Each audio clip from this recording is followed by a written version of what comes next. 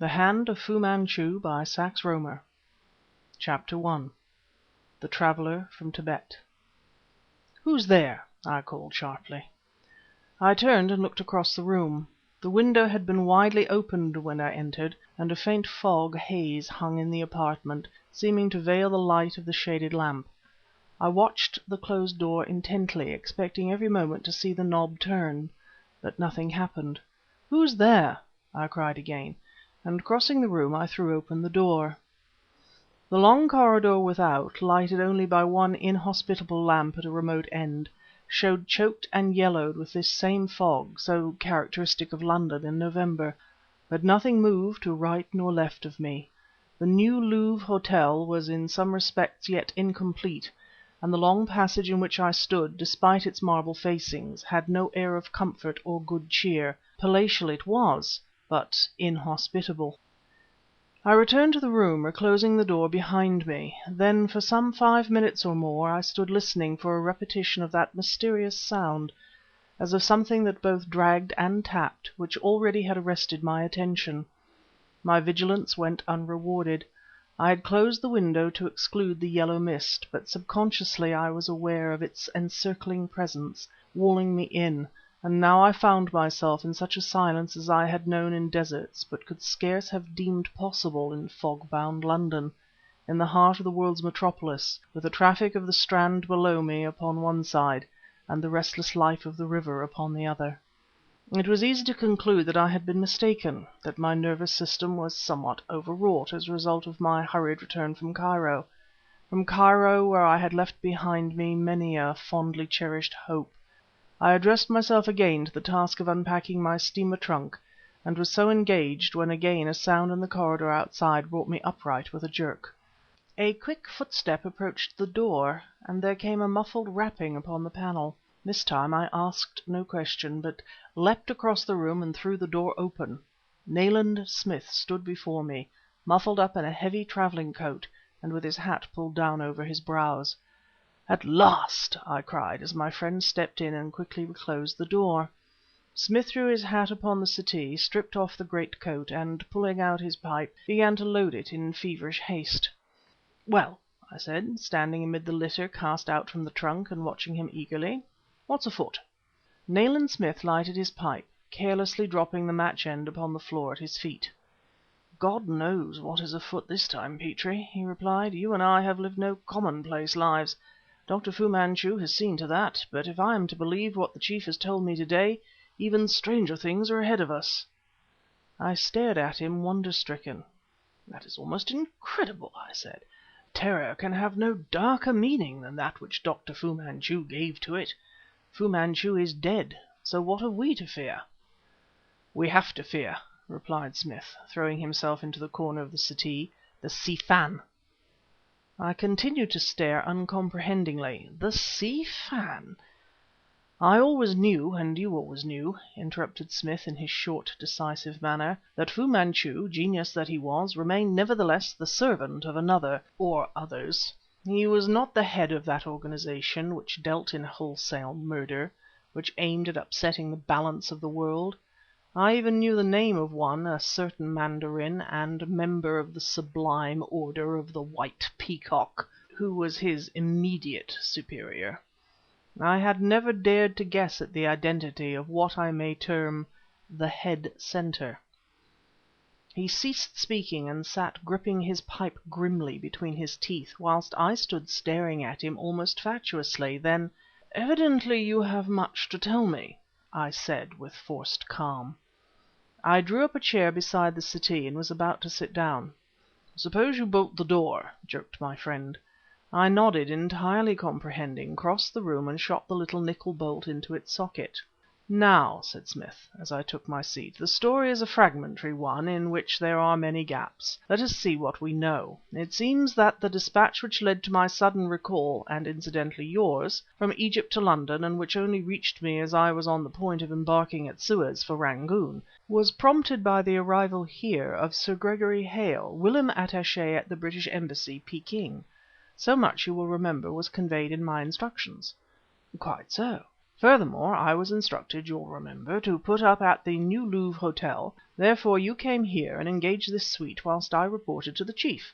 A stranger business is before us, Petrie, I verily believe, than any we have known hitherto. In the first place, Sir Gregory Hale is here." "Here?" "In the New Louvre Hotel. I ascertained on the way up, but not by direct inquiry, that he occupies a suite similar to this, and incidentally on the same floor." "His report to the India Office, whatever its nature, must have been a sensational one." "He has made no report to the India Office." "What, made no report?" "He has not entered any office whatsoever, nor will he receive any representative. He's been playing at Robinson Crusoe in a private suite here for close upon a fortnight, i.e., since the time of his arrival in London."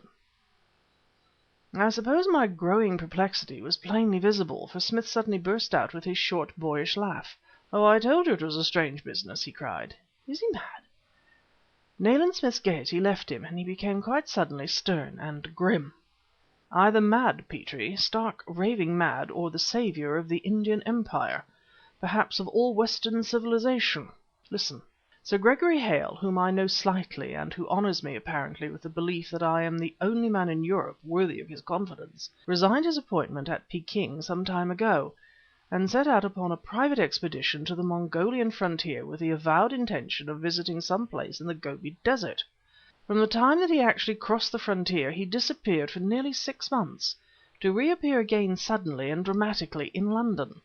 He buried himself in this hotel, refusing all visitors and only advising the authorities of his return by telephone. He demanded that I should be sent to see him, and despite his eccentric methods, so great is the chief's faith in Sir Gregory's knowledge of matters Far Eastern, that behold, here I am." He broke off abruptly and sat in an attitude of tense listening. Then: "Do you hear anything, Petrie?" he rapped. "A sort of tapping?" I inquired, listening intently myself the while. Smith nodded his head rapidly. We both listened for some time, Smith with his head bent slightly forward, and his pipe held in his hands, I with my gaze upon the bolted door. A faint mist still hung in the room, and once I thought I detected a slight sound from the bedroom beyond, which was in darkness. Smith noted me turn my head, and for a moment the pair of us stared into the gap of the doorway. But the silence was complete. "You have told me neither much nor little, Smith," I said, resuming for some reason in a hushed voice. "Who or what is the Si Fan at whose existence you hint?" Nayland Smith smiled grimly. "Possibly the real and hitherto unsolved riddle of Tibet, Petrie," he replied, "a mystery concealed from the world behind the veil of Lamaism." He stood up abruptly, glancing at a scrap of paper which he took from his pocket. "Suite number 14A," he said. "Come along. We have not a moment to waste. Let us make our presence known to Sir Gregory, the man who has dared to raise that veil." Chapter 2: The Man with a Limp. "Lock the door," said Smith significantly, as we stepped into the corridor. I did so, and had turned to join my friend, when, to the accompaniment of a sort of hysterical muttering, a door further along and on the opposite side of the corridor was suddenly thrown open, and a man whose face showed ghastly white in the light of the solitary lamp beyond, literally hurled himself out.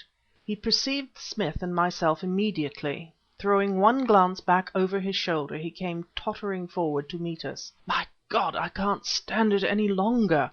he babbled, and threw himself upon Smith, who was foremost, clutching pitifully at him for support. "Come and see him, sir! For Heaven's sake, come in! I know he's dying, and he's going mad. I never disobeyed an order in my life before, but I can't help myself. I can't help myself!" "Brace up!" I cried, seizing him by the shoulders, as, still clutching at Nayland Smith, he turned his ghastly face to me. "Who are you, and what's your trouble?" "I'm Beeton, Sir Gregory Hale's man." Smith started visibly, and his gaunt, tanned face seemed to me to have grown perceptibly paler. "Come on, Petrie," he snapped. "There's some devilry here."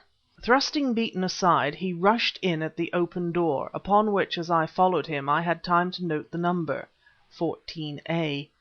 It communicated with a suite of rooms almost identical with our own. The sitting room was empty, and in the utmost disorder. But from the direction of the principal bedroom came a most horrible mumbling and gurgling sound, a sound utterly indescribable. For one instant we hesitated at the threshold, hesitated to face the horror beyond. Then almost side by side we came into the bedroom. Only one of the two lamps was alight, that above the bed, and on the bed a man lay writhing. He was incredibly gaunt, so that the suit of tropical twill which he wore hung upon him in folds, showing, if such evidence were necessary, how terribly he was fallen away from his constitutional habit. He wore a beard of at least 10 days' growth, which served to accentuate the cavitous hollowness of his face. His eyes seemed starting from their sockets as he lay upon his back uttering inarticulate sounds and plucking with skinny fingers at his lips. Smith bent forward, peering into the wasted face, and then started back with a suppressed cry. "Merciful God, can it be Hale?" he muttered. "What does it mean? What does it mean?" I ran to the opposite side of the bed, and placing my arms under the writhing man, raised him and propped a pillow at his back. He continued to babble, rolling his eyes from side to side hideously. Then by degrees they seemed to become less glazed, and a light of returning sanity entered them. They became fixed, and they were fixed upon Nayland Smith, who, bending over the bed, was watching Sir Gregory Hale, for Sir Gregory I concluded this pitiable wreck to be, with an expression upon his face compound of many emotions. "A glass of water," I said, catching the glance of the man Beeton, who stood trembling at the doorway. Spilling a liberal quantity upon the carpet, Beeton ultimately succeeded in conveying the glass to me. Hale, never taking his gaze from Smith, gulped a little of the water, and then thrust my hand away. As I turned to place the tumbler upon a small table, he resumed the wordless babbling, and now with his index finger pointed to his mouth. "He has lost the power of speech," whispered Smith. "He was stricken dumb, gentlemen, 10 minutes ago," said Beeton in a trembling voice. "He dropped off to sleep out there on the floor, and I brought him in here and laid him on the bed. When he woke up he was like that." The man on the bed ceased his inchoate babbling, and now, gulping noisily, began to make quick nervous movements with his hands. "He wants to write something," said Smith in a low voice. "Quick, hold him up." He thrust his notebook open at a blank page before the man, whose movements were numbered, and placed a pencil in the shaking right hand. Faintly and unevenly Sir Gregory commenced to write, whilst I supported him. Across the bent shoulders Smith silently questioned me, and my reply was a negative shake of the head. The lamp from above the bed was swaying as if in a heavy draught. I remembered that it had been swaying as we entered. There was no fog in the room, but already from the bleak corridor outside it was entering, murky, yellow clouds steaming in at the open door. Save for the gulping of the dying man and the sobbing breaths of Beeton, there was no sound. 6 irregular lines Sir Gregory Hale scrawled upon the page, then suddenly his body became a dead weight in my arms. Gently I laid him back upon the pillows, gently his finger from the notebook, and, my head almost touching Smith's as we both craned forward over the page, read, with great difficulty, the following: "Guard my diary. Tibetan frontier. Key of India. Beware man with the limp. Yellow rising. Watch Tibet. The Si Fan." From somewhere outside the room, whether above or below I could not be sure, came a faint dragging sound, accompanied by a tap, tap, tap. Chapter 3. Sakya Muni. The faint disturbance faded into silence again. Across the dead man's body I met Smith's gaze. Faint wreaths of fog floated in from the outer room. Beeton clutched the foot of the bed, and the structure shook in sympathy with his wild trembling. That was the only sound now. There was absolutely nothing physical so far as my memory serves to signalize the coming of the brown man. Yet, stealthy as his approach had been, something must have warned us, for suddenly with one accord we three turned upon the bed and stared out into the room from which the fog wreaths floated in. Beeton stood nearest the door, but although he turned he did not go out, but with a smothered cry crouched back against the bed. Smith it was who moved first, then I followed, and close upon his heels burst into the disordered sitting room. The outer door had been closed but not bolted, and what with the tinted light diffused through the silken Japanese shade, and the presence of fog in the room, I was almost tempted to believe myself the victim of a delusion. What I saw, or thought I saw, was this. A tall screen stood immediately inside the door, and around its end, like some materialization of the choking mist, glided a lithe yellow figure, a slim, crouching figure, wearing a sort of loose robe.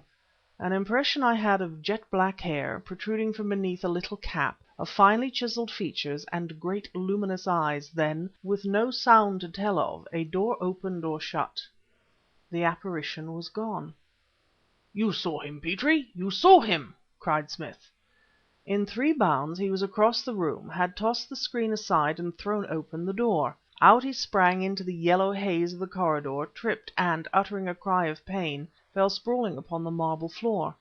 Hot with apprehension, I joined him, but he looked up with a wry smile and began furiously rubbing his left shin. "A queer trick, Petrie," he said, rising to his feet, "but nevertheless effective." He pointed to the object which had occasioned his fall. It was a small metal chest, evidently of very considerable weight, and it stood immediately outside the door of No. 14A. "That was what he came for, sir, that's what he came for. You were too quick for him." Beeton stood behind us, his horror bright eyes fixed upon the box. "Eh?" rapped Smith, turning upon him. "That's what Sir Gregory brought to England," the man ran on almost hysterically. "That's what he's been guarding this past 2 weeks, night and day, crouching over it with a loaded pistol. That's what cost him his life, sir. He's had no peace day or night since he got it." We were inside the room again now, Smith bearing the coffer in his arms, and still the man ran on. "He's never slept for more than an hour at a time that I know of for weeks past. Since the day we came here he hasn't spoken to another living soul, and he's lain there on the floor at night with his head on that brass box, and sat watching over it all day. "'Beeton!' he'd cry out, perhaps in the middle of the night, 'Beeton, do you hear that damned woman?' But although I'd begun to think I could hear something, I believe it was the constant strain working on my nerves and nothing else at all. Then he was always listening out for someone he called the Man with the Limp. 5 and 6 times a night he'd have me up to listen with him. 'There he goes, Beeton!' he'd whisper, crouching with his ear pressed flat to the door. 'Do you hear him dragging himself along?' God knows how I've stood it as long as I have, for I've known no peace since we left China. Once we got here I thought it would be better, but it's been worse. Gentlemen have come, from the India Office I believe, but he would not see them, said he would see no one but Mr. Nayland Smith.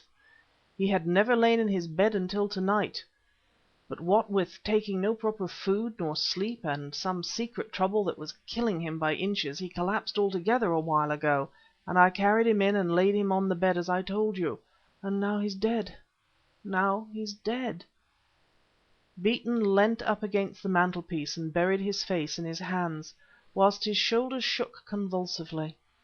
He had evidently been greatly attached to his master, and I found something very pathetic in this breakdown of a physically strong man. Smith laid his hands upon his shoulders. "You have passed through a very trying ordeal," he said, "and no man could have done his duty better, but forces beyond your control have proved too strong for you. I am Nayland Smith." The man spun around with a surprising expression of relief upon his pale face. "So whatever can be done," continued my friend, "to carry out your master's wishes will be done now. Rely upon it. Go into your room and lie down until we call you." "Thank you, sir, and thank God you are here," said Beeton dazedly, and with one hand raised to his head he went, obediently, to the smaller bedroom and disappeared within. "Now, Petrie," rapped Smith, glancing around the littered floor, "since I am empowered to deal with this matter as I see fit, and since you are a medical man, we can devote the next half hour, at any rate, to a strictly confidential inquiry into this most perplexing case. I propose that you examine the body for any evidences that may assist you determining the cause of death, whilst I make a few inquiries here." I nodded without speaking and went into the bedroom. It contained not one solitary item of the dead man's belongings, and in every way bore out Beeton's statement that Sir Gregory had never inhabited it. I bent over Hale as he lay fully dressed upon the bed. Saving the singularity of the symptom which had immediately preceded death, viz., the paralysis of the muscles of articulation, I should have felt disposed to ascribe his end to sheer inanition, and a cursory examination brought to light nothing contradictory to that view. Not being prepared to proceed further in the matter at the moment, I was about to rejoin Smith, whom I could hear rummaging about amongst the litter of the outer room, when I made a curious discovery. Lying in the fold of the disordered bed linen were a few petals of some kind of blossom, 3 of them still attached to a fragment of slender stalk. I collected the tiny petals mechanically and held them in the palm of my hand, studying them for some moments before the mystery of their presence there became fully appreciable to me. Then I began to wonder. The petals, which I was disposed to class as belonging to some species of crocus or psychic nut, though bruised, were fresh and therefore could not have been in the room for many hours. How could they have been introduced, and by whom? Above all, what could their presence there at that time portend? "Smith," I called, and walked towards the door carrying the mysterious fragments in my palm, "look what I have found upon the bed." Nayland Smith, who was bending over an open dispatch case which he had placed upon a chair, turned, and his glance fell upon the petals and tiny piece of stem. I think I have never seen so sudden a change of expression take place in the face of any man. Even in that imperfect light I saw him blanch. I saw a hard glitter come into his eyes. He spoke evenly but hoarsely. "Put those things down there on the table anywhere." I obeyed him without demur, for something in his manner had chilled me with foreboding. "You did not break that stalk?" "No, I found it as you see it." "Have you smelled the petals?"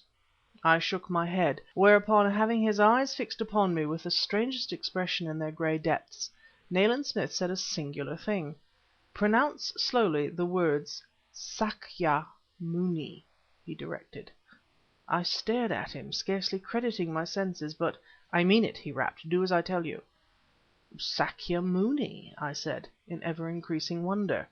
Smith laughed unmirthfully.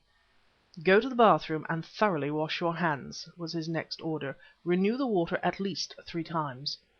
As I turned to fulfill his instructions, for I doubted no longer his deadly earnestness, "Beeton!" he called. Beeton, very white-faced and shaky, came out from the bedroom as I entered the bathroom, and whilst I proceeded carefully to cleanse my hands, I heard Smith interrogating him. "Have any flowers been brought into the room to-day, Beeton?" "Flowers, sir? Certainly not. Nothing has been brought in here but what I've brought myself." "Are you certain of that?" "Positive." "Who brought up the meals, then?" "If you'll look into my room here, sir, you'll see that I have enough tinned and bottled stuff to last us for weeks. Sir Gregory sent me out to buy it on the day we arrived. No one else had left or entered these rooms until you came to-night." I returned to find Nayland Smith standing tugging at the lobe of his left ear in evident perplexity. He turned to me. "I find my hands over full," he said. "Would you oblige me by telephoning for Inspector Weymouth? Also, I should be glad if you would ask Monsieur Samarkan, the manager, to see me here immediately." As I was about to quit the room, "Not a word of our suspicions to Monsieur Samarkan," he added. "Not a word about the brass box." I was far along the corridor ere I remembered that which, remembered earlier, had saved me the journey. There was a telephone in every suite. However, I was not indisposed to avail myself of an opportunity for a few moments' undisturbed reflection, and avoiding the lift, I descended by the broad marble staircase. To what strange adventure were we committed? What did the brass coffer contain which Sir Gregory had guarded night and day? Something associated in some way with Tibet, something which he believed to be the key of India, and which had brought in its train, presumably, the sinister man with a limp. Who was the man with the limp? What was the Si Fan? Lastly, by what conceivable means could the flower, which my friend evidently regarded with extreme horror, have been introduced into Hale's room? And why had I been required to pronounce the words Sakya Muni? So ran my reflections, at random and to no clear end, and, as is often the case in such circumstances, my steps bore them company, so that all at once I became aware that instead of having gained the lobby of the hotel, I had taken some wrong turning and was in a part of the building entirely unfamiliar to me. A long corridor of the inevitable white marble extended far behind me. I had evidently traversed it. Before me was a heavily curtained archway. Irritably I pulled the curtain aside, learnt that it masked a glass panelled door, opened this door, and found myself in a small court, dimly lighted and redolent of some pungent, incense-like perfume. One step forward I took, then pulled up abruptly. A sound had come to my ears. For a second curtained doorway, close to my right hand, it came, a sound of muffled tapping, together with that of something which dragged upon the floor. Within my brains the words seemed audibly to form, "The man with the limp." I sprang to the door, had my hand upon the drapery, when a woman stepped out, barring the way. No impression, not even a vague one, did I form of her costume, save that she wore a green silk shawl embroidered with raised white figures of birds, thrown over her head and shoulders and draped in such fashion that part of her face was concealed. I was transfixed by the vindictive glare of her eyes, of her huge, dark eyes. They were ablaze with anger, but it was not this expression within them which struck me so forcibly as the fact that they were in some way familiar. Motionless, we faced one another. Then "You go away," said the woman, at the same time extending her arms across the doorway as barriers to my progress. Her voice had a husky intonation. Her hands and arms, which were bare and of old ivory hue, were laden with barbaric jewelry, much of it tawdry silverware of the bazaars. Certainly she was a half caste of some kind, probably a Eurasian. I hesitated. The sounds of dragging and tapping had ceased, but the presence of this grotesque Oriental figure only increased my anxiety to pass the doorway. I looked steadily into the black eyes. They looked into mine unflinchingly. "You go away, please," repeated the woman, raising her right hand and pointing to the door whereby I had entered. "These private rooms. What you doing here?" Her words, despite her broken English, served to recall to me the fact that I was, beyond doubt, a trespasser. By what right did I presume to force my way into other people's apartments? "There is someone in there whom I must see," I said, realizing, however, that my chance of doing so was poor. "You see nobody," she snapped back uncompromisingly. "You go away." She took a step toward me, continuing to point to the door. Where had I previously encountered the glance of those splendid, savage eyes? So engaged was I with this taunting partial memory, and so sure, if the woman would but uncover her face, of instantly recognizing her, that still I hesitated. Whereupon, glancing rapidly over her shoulder into whatever place lay beyond the curtained window, she suddenly stepped back and vanished, drawing the curtains to with an angry jerk. I heard her retiring footsteps, then came a loud bang. If her object in intercepting me had been to cover the slow retreat of someone, she had succeeded. Recognizing that I had cut a truly sorry figure in the encounter, I retraced my steps. By what route I ultimately regained the main staircase I have no idea, for my mind was busy with that taunting memory of the two dark eyes looking out from the folds of the green embroidered shawl. Where and when had I met their glance before? To that problem I sought an answer in vain. The message dispatched to New Scotland Yard, I found M. Samarkan, long famous as a maître d'hôtel in Cairo, and now host of London's newest and most palatial khan. Portly, and wearing a grey imperial, M. Samarkan had the manners of a courtier, and the smile of a true Greek. I told him what was necessary and no more, desiring him to go to suite 14A without delay, and also without arousing unnecessary attention. I dropped no hint of foul play, but M. Samarkan expressed profound and professional regret that so distinguished, though unprofitable, a patron should have selected the New Louvre thus early in its history as the terminus of his career. "By the way," I said, "have you Oriental guests with you at the moment?" "No, monsieur," he assured me. "Not a certain Oriental lady?" I persisted. M. Samarkan slowly shook his head. "Possibly monsieur has seen one of the ayahs? There are several Anglo-Indian families resident in the New Louvre at present." An ayah? It was just possible, of course. Yet... Chapter 4. The Flower of Silence. "We are dealing now," said Nayland Smith, pacing restlessly up and down our sitting room, "not as of old with Dr. Fu-Manchu, but with an entirely unknown quantity, the Si Fan." "For heaven's sake," I cried, "what is the Si Fan?" "The greatest mystery of the mysterious East, Petrie. Think. You know, as I know, that a malignant being, Dr. Fu-Manchu, was for some time in England, engaged in paving the way I believe those words were my own for nothing less than a giant yellow empire. That dream is what millions of Europeans and Americans term the Yellow Peril. Very good. Such an empire needs, must have an emperor!" Nayland Smith stopped his restless pacing immediately in front of me. "Why not an empress, Petrie?" he rapped. His words were something of a verbal thunderbolt. I found myself at loss for any suitable reply. "You will perhaps remind me," he continued rapidly, "of the lowly place held by women in the East. I can cite notable exceptions, ancient and modern. In fact, a moment's consideration by a hypothetical body of Eastern dynast makers, not of an emperor but of an empress. Finally, there is a persistent tradition throughout the Far East that such a woman will one day rule over the known peoples. I was assured some years ago by a very learned pundit that a princess of incalculably ancient lineage, residing in some secret monastery in Tartary or Tibet, was to be the future empress of the world. I believe this tradition, or the extensive group who seek to keep it alive and potent, to be what is called the Si Fan." I was past greater amazement. "But this lady can no longer be young, then?" I asked.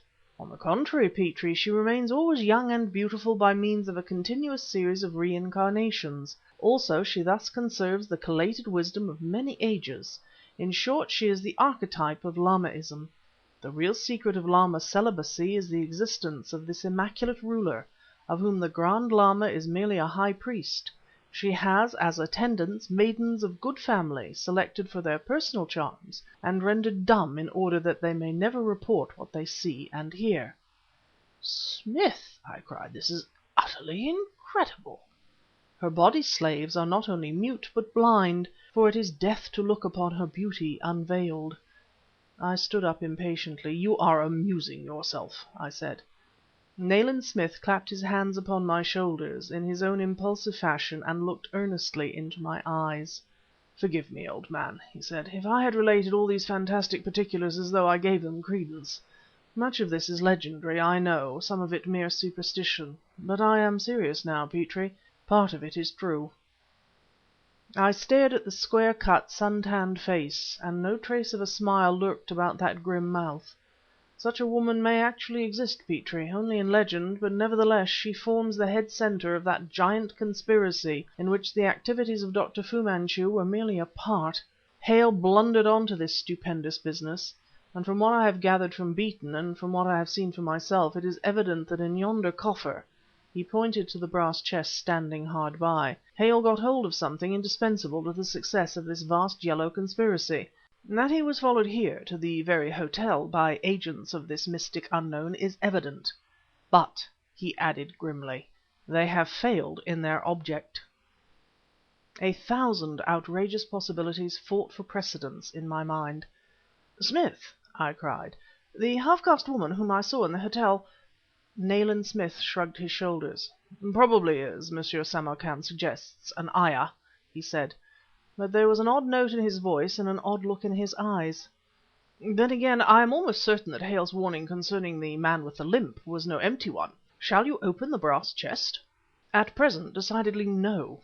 Hale's fate renders his warning one that I dare not neglect. For I was with him when he died, and they cannot know how much I know. How did he die? How did he die?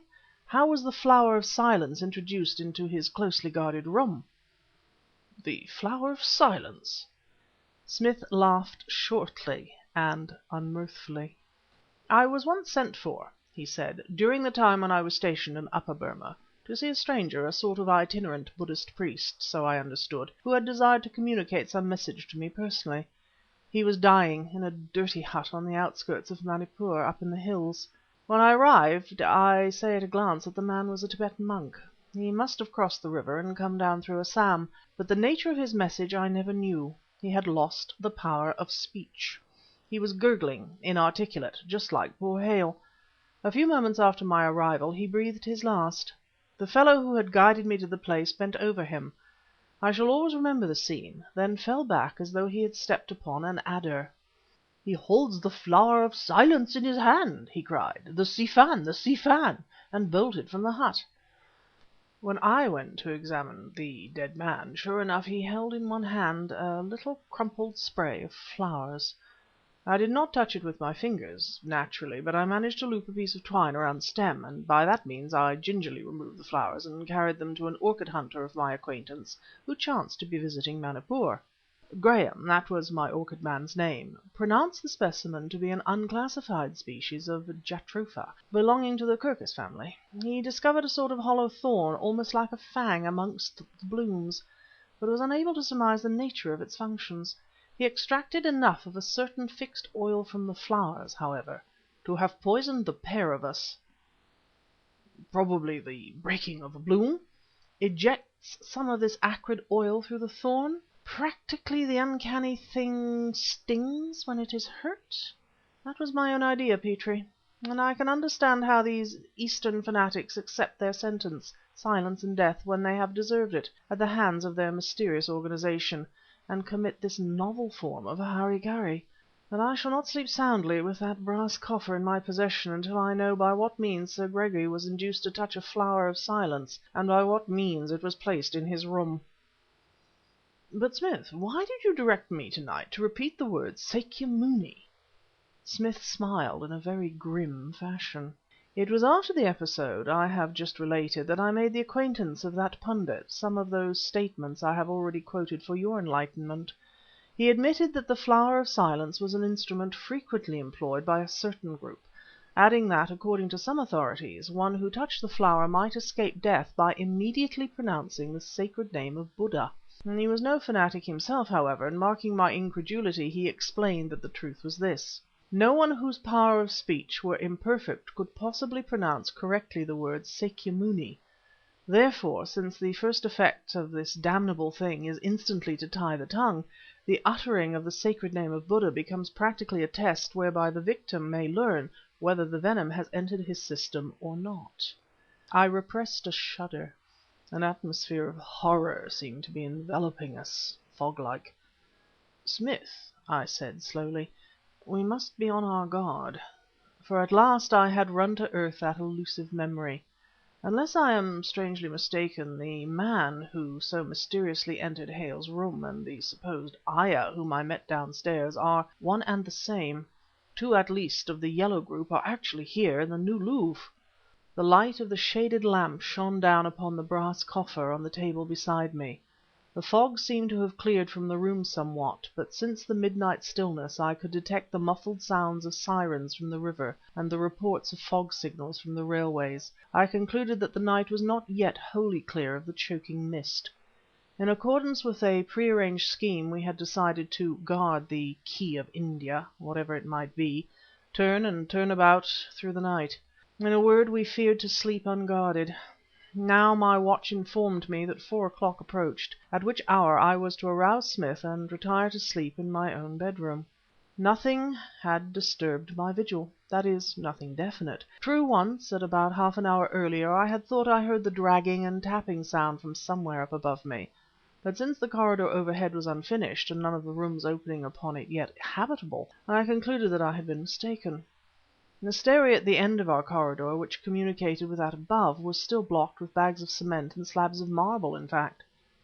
Faintly to my ears came the booming of London's clocks, beating out the hour of 4.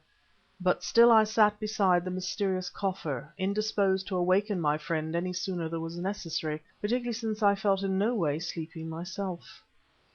I was to learn a lesson that night, the lesson of strict adherence to a compact. I had arranged to awaken Nayland Smith at 4, and because I dallied, determined to finish my pipe ere entering his bedroom, almost it happened that fate placed it beyond my power ever to awaken him again. At 4 minutes past 4, amid a stillness so intense that the creaking of my slippers seemed a loud disturbance, I crossed the room and pushed open the door of Smith's bedroom. It was in darkness, but as I entered I depressed the switch immediately beside the door, lighting the lamp which swung from the center of the ceiling. Glancing toward the bed, I immediately perceived that there was something different in its aspect, but at first I found this difference difficult to define. I stood for a moment in doubt. Then I realized the nature of the change which had taken place. A lamp hung above the bed, attached to a movable fitting which enabled it to be raised or lowered at the pleasure of the occupant. When Smith had retired he was in no reading mood, and he had not even lighted the reading lamp, but had left it pushed up high against the ceiling. It was the position of this lamp which had changed, for now it swung so low over the pillow that the silken fringe of the shade almost touched my friend's face as he lay soundly asleep with one lean brown hand outstretched upon the coverlet. I stood in the doorway, staring, mystified at this phenomenon. I might have stood there without intervening until intervention had been too late, were it not that, glancing up toward the wooden block from which the ordinary pendant hung, I perceived that no block was visible, but only a round black cavity from which the white flex supporting the lamp swung out. Then, uttering a hoarse cry which rose unbidden to my lips, I sprang wildly across the room, for now I had seen something else. Attached to one of the 4 silken tassels which ornamented the lamp shade, so as to almost rest upon the cheek of the sleeping man, was a little corymb of bloom, the flower of silence. Grasping the shade with my left hand, I seized the flex with my right, and as Smith sprang upright in bed, eyes wildly glaring, I wrenched with all my might. Upward my gaze was set, and I glimpsed a yellow hand with long, pointed fingernails. Then came a loud, resounding snap, an electric spark spat venomously from the circular opening above the bed, and with the cord and lamp still fast in my grip, I went rolling across the carpet, as the other lamp became instantly extinguished. Dimly I perceived Smith, arrayed in pyjamas, jumping out upon the opposite side of the bed. "Petrie! Petrie!" he cried. "Where are you? What has happened?" A laugh, little short of hysterical, escaped me. I gathered myself up and made for the lighted sitting room. "Quick, Smith!" I said, but did not recognize my own voice. "Quick, come out of that room!" I crossed to the settee and, shaking in every limb, sank down upon it. Nayland Smith, still wild-eyed, and his face a mask of bewilderment, came out of the bedroom and stood watching me. "For God's sake, what has happened, Petrie?" he demanded, and began clutching at the lobe of his left ear and looking all about the room dazedly. "The Flower of Silence," I said. "Someone has been at work at the top of the corridor. Heaven knows when, for since we engaged these rooms we have not been much away from them. The same device as the case of poor Hale. You would have tried to brush the thing away." A light of understanding began to dawn in my friend's eyes. He drew himself stiffly upright, then in a loud, harsh voice uttered the words "Sakya Muni," and again "Sakya Muni." "Thank God," I said shakily, "I was not too late." Nayland Smith, with much rattling of glass, poured out 2 stiff pegs from the decanter, then "Sh! What's that?" he whispered. He stood tense, listening, his head cast slightly to one side. A very faint sound of shuffling and tapping was perceptible, coming, as I thought, from the incomplete stairway communicating with the upper corridor. "The man with the limp!" whispered Smith. He bounded to the door and actually had one hand upon the bolt when he turned and fixed his gaze upon the brass box. "No," he snapped. "There are occasions when prudence should rule. Neither of us must leave these rooms to night." Chapter 5. John Ki's. "What is the meaning of Si Fan?" asked Detective Sergeant Fletcher. He stood looking from the window at the prospect below, at the trees bordering the winding embankment, at the ancient monolith which for unnumbered ages had looked across desert sands to the Nile, and now looked down upon another river of many mysteries. The view seemed to absorb his attention. He spoke without turning his head. Nayland Smith laughed shortly. "The Si Fan are natives of eastern Tibet," he replied. "But the term has some other significance, sir," said the detective. His words were more of an assertion than a query. "It has," replied my friend grimly. "I believe it to be the name, or perhaps the sigil, of an extensive secret society with branches stretching out into every corner of the Orient." We were silent for a while. Inspector Weymouth, who sat in a chair near the window, glanced appreciatively at the back of his subordinate, who still stood looking out. Detective Sergeant Fletcher was one of Scotland Yard's coming men. He had information of the first importance to communicate, and Nayland Smith had delayed his departure upon an urgent errand in order to meet him. "Your case to date, Mr. Smith," continued Fletcher, remaining with hands locked behind him, staring from the window, "reads something like this, I believe. A brass box, locked, contents unknown, has come into your possession. It stands now upon the table there. It was brought from Tibet by a man who evidently thought that it had something to do with the Si Fan. He is dead, possibly by the agency of members of this group. No arrests have been made. You know that there are people here in London who are anxious to regain the box. You have theories respecting the identity of some of them, but there are practically no facts." Nayland Smith nodded his head. "Exactly," he snapped. "Inspector Weymouth here," continued Fletcher, "has put me in possession of such facts as are known to him, and I believe that I have had the good fortune to chance upon a valuable one." "You interest me, Sergeant Fletcher," said Smith. "What is the nature of this clue?" "I will tell you," replied the other, and turned briskly upon his heel to face us. He had a dark, clean-shaven face, rather sallow complexion, and deep-set, searching eyes. There was decision in the square, cleft chin, and strong character in the cleanly chiselled features. His manner was alert. "I have specialized in Chinese crime," he said. "Much of my time is spent amongst our Asiatic visitors. I am fairly familiar with the Easterns who use the port of London, and I have a number of useful acquaintances among them." Nayland Smith nodded. Beyond doubt, Detective Sergeant Fletcher knew his business. "To my lasting regret," Fletcher continued, "I never met the late Dr. Fu-Manchu. I understand, sir, that you believe him to have been a high official of this dangerous society? However, I think we may get in touch with some other notabilities. For instance, I am told that one of the people you're looking for has been described as the man with the limp." Smith, who'd been about to relight his pipe, dropped the match on the carpet and set his foot upon it. His eyes shone like steel. "The man with the limp," he said, and slowly rose to his feet. "What do you know of the man with the limp?" Fletcher's face flushed slightly. His words had proved more dramatic than he had anticipated. "There's a place down Shadwell way," he replied, "of which no doubt you will have heard. It has no official title, but it is known to habitués as the Joy Shop." Inspector Weymouth stood up, his burly figure towering over that of his slighter confrère. "I don't think you know John Ki's, Mr. Smith," he said. "We keep all those places pretty well patrolled, but until this present business cropped up, John's establishment has never given us any trouble." "What is this Joy Shop?" I asked. "A resort of shady characters, mostly Asiatics," replied Weymouth. "It's a gambling house, an unlicensed drinking shop, and even worse. But it's more use to us open than it would be shut."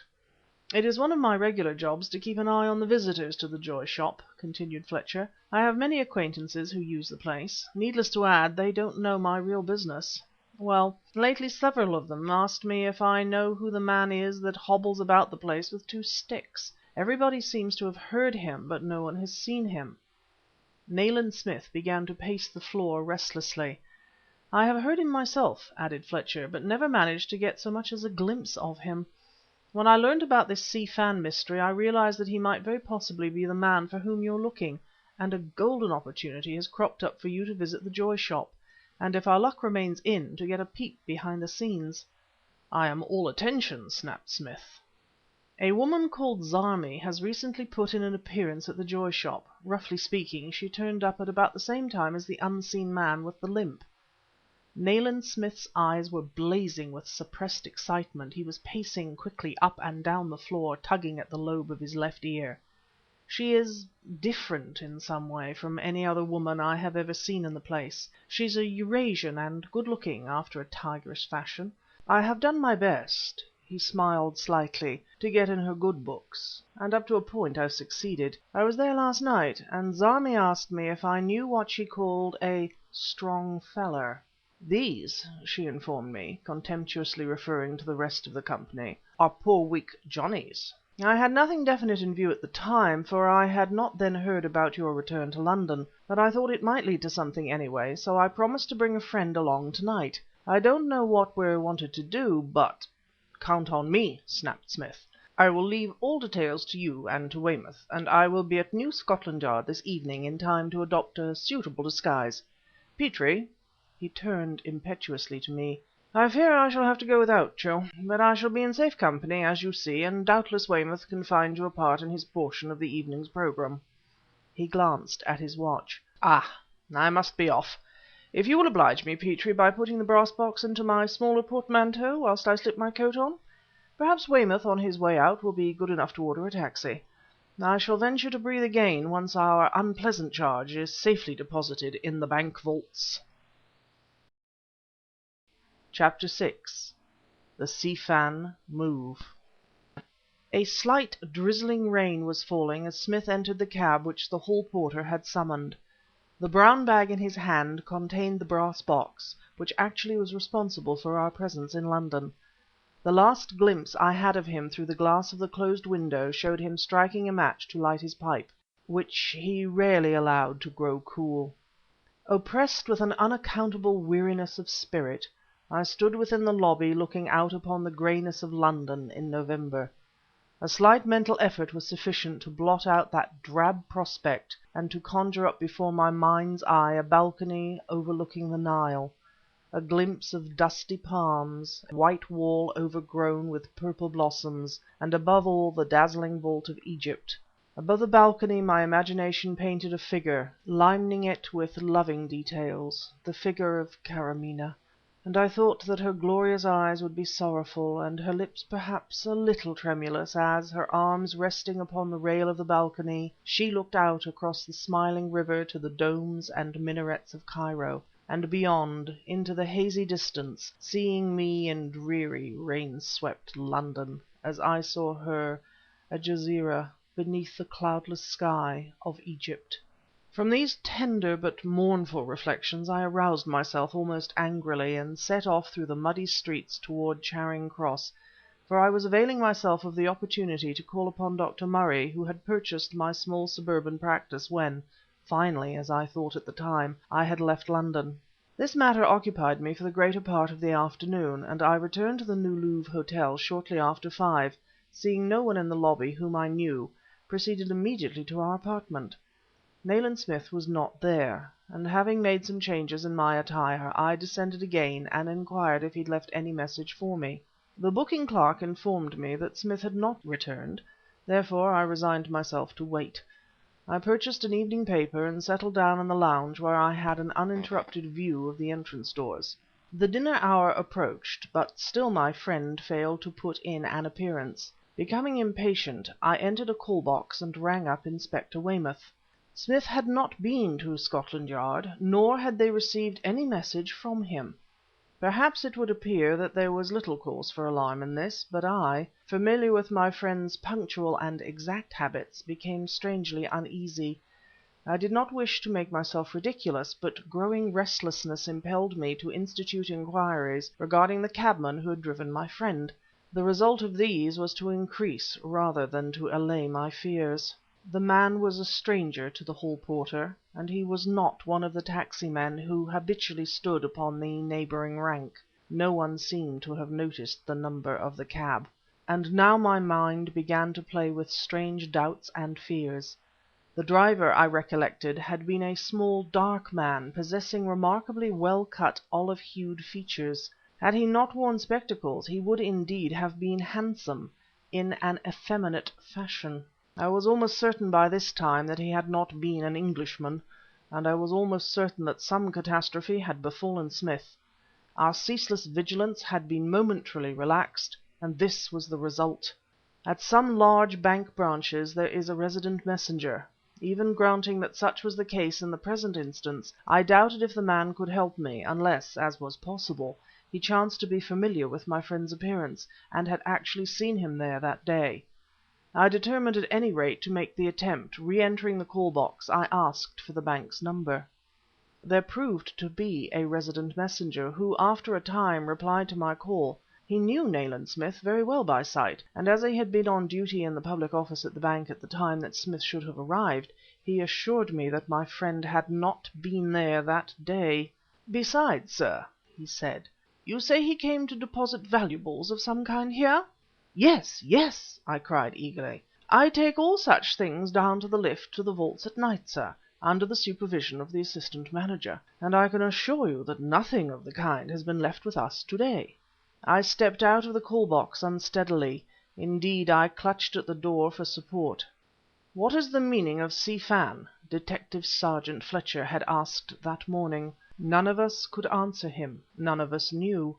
With a haze seeming to dance between my eyes and the active life in the lobby before me, I realized that the Si Fan, that unseen, sinister power, had reached out and plucked my friend from the very midst of this noisy life about me, into its own mysterious, deathly silence.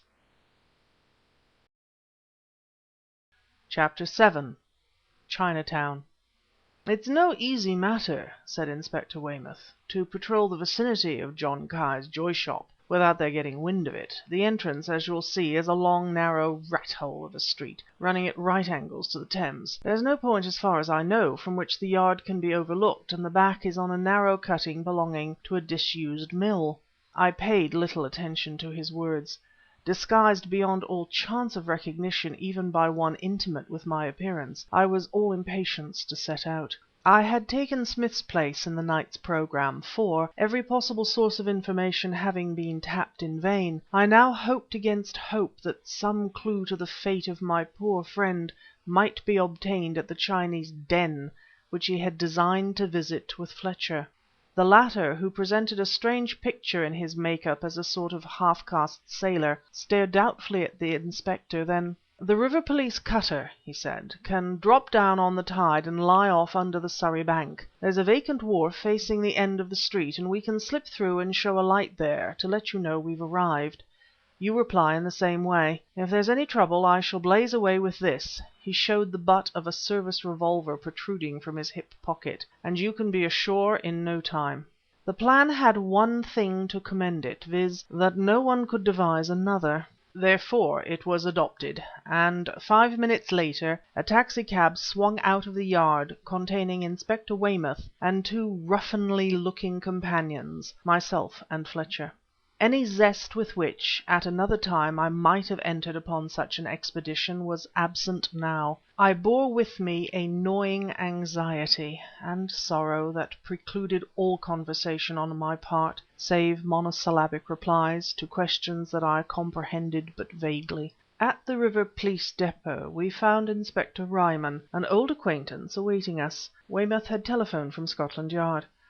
"I've got a motor boat at the breakwater," said Ryman, nodding to Fletcher and staring hard at me. Weymouth laughed shortly. "Evidently you don't recognize Dr. Petrie," he said. "Eh?" cried Ryman. "Dr. Petrie? Why, good heavens, Doctor, I should never have known you in a month of bank holidays.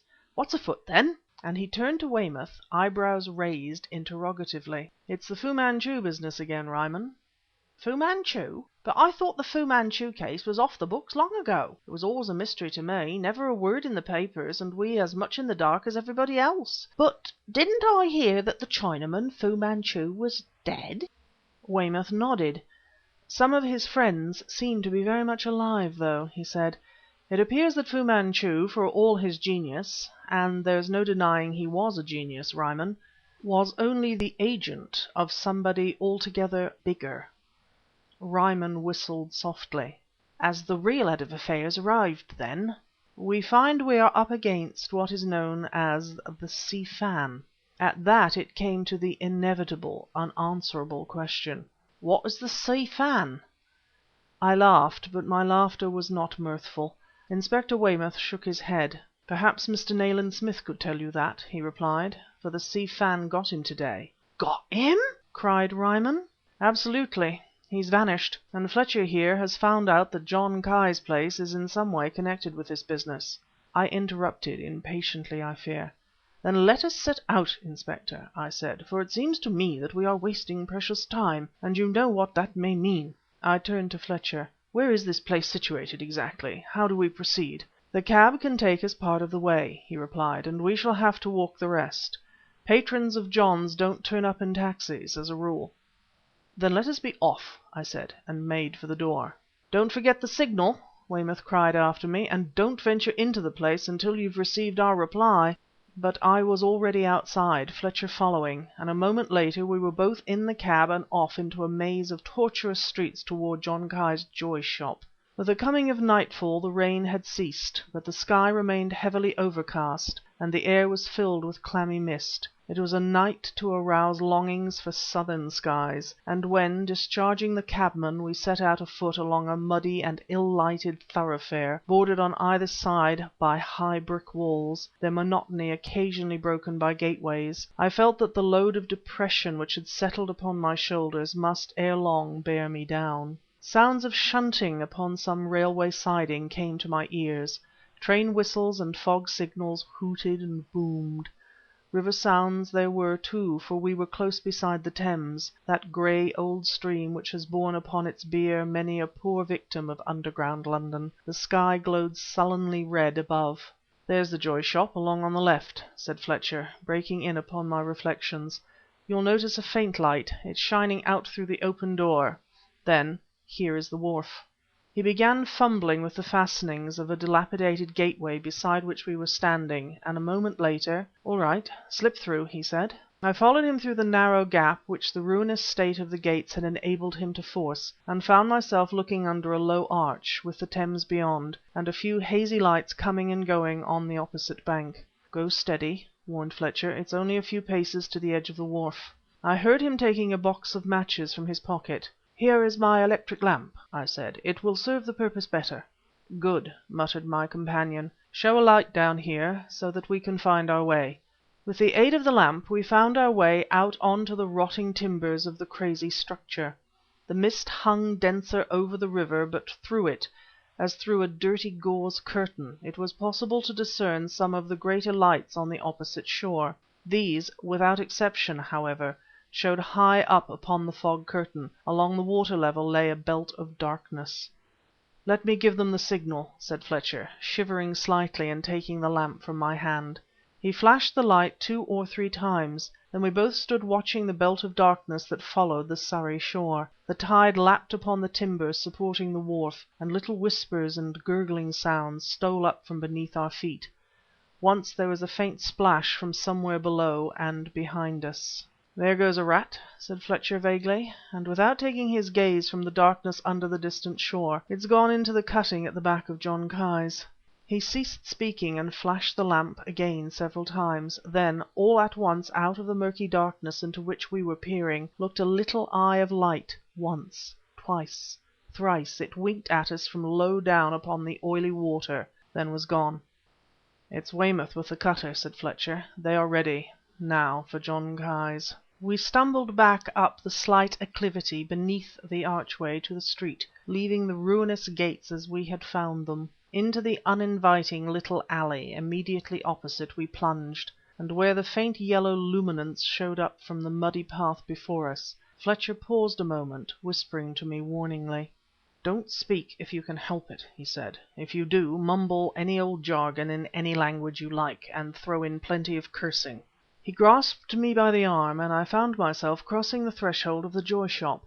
I found myself in a meanly furnished room no more than 12 feet square and very low ceiled, smelling strongly of paraffin oil. The few items of furniture which it contained were but dimly discernible in the light of the common tin lamp which stood upon a packing case at the head of what looked like cellar steps. Abruptly I pulled up, for this stuffy little den did not correspond with preconceived ideas of the place for which we were bound. I was about to speak when Fletcher nipped my arm, and out from the shadows behind the packing case a little bent figure arose.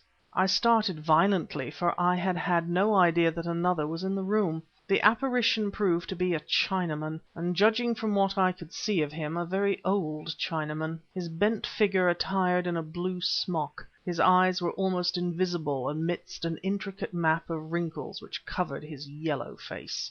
"Evening, John," said Fletcher, and pulling me with him, he made for the head of the steps. As I came abreast of the packing case, the Chinaman lifted the lamp and directed its light fully upon my face. Great as was the faith which I reposed in my make-up, a doubt and a tremor disturbed me now, as I found myself thus scrutinized by those cunning old eyes looking out from the mask-like, apish face. For the first time the Chinaman spoke. "You bling a fliend, Charlie?"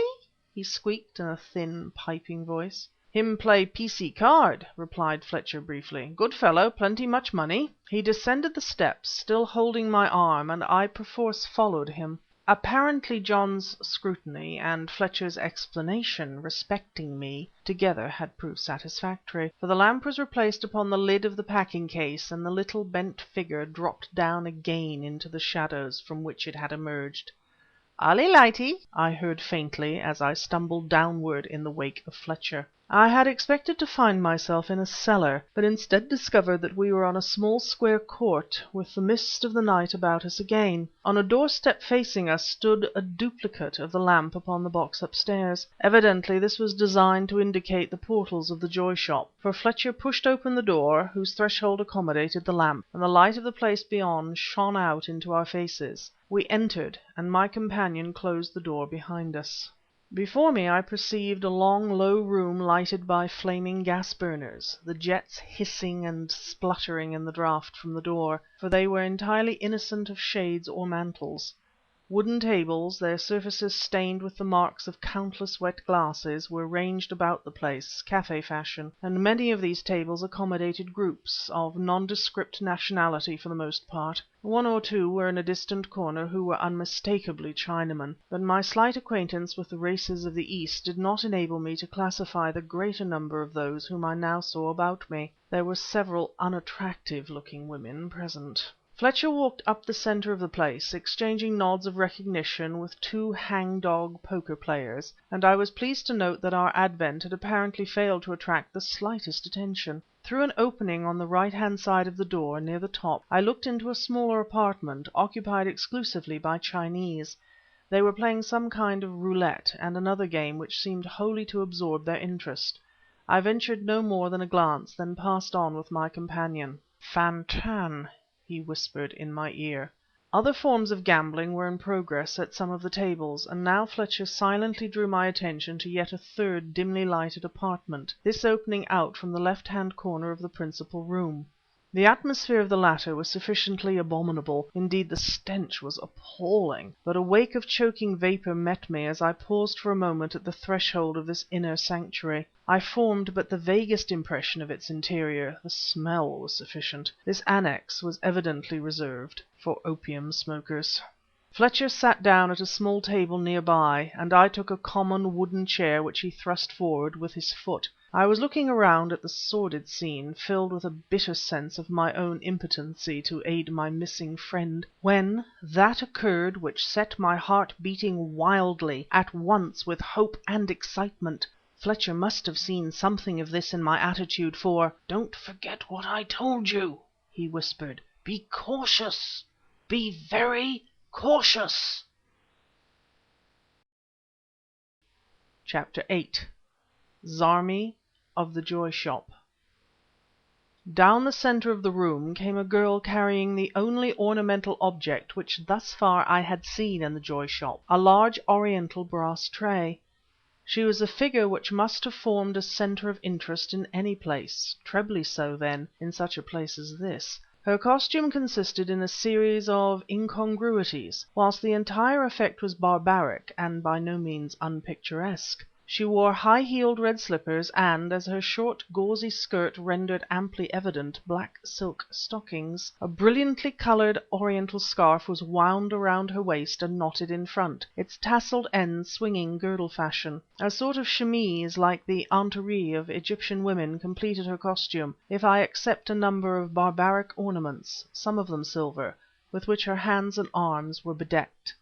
But strange as was the girl's attire, it was to her face that my gaze was drawn irresistibly. Evidently, like most of those around us, she was some kind of half-caste, but unlike them she was wickedly handsome.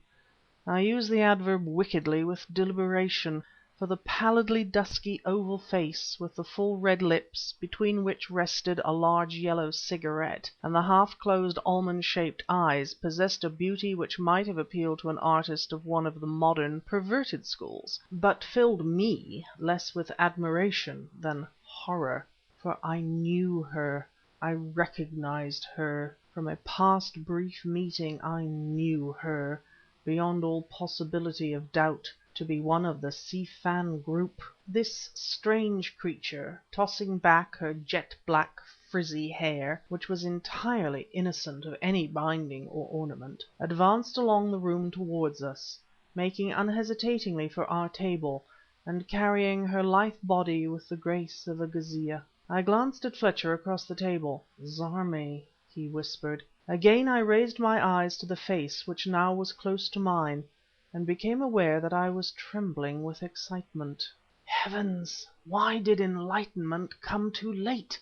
Either I was the victim of an odd delusion, or Zarmi had been the driver of the cab in which Nayland Smith had left the New Louvre Hotel. Zarmi placed the brass tray upon the table and bent down, resting her elbows upon it, her hands upturned and her chin nestling in her palms. The smoke from the cigarette, now held in her fingers, mingled with her dishevelled hair. She looked fully into my face, a long, searching look. Then her lips parted in the slow, voluptuous smile of the Orient. Without moving her head, she turned the wonderful eyes, rendered doubly luminous by the kohl with which her lashes and lids were darkened, upon Fletcher. "What you and your strong friend drinking?" she said softly.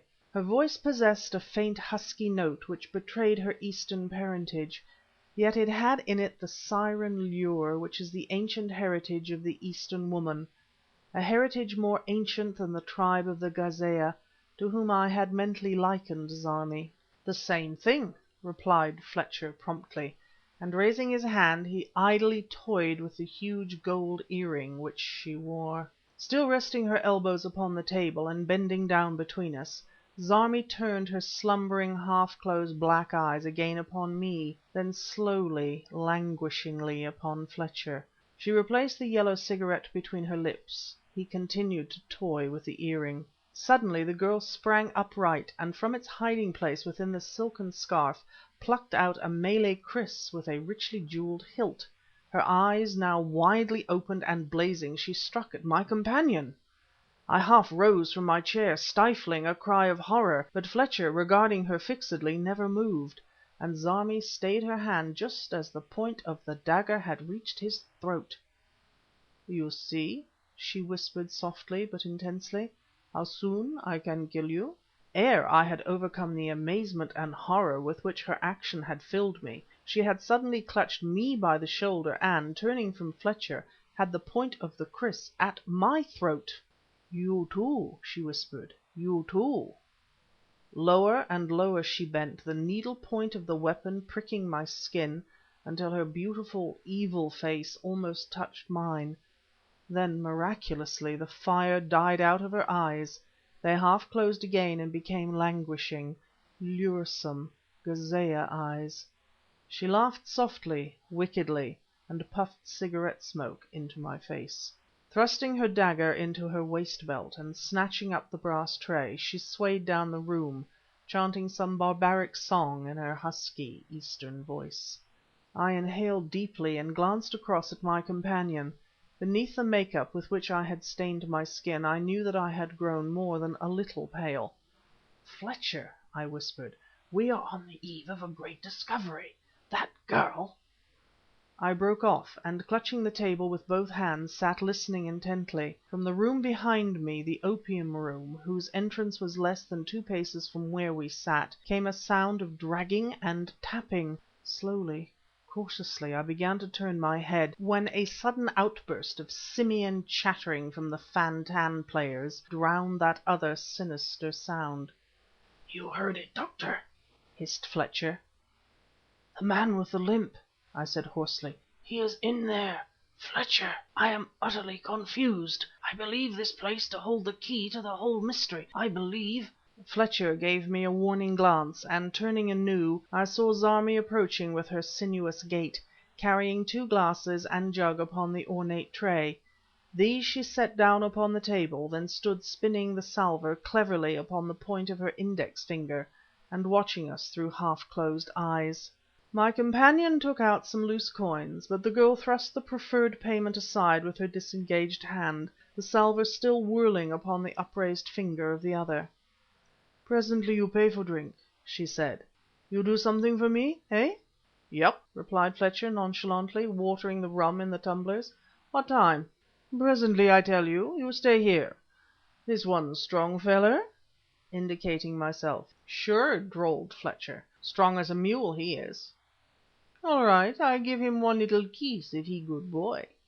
Tossing the tray in the air, she caught it, rested its edge upon her hip, turned and walked away down the room, puffing her cigarette. "Listen," I said, bending across the table. "It was Zarmi who drove the cab that came for Nayland Smith to day." "My God!" whispered Fletcher. "Then it was nothing less than the hand of Providence that brought us here to night. Yes, I know how you feel, Doctor, but we must play our cards as they're dealt to us. We must wait. Wait." Out from the den of the opium smokers came Zarmi, one hand resting upon her hip and the other uplifted, a smouldering yellow cigarette held between the first and second fingers. With a movement of her eyes she summoned us to join her, then turned and disappeared again through the low doorway. The time for action was arrived. We were to see behind the scenes of the Joy Shop. Our chance to revenge poor Smith, even if we could not save him. I became conscious of an inward and suppressed excitement. Surreptitiously I felt the hilt of the Browning pistol in my pocket. The shadow of the dead Fu-Manchu seemed to be upon me. God! how I loathed and feared that memory! "We can make no plans," I whispered to Fletcher, as together we rose from the table. "We must be guided by circumstance." In order to enter the little room laden with those sickly opium fumes, we had to lower our heads. 2 steps led down into the place, which was so dark that I hesitated momentarily, peering about me. Apparently some 4 or 5 persons squatted and lay in the darkness about me. Some were crouched upon rough wooden shelves ranged around the walls, others sprawled upon the floor, in the centre whereof, upon a small tea chest, stood a smoky brass lamp. The room and its occupants alike were indeterminate, sketchy. Its deadly atmosphere seemed to be suffocating me.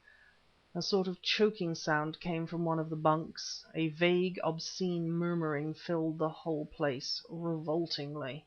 Zarmi stood at the further end, her lithe figure silhouetted against the vague light which came through an opening doorway. I saw her raise her hand, beckoning to us.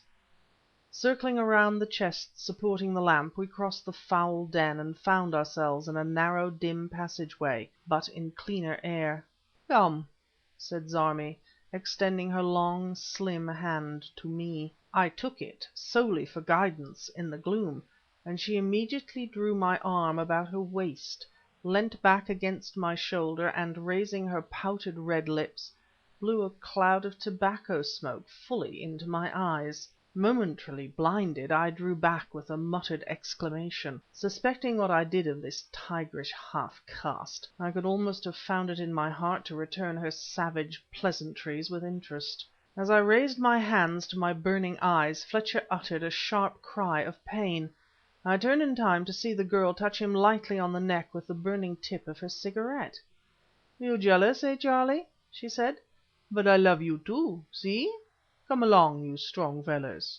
And away she went along the passage, swaying her hips lithely and glancing back over her shoulders in smiling coquetry. Tears were still streaming from my eyes when I found myself standing in a sort of rough shed, stone paved and containing a variety of nondescript rubbish. A lantern stood upon the floor, and beside it the place seemed to be swimming around me, the stone floor to be heaving beneath my feet. Beside the lantern stood a wooden chest, some 6 feet long and having strong rope handles at either end. Evidently the chest had but recently been nailed up. As Zarmi touched it lightly with the pointed toe of her little red slipper, I clutched at Fletcher for support. Fletcher grasped my arm in a vice-like grip. To him, too, had come the ghastly conviction, the gruesome thought that neither of us dared to name. It was Nayland Smith's coffin that we were to carry. "Through here," came dimly to my ears, "and then I tell you what to do." Coolness returned to me, suddenly, unaccountably. I doubted not for an instant that the best friend I had in the world lay dead there at the feet of the hellish girl who called herself Zarmi. I knew it, since it was she, disguised, who had driven him to his doom, that she must have been actively concerned in his murder. But, I argued, Although the damp night air was pouring in through the door which Zarmi now held open, although sound of Thameside activity came stealing to my ears, we were yet within the walls of the Joy Shop, with a score or more Asiatic ruffians at the woman's beck and call. With perfect truth I can state that I retain not even a shadowy recollection of aiding Fletcher to move the chest out on to the brink of the cutting, for it was upon this that the door directly opened. The mist had grown denser, and except a glimpse of slowly moving water beneath me, I could discern little of our surrounding. So much I saw by the light of a lantern which stood in the stern of a boat. In the bows of this boat I was vaguely aware of the presence of a crouched figure enveloped in rugs, vaguely aware that two filmy eyes regarded me out of the darkness. A man, who looked like a Lascar, stood upright in the stern. I must have been acting like a man in a stupor, for I was aroused to the realities by the contact of a burning cigarette with the lobe of my right ear. "Hurry, quick, strong fella," said Zarmi softly. At that it seemed as though some fine nerve of my brain, already strained to utmost tension, snapped. I turned with a wild, inarticulate cry, my fists raised frenziedly above my head. "You fiend!" I shrieked at the mocking Eurasian. "You yellow fiend of hell!" I was beside myself, insane. Zarmi fell back a step, flashing a glance from my own contorted face to that, now pale even beneath its artificial tan, of Fletcher. I snatched the pistol from my pocket, and for one fateful moment the lust of slaying claimed my mind. Then I turned toward the river, and raising the Browning, fired shot after shot in the air. "Weymouth!" I cried. "Weymouth!" A sharp hissing sound came from behind me, a short muffled cry, and something descended, crushing upon my skull. Like a wild cat Zarmi hurled herself past me, and leapt into the boat.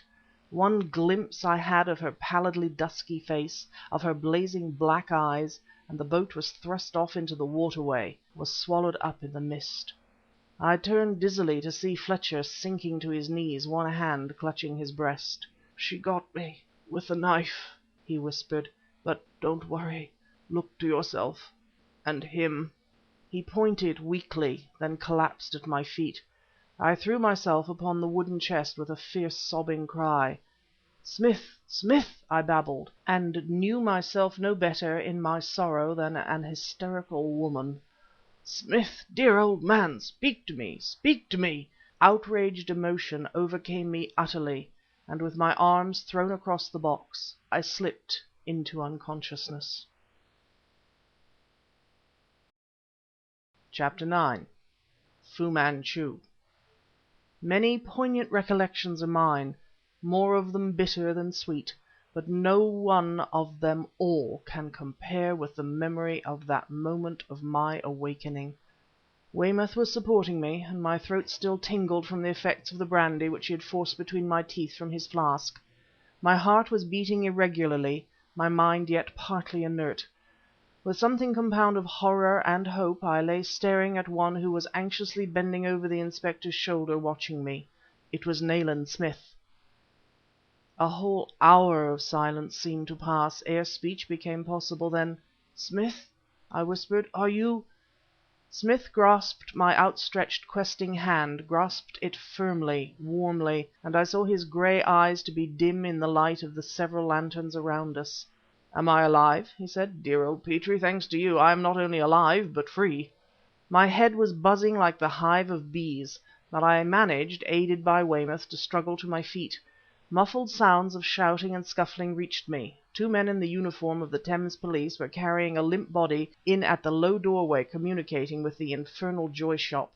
"It's Fletcher," said Weymouth, noting the anxiety expressed in my face. "His missing lady friend has given him a nasty wound, but he'll pull round all right."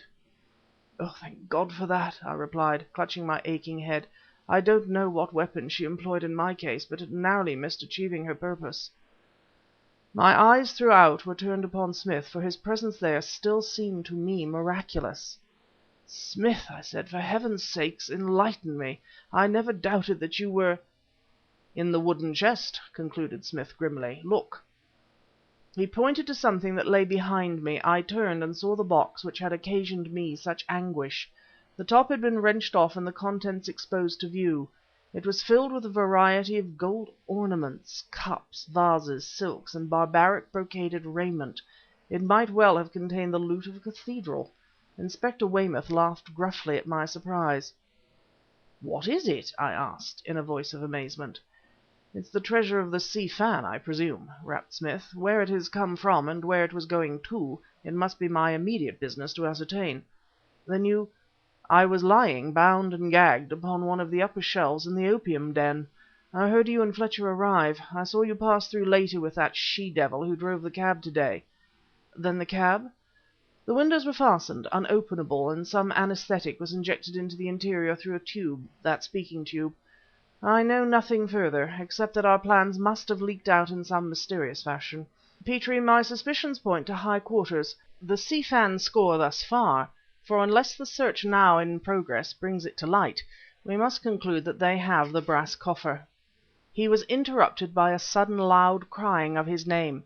"Mr. Nayland Smith!" came from somewhere within the Joy Shop. "This way, sir!" Off he went in his quick, impetuous manner, whilst I stood there, none too steadily, wondering what discovery this outcry portended. I had not long to wait. Out by the low doorway came Smith, a grimly triumphant smile upon his face, carrying the missing brass coffer. He set it down upon the planking before me. John Ki, he said, who was also on the missing list, had dragged the thing out of the cellar where it was hidden, and in another minute must have slipped away with it. Detective Deacon saw the light shining through a crack in the floor. I shall never forget the look John gave us when we came upon him, as, lamp in hand, he bent over the precious chest. "Shall you open it now?" "No." He glanced at me oddly. "I shall have it valued in the morning by Messrs. Meyerstein." He was keeping something back, I was sure of it. "Smith," I said suddenly, "the man with the limp! I heard him in the place where you were confined. Did you—" Nayland Smith clicked his teeth together sharply, looking straightly and grimly into my eyes. "I saw him," he replied slowly, "and unless the effects of the anaesthetic had not wholly worn off—" "Well?" I cried. "The man with the limp is Dr. Fu-Manchu!" CHAPTER 10. The Tulun-Nur chest. "This box," said Mr. Meyerstein, bending attentively over the carven brass coffer upon the table, "is certainly of considerable value, and possibly almost unique." Nayland Smith glanced across at me with a slight smile. Mr. Meyerstein ran one fat finger tenderly across the heavily embossed figures, which, like barnacles, encrusted the sides and lid of the weird curio which we had summoned him to appraise. "What do you think, Lewison?" he added, glancing over his shoulder at the clerk who accompanied him. Lewison, whose flaxen hair and light blue eyes almost served to mask his Semitic origin, shrugged his shoulders in a fashion incongruous in one of his complexion, though characteristic in one of his name. "It is, as you say, Mr. Meyerstein, an example of an early Tulun-Nur work," he said. "It may be 16th century, or even earlier. The Keren treasure chest in the Hague collection has points of similarity, but the workmanship of this specimen is infinitely finer." "In a word, gentlemen," snapped Nayland Smith, rising from the armchair in which he had been sitting, and beginning restlessly to pace the room, "in a word, you would be prepared to make me a substantial offer for this box?" Mr. Meyerstein, his shrewd eyes twinkling behind the pebbles of his pince nez, straightened himself slowly, turned in the ponderous manner of a fat man, and readjusted the pince nez upon his nose. He cleared his throat. "I have not yet seen the interior of the box, Mr. Smith," he said. Smith paused in his perambulation of the carpet and stared hard at the celebrated art dealer. "Unfortunately," he replied, "the key is missing." "Ah!" cried the assistant, Lewison excitedly. "You are mistaken, sir. Coffers of this description and workmanship are nearly always complicated conjuring tricks. They rarely open by any such rational means as lock and key. For instance, the Keren treasure chest, to which I referred, opens by an intricate process involving the pressing of certain knobs in the design, and the turning of others." "It was ultimately opened," said Mr. Meyerstein, with a faint note of professional envy in his voice, "by one of Christie's experts." "Does my memory mislead me?" I interrupted, "or was it not regarding the possession of the chest to which you refer that the celebrated case of Hague versus Jacobs arose?" "You are quite right, Dr. Petrie," said Meyerstein, turning to me. "The original owner, a member of the Young Husband expedition, had been unable to open the chest. When opened at Christie's it proved to contain jewels and other valuables. It was a curious case, wasn't it, Lewison?" turning to his clerk. "Very," agreed the other absently. Then, "Have you endeavored to open this box, Mr. Smith?" Nayland Smith shook his head grimly. "From its weight," said Meyerstein, "I am inclined to think that the contents might prove of interest. With your permission I will endeavor to open it." Nayland Smith, tugging reflectively at the lobe of his left ear, stood looking at the expert, then "I do not care to attempt it at present," he said. Meyerstein and his clerk stared at the speaker in surprise.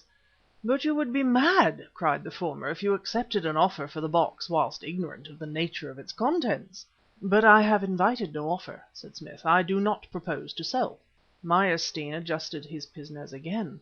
"I am a business man," he said, "and I will make a business proposal. 100 guineas for the box, cash down, and our commission to be 10% on the proceeds of the contents. You must remember," raising a fat forefinger to check Smith, who was about to interrupt him, "that it may be necessary to force the box in order to open it, thereby decreasing its market value and making it a bad bargain at 100 guineas. Nayland Smith met my gaze across the room. Again a slight smile crossed the lean, tanned face.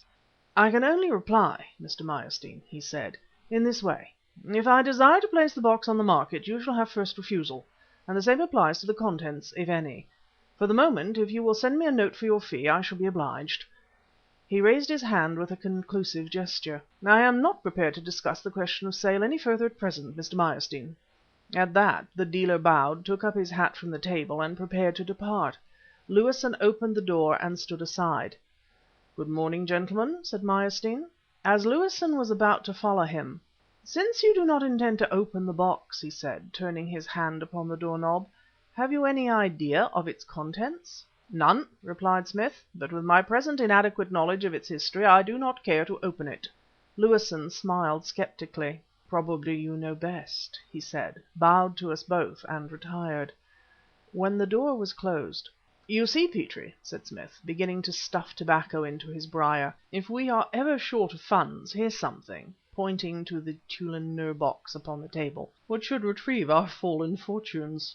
He uttered one of his rare boyish laughs, and began to pace the carpet again, his gaze always set upon our strange treasure.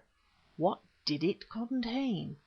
The manner in which it had come into our possession suggested that it might contain something of the utmost value to the Yellow group, for we knew the house of John Ki to be, if not the headquarters, certainly a meeting place of the mysterious organization, the Si Fan. We knew that Dr. Fu-Manchu used the place. Dr. Fu-Manchu, the uncanny being whose existence seemingly proved him immune from natural laws, a deathless incarnation of evil. My gaze set upon the box. I wondered anew what strange, dark secrets it held.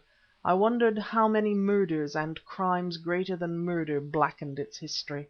"Smith," I said suddenly, "now that the mystery of the absence of a keyhole is explained, I am sorely tempted to essay the task of opening the coffer. I think it might help us to a solution of the whole mystery." "And I think otherwise," interrupted my friend grimly. "In a word, Petrie, I look upon this box as a sort of hostage, by means of which, who knows, we might one day buy our lives from the enemy. I have a sort of fancy, call it a superstition if you will, that nothing, not even our miraculous good luck, could save us if once we ravished its secret." I stared at him amazedly. This was a new phase in his character. "I am conscious of something almost like a spiritual unrest," he continued. "Formerly you were endowed with a capacity for divining the presence of Fu Manchu or his agents. Some such second sight would appear to have visited me now, and it directs me forcibly to avoid opening the box." His steps as he paced the floor grew more and more rapid. He relighted his pipe, which had gone out as usual, and tossed the match end into the hearth. "To-morrow," he said, "I shall lodge the coffer in a place of greater security. Come along, Petrie, Weymouth is expecting us at Scotland Yard." CHAPTER 11. In the Fog. "But, Smith," I began, as my friend hurried me along the corridor, "you are not going to leave the box unguarded?" Nayland Smith tugged at my arm, and glancing at him, I saw him frowningly shake his head. Utterly mystified, I nevertheless understood that for some reason he desired me to preserve silence for the present. Accordingly, I said no more until the lift brought us down into the lobby and we had passed out from the New Louvre Hotel, crossed the busy thoroughfare and entered the buffet of an establishment not far distant, my friend having ordered cocktails. "And now perhaps you will explain to me the reason for your mysterious behaviour," said I. Smith, placing my glass before me, glanced about him to right and left, and having satisfied himself that his words could not be overheard, "Petrie," he whispered, "I believe we are spied upon at the New Louvre." "What?" "There are spies of the Si Fan of Fu-Manchu amongst the hotel servants. We have good reason to believe that Dr. Fu-Manchu at one time was actually in the building, and we have been compelled to draw attention to the state of the electric fitting in our apartments, which enables anyone in the corridor above to spy upon us." "Then why do you stay?" "For a very good reason, Petrie, and the same that prompts me to retain the Tulun-Nur box in my own possession rather than to deposit it in the strong room of my bank." "I begin to understand. I trust you do, Petrie. It is fairly obvious. Probably the plan is a perilous one, but I hope by laying myself open to attack, to apprehend the enemy, perhaps to make an important capture." Setting down my glass, I stared in silence at Smith. "I will anticipate your remark," he said, smiling dryly. "I am aware that I am not entitled to expose you to these dangers. It is my duty, and I must perform it as best I can. You, as a volunteer, are perfectly entitled to withdraw." As I continued silently to stare at him, his expression changed. The grey eyes grew less steely, and presently, clapping his hand upon my shoulder in his impulsive way, "Petrie," he cried, "you know I had no intention of hurting your feelings, but in the circumstances it was impossible for me to say less." "You have said enough, Smith," I replied shortly. "I beg of you to say no more." He gripped my shoulder hard, then plunged his hand into his pocket and pulled out the blackened pipe. "We see it through together, then, though God knows whither it will lead us." "In the first place," I interrupted, "since you have left the chest unguarded—" "I locked the door." "What is a mere lock where Fu Manchu is concerned?" Nayland Smith laughed, almost gaily. "Really, Petrie," he cried, "sometimes I cannot believe that you mean me to take you seriously. Inspector Weymouth has engaged the room immediately facing our door, and no one can enter or leave the suite unseen by him."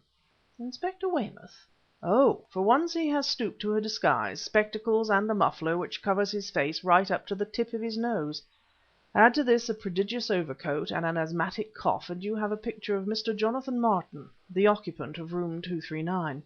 I could not repress a smile upon hearing this description. "Number 239," continued Smith, "contains 2 beds, and Mr. Martin's friend will be joining him there this evening." Meeting my friend's questioning glance, I nodded comprehendingly. "Then what part do I play?"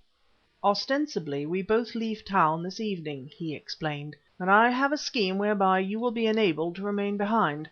We shall thus have 1 watcher inside and 2 out."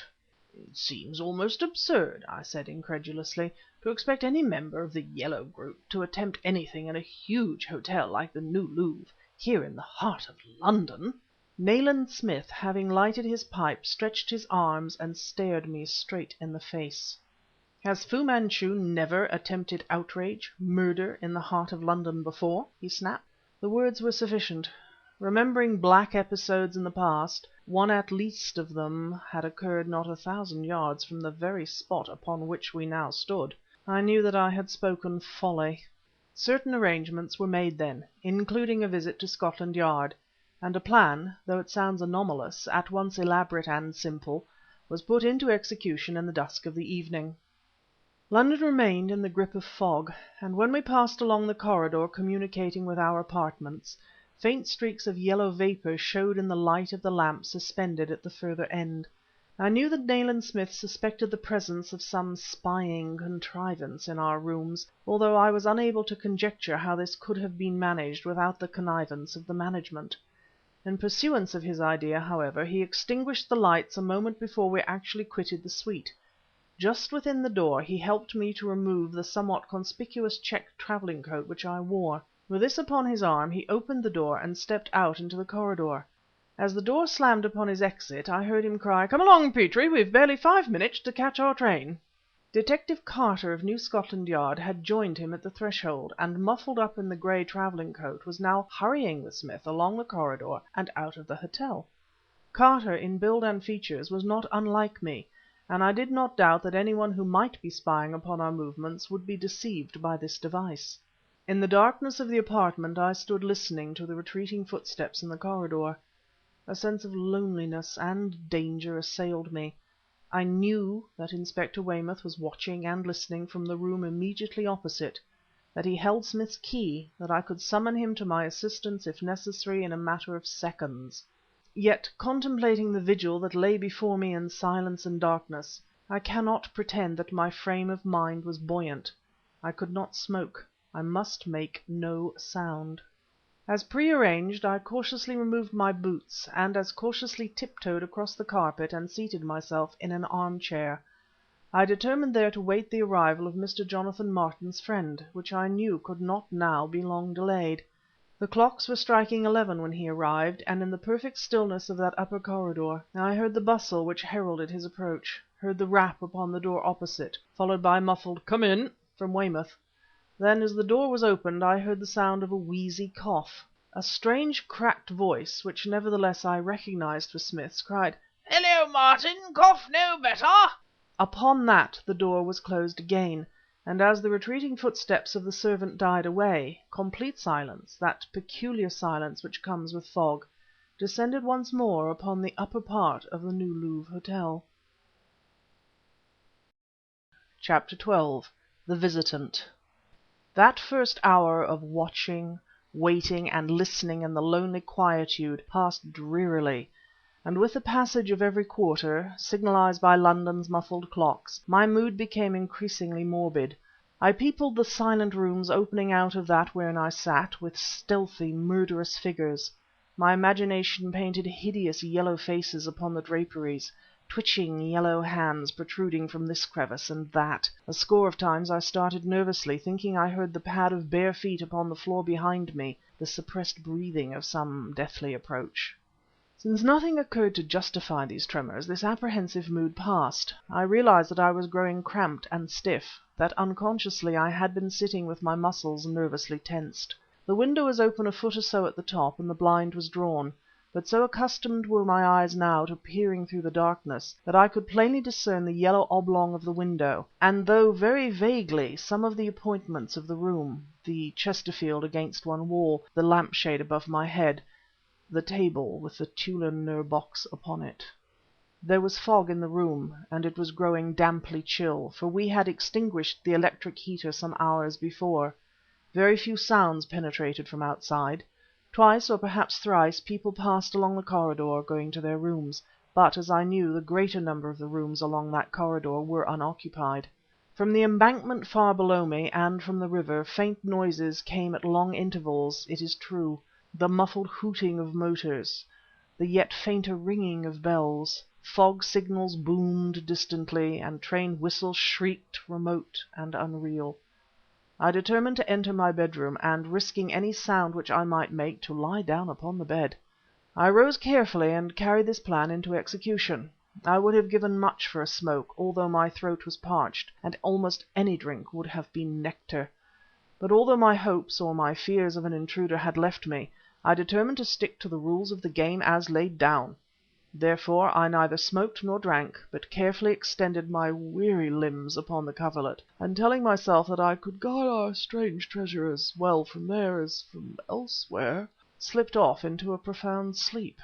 Nothing approaching in acute and sustained horror to the moment when next I opened my eyes exists in all my memories of those days. In the first place I was aroused by the shaking of the bed. It was quivering beneath me as though an earthquake disturbed the very foundations of the building. I sprang upright and into full consciousness of my lapse. My hands clutching the coverlet on either side of me, I sat staring at that which peered at me over the foot of the bed. I knew that I had slept at my post. I was convinced that I was now widely awake. Yet I dared not admit to myself that what I saw was other than a product of my imagination. I dared not admit the physical quivering of the bed, for I could not, with sanity, believe its cause to be anything human. But what I saw, yet could not credit seeing, was this: a ghostly white face, which seemed to glisten in some faint reflected light from the sitting room beyond, peered over the bed rail, gibbered at me demonically. With quivering hands this nightmare horror, which had intruded where I believed human intrusion to be all but impossible, clutched the bedpost so that the frame of the structure shook and faintly rattled. My heart leaped wildly in my breast, then seemed to suspend its pulsations and to grow icily cold. My whole body became chilled horrifically. My scalp tingled. I felt that I must cry out or become stark raving mad.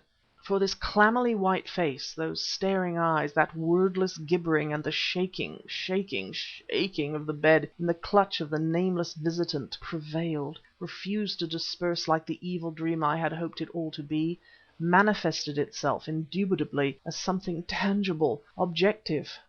Outraged reason deprived me of coherent speech. Past the clammy white face I could see the sitting room illuminated by a faint light. I could even see the Tulun-Nur box upon the table immediately opposite the door. The thing which shook the bed was actual, existent, to be counted with. Further and further I drew myself away from it, until I crouched close up against the head of the bed. Then, as the thing reeled aside, and, merciful Heaven, made as if to come around and approach me yet closer, I uttered a hoarse cry and hurled myself out upon the floor and on the side remote from that pallid horror which I thought was pursuing me.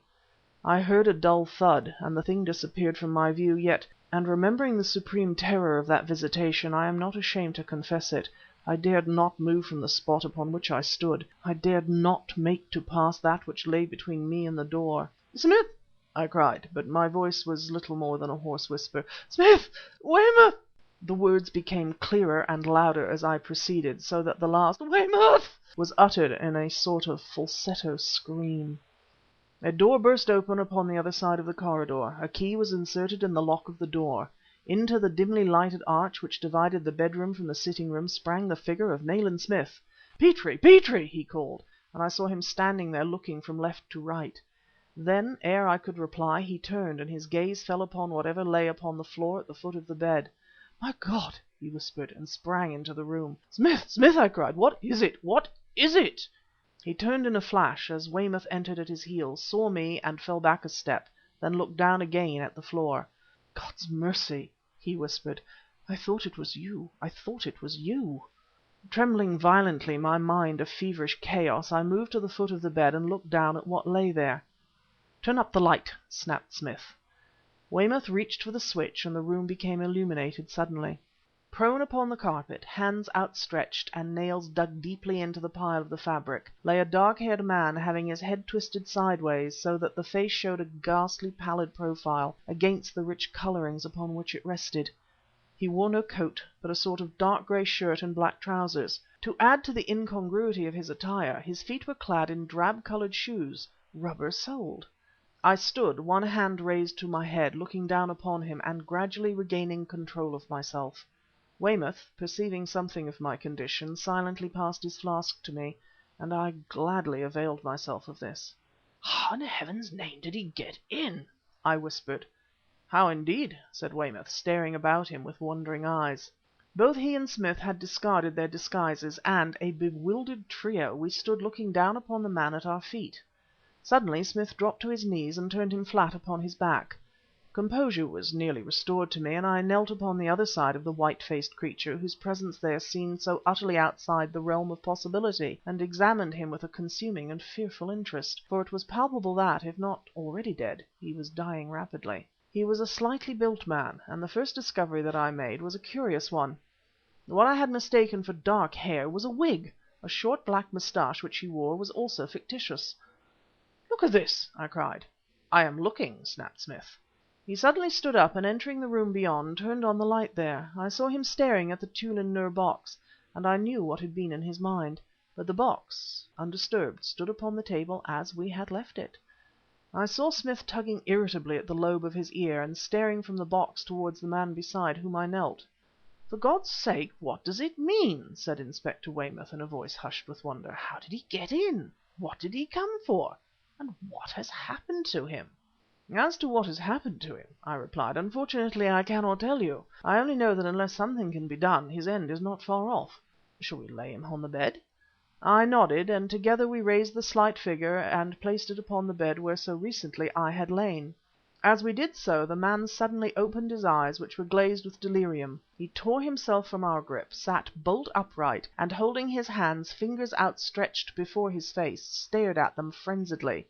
"The golden pomegranates!" he shrieked, and a slight froth appeared on his blanched lips. "The golden pomegranates!" He laughed madly and fell back inert. "He's dead!" whispered Weymouth. "He's dead!"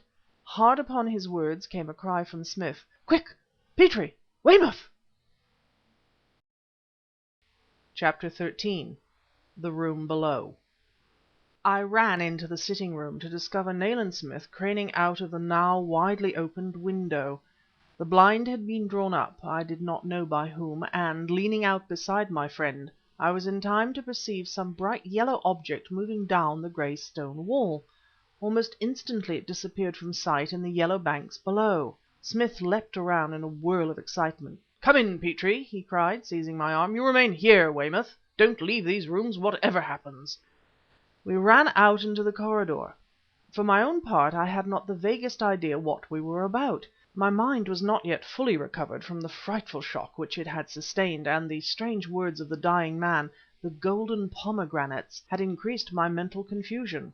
Smith apparently had not heard them, for he remained grimly silent, as side by side we raced down the marble steps to the corridor immediately below our own. Although, amid the hideous turmoil to which I had awakened, I had noted nothing of the hour, evidently the night was far advanced. Not a soul was to be seen from one end of the vast corridor in which we stood, until, on the right hand side and about halfway along, a door opened and a woman came out hurriedly, carrying a small handbag. She wore a veil, so that her features were but vaguely distinguished, and her every movement was agitated, and this agitation perceptibly increased when, turning, she perceived the two of us bearing down upon her. Nayland Smith, who had been audibly counting the doors along the corridor as we passed them, seized the woman's arm without ceremony and pulled her into the apartment she had been on the point of quitting, closing the door behind us as we entered. "Smith," I began, "for heaven's sake, what are you about?" "You shall see, Petrie," he snapped. He released the woman's arm, and pointing to an armchair near by, "Be seated," he said sternly. Speechless with amazement, I stood with my back to the door, watching this singular scene. Our captive, who wore a smart walking costume and whose appearance was indicative of elegance and culture, so far had uttered no word of protest, no cry. Now, while Smith stood rigidly pointing to the chair, she seated herself with something very like composure, and placed a leather bag upon the floor beside her. The room in which I found myself was one of a suite almost identical with our own, but from what I had gathered in a hasty glance around, it bore no signs of recent tenancy. The window was widely opened, and upon the floor lay a strange looking contrivance apparently made of aluminium. A large grip, open, stood beside it, and from this some portions of a black coat and other garments protruded. "Now, madam," said Nayland Smith, "will you be good enough to raise your veil?" Silently, unprotestingly, the woman obeyed him, raising her gloved hands and lifting the veil from her face. The features revealed were handsome in a hard fashion, but heavily made up. Our captive was younger than I had hitherto supposed, a blonde, her hair artificially reduced to the so-called Titian tint. But despite her youth, her eyes, with the blackened lashes, were full of world weariness. Now she smiled cynically. "Are you satisfied?" she said, speaking unemotionally. "Or," holding up her wrists, "would you like to handcuff me?" Nayland Smith, glancing from the open grip and the appliance beside it to the face of the speaker, began clicking his teeth together, whereby I knew him to be perplexed. Then he stared across at me. "You appear bemused, Petrie," he said with certain irritation. "Is this what mystifies you?" Stooping, he picked up the metal contrivance and almost savagely jerked open the top section. It was a telescopic ladder, and more ingeniously designed than anything of the kind I had seen before. There was a sort of clamp attached to the base, and two sharply pointed hooks at the top. "For reaching windows on an upper floor," snapped my friend, dropping the thing with a clatter upon the carpet. "An American device which forms part of the equipment of the modern hotel thief." He seemed to be disappointed, fiercely disappointed, and I found his attitude inexplicable. He turned to the woman, who sat regarding him with that fixed, cynical smile. "Who are you?" he demanded, "and what business have you with the Si Fan?" The woman's eyes opened more widely, and the smile disappeared from her face. "The Si Fan?" she repeated slowly. "I don't know what you mean, Inspector." "I am not an inspector," snapped Smith, "and you know it well enough. You have one chance, your last. To whom were you to deliver the box? When and where?" But the blue eyes remained upraised to the grim, tanned face, with a look of wonder in them, which, if assumed, marked the woman a consummate actress. "Who are you?" she asked in a low voice, "and what are you talking about?" Inactive, I stood by the door watching my friend, and his face was a fruitful study in perplexity. He seemed upon the point of an angry outburst, then, staring intently into the questioning eyes upraised to his, he checked the words he would have uttered and began to click his teeth together again. "You are some servant of Dr. Fu-Manchu," he said. The girl frowned with a bewilderment which I could have sworn was not assumed. Then, "You said I had one chance a moment ago," she replied, "but if you referred to my answering any of your questions, it is no chance at all. We've gone under, and I know it, and I'm not complaining, it's all in the game. There's a clear enough case against us, and I'm sorry." Suddenly, unexpectedly, her eyes became filled with tears, which coursed down her cheeks, leaving little wakes of blackness from the make-up upon her lashes. Her lips trembled and her voice shook. "I'm sorry I let him to do it. He'd never done anything, not anything big like this before, and he never would have done if he'd not met me." A look of perplexity upon Smith's face was increasing with every word that the girl uttered. "You don't seem to know me," she continued, her emotion growing momentarily greater, "and I don't know you, but they will know me at Bow Street. I urged him to do it, when he told me about the box today at lunch. He said that if it contained half as much as the Kurin treasure chest we could sail for America and be on the straight all the rest of our lives." And now something which had hitherto been puzzling me became suddenly evident. I had not removed the wig worn by the dead man, but I knew that he had fair hair, and when in his last moments he had opened his eyes, there had been in the contorted face something faintly familiar. "Smith!" I cried excitedly, "it is Lewison, Meyerstein's clerk. Don't you understand? Don't you understand?" Smith brought his teeth together with a snap and stared me hard in the face. "I do, Petrie. I have been following a false scent. I do." The girl in the chair was now sobbing convulsively. "He was tempted by the possibility of the box containing treasure," I ran on, "and his acquaintance with this lady, who is evidently no stranger to felonious operations, led him to make the attempt with her assistance. But—" I found myself confronted by a new problem. What caused his death? "His death?" As a wild hysterical shriek the words smote upon my ears. I turned to see the girl rise tottering from her seat. She began groping in front of her blindly, as though a darkness had descended. "You did not say he was dead?" she whispered. "Not dead? Not—" The words were lost in a wild peal of laughter. Clutching at her throat, she swayed and would have fallen had I not caught her in my arms. As I laid her insensible upon the settee, I met Smith's glance. "I think I know that too, Petrie," he said gravely. Chapter 14. The Golden Pomegranates. "What was it that he cried out?" demanded Nayland Smith abruptly. "I was in the sitting room, and it sounded to me like pomegranates." We were bending over Lewison, for now, the wig removed, Lewison it proved unmistakably to be, despite the puffy and pallid face. "He said, 'the golden pomegranates,'" I replied, and laughed harshly. "They were words of delirium, and cannot possibly have any bearing upon the manner of his death." "I disagree." He strode out into the sitting room. Weymouth was below, supervising the removal of the unhappy prisoner, and together Smith and I stood looking down at the brass box. Suddenly, "I propose to attempt to open it," said my friend. His words came as a complete surprise. "For what reason, and why have you so suddenly changed your mind?" "For a reason which I hope will presently become evident," he said. "And as to my change of mind, unless I am greatly mistaken, the wily old Chinaman from whom I wrested this treasure was infinitely more clever than I gave him credit for being." Through the open window came faintly to my ears the chiming of Big Ben. The hour was 1:45. London's pulse was dimmed now, and around us that great city slept as soundly as it ever sleeps. Other sounds came vaguely through the fog, and beside Nayland Smith I sat and watched him at work upon the Tulun-Nur box. Every knob of the intricate design he pushed, pulled, and twisted, but without result.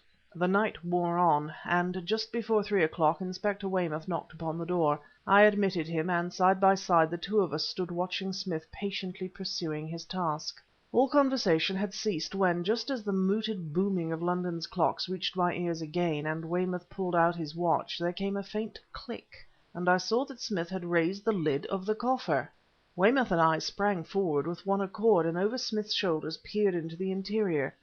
There was a second lid of some dull black wood, apparently of great age, and fastened to it so as to form knobs or handles was an exquisitely carved pair of golden pomegranates.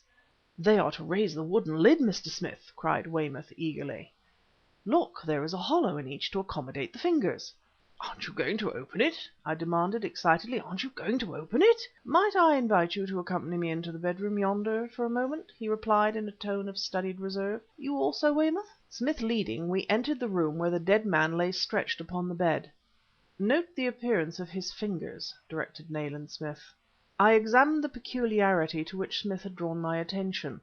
The dead man's fingers were swollen extraordinarily, the index finger of either hand especially being oddly discoloured, as though bruised from the nail upward. I looked again at the ghastly face, then repressing a shudder, for the sight was not good to look upon, I turned to Smith, who was watching me expectantly with his keen, steely eyes. From his pocket he took out a knife containing a number of implements, amongst them a hook-like contrivance. "Have you a button hook, Petrie?" he asked, "or anything of that nature?" "How will this do?" said the Inspector, and he produced a pair of handcuffs. "They were not wanted," he added significantly. "Better still," declared Smith.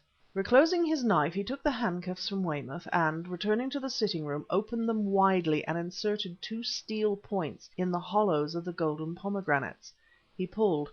There was a faint sound of moving mechanism, and the wooden lid lifted, revealing the interior of the coffer. It contained 3 long bars of lead, and nothing else.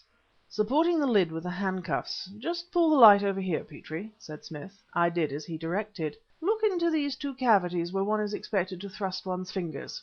Weymouth and I craned forward so that our heads came into contact. "My God!" whispered the Inspector, "we know now what killed him." Visible in either little cavity against the edge of the steel handcuff was the point of a needle, which evidently worked in an exquisitely made socket through which the action of raising the lid caused it to protrude. Underneath the lid, midway between the 2 pomegranates, as I saw by slowly moving the lamp, was a little hollow receptacle of metal communicating with the base of the hollow needles. The action of lifting the lid not only protruded the points, but also operated the hypodermic syringe. "Note!" snapped Smith, but his voice was slightly hoarse. He removed the points of the bracelets. The box immediately reclosed with no sound other than a faint click. "God forgive him," said Smith, glancing toward the other room, "for he died in my stead, and Dr. Fu-Manchu scores an undeserved failure." Chapter 15 Zarmi Reappears. "Come in!" I cried. The door opened and a page boy entered. "A cable for Dr. Petrie." I started up from my chair. 1,000 possibilities, some of a sort to bring dread to my heart, instantly occurred to me. I tore open the envelope, and, as one does, glanced first at the name of the sender. It was signed Karamaneh. "Smith," I said hoarsely, glancing over the message, "Karamaneh is on her way to England. She arrives by the Nicobar to-morrow." "Eh?" cried Nayland Smith, in turn leaping to his feet. "She had no right to come alone unless..." The boy, open-mouthed, was listening to our conversation, and I hastily thrust a coin into his hand and dismissed him. As the door closed— "Unless what, Smith?" I said, looking at my friend squarely in the eyes. "Unless she has learnt something, or is flying away from someone." My mind set in a whirl of hopes and fears, longings and dreads. "What do you mean, Smith?" I asked. "This is the place of danger, as we know to our cost. She was safe in Egypt." Nayland Smith commenced one of his restless perambulations, glancing at me from time to time and frequently tugging at the lobe of his ear. "Was she safe in Egypt?" he rapped. We are dealing, remember, with the Si Fan, which, if I am not mistaken, is a sort of Eleusinian mystery holding some kind of dominion over the Eastern mind, and boasting initiates throughout the Orient. It is almost certain that there is an Egyptian branch, or group, call it what you will, of the damnable organization." "But Dr. Fu-Manchu—" "Dr. Fu-Manchu, for he lives, Petrie, my own eyes bear witness to the fact. Dr. Fu-Manchu is a sort of delegate from the headquarters. His prodigious genius will readily enable him to keep in touch with every branch of the movement, East and West." He paused to knock out his pipe into an ash tray and to watch me for some moments in silence. "He may have instructed his Cairo agents," he added significantly. "God grant she get to England in safety," I whispered. "Smith, can we make no move to round up the devils who defy us, here in the very heart of civilized England? Listen, you will not have forgotten the wild-cat Eurasian Zarmi?" Smith nodded. "I recall the lady perfectly," he snapped. "Unless my imagination has been playing me tricks, I have seen her twice within the last few days, once in the neighborhood of this hotel and once in a cab in Piccadilly." "You mentioned the matter at the time," said Smith shortly, "but although I made inquiries, as you remember, nothing came of them. Nevertheless, I don't think I was mistaken. I feel in my very bones that the yellow hand of Fu Manchu is about to stretch out again. If only we could apprehend Zarmi." Nayland Smith lighted his pipe with care. "If only we could, Petrie," he said, "but damn it!" He dashed his left fist into the palm of his right hand. "We are doomed to remain inactive. We can only await the arrival of Karamaneh and see if she has anything to tell us. I must admit there are certain theories of my own which I haven't yet had an opportunity of testing. Perhaps in the near future such an opportunity may arise." How soon that opportunity was to arrive neither of us suspected then, but fate is a merry trickster, and even as we spoke of these matters, events were brewing which were to lead us along strange paths. With such glad anticipations as my pen cannot describe, their gladness not unmixed with fear, I retired to rest that night, scarcely expecting to sleep, so eager was I for the morrow. The musical voice of Karamaneh seemed to ring in my ears. I seemed to feel the touch of her soft hands, and to detect, as I drifted into the borderland betwixt reality and slumber, that faint, exquisite perfume which, from the first moment of my meeting with the beautiful Eastern girl, had become to me inseparable from her personality. It seemed that sleep had but just claimed me when I was awakened by some one roughly shaking my shoulder. I sprang upright, my mind alert to sudden danger. The room looked yellow and dismal, illuminated as it was by a cold light of dawn which crept through the window and with which competed the luminance of the electric lamps. Nayland Smith stood at my bedside partially dressed. "Wake up, Petrie!" he cried. "Your instincts serve you better than my reasoning. Hell's afoot, old man. Even as you predicted it, perhaps in that same hour the yellow fiends were at work." "What, Smith, what?" I said, leaping out of bed. "You don't mean—" "Not that, old man," he replied, clapping his hand upon my shoulder. "There is no further news of her, but Weymouth is waiting outside. Sir Baldwin Frazer has disappeared." I rubbed my eyes hard and sought to clear my mind of the vapors of sleep. "Sir Baldwin Frazer," I said, "of Half Moon Street? But what—" "God knows what," snapped Smith, "but our old friend Zarmi, or so it would appear, bore him off last night, and he has completely vanished, leaving practically no trace behind." Only a few sleeping servants were about as we descended the marble stairs to the lobby of the hotel where Weymouth was awaiting us. "I've a cab outside from the Yard," he said. "I came straight here to fetch you before going on to Half Moon Street." "Quite right," snapped Smith. "But are you sure the cab is from the Yard? I have had painful experience of strange cabs recently." "You can trust this one," said Weymouth, smiling slightly. "It has carried me to the scene of many a crime." Said Smith. "A dubious recommendation." We entered the waiting vehicle and soon were passing through the nearly deserted streets of London. Only those workers whose toils began with the dawn were afoot at that early hour, and in the misty grey light the streets had an unfamiliar look and wore an aspect of sadness in ill accord with the sentiments which now were stirring within me. For whatever might be the fate of the famous mental specialist, whatever the mystery before us, even though Dr. Fu-Manchu himself, malignantly active, threatened our safety, Karamaneh would be with me again that day, Karamaneh, my beautiful wife-to-be. So selfishly occupied was I with these reflections that I paid little heed to the words of Weymouth, who was acquainting Nayland Smith with the facts bearing upon the mysterious disappearance of Sir Baldwin Frazer. Indeed, I was almost entirely ignorant upon the subject when the cab pulled up before the surgeon's house in Half Moon Street. Here, where all else spoke of a city yet sleeping, or but newly awakened, was wild unrest and excitement. Several servants were hovering about the hall, eager to glean any scrap of information that might be obtainable, wild-eyed and curious, if not a little fearful. In the sombre dining room, with its heavy oak furniture and gleaming silver, Sir Baldwin's secretary awaited us.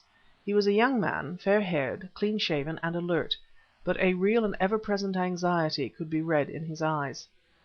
"I am sorry," he began, "to have been the cause of disturbing you at so early an hour, particularly since this mysterious affair may prove to have no connection with the matters which I understand are at present engaging your attention." Nayland Smith raised his hand deprecatingly. "We are prepared, Mr. Logan," he replied, "to travel to the uttermost ends of the earth at all times, if by doing so we can obtain even a meagre clue to the enigma which baffles us." "I should not have disturbed Mr. Smith," said Weymouth, "if I had not been pretty sure that there was Chinese devilry at work here. Nor should I have told you as much as I have, Mr. Logan," he added, a humorous twinkle creeping into his blue eyes, "if I had thought you could not be of use to us in unraveling our case." "I quite understand that," said Logan, "and now, since you have voted for the story first, and refreshments afterwards, I shall tell you what little I know of the matter."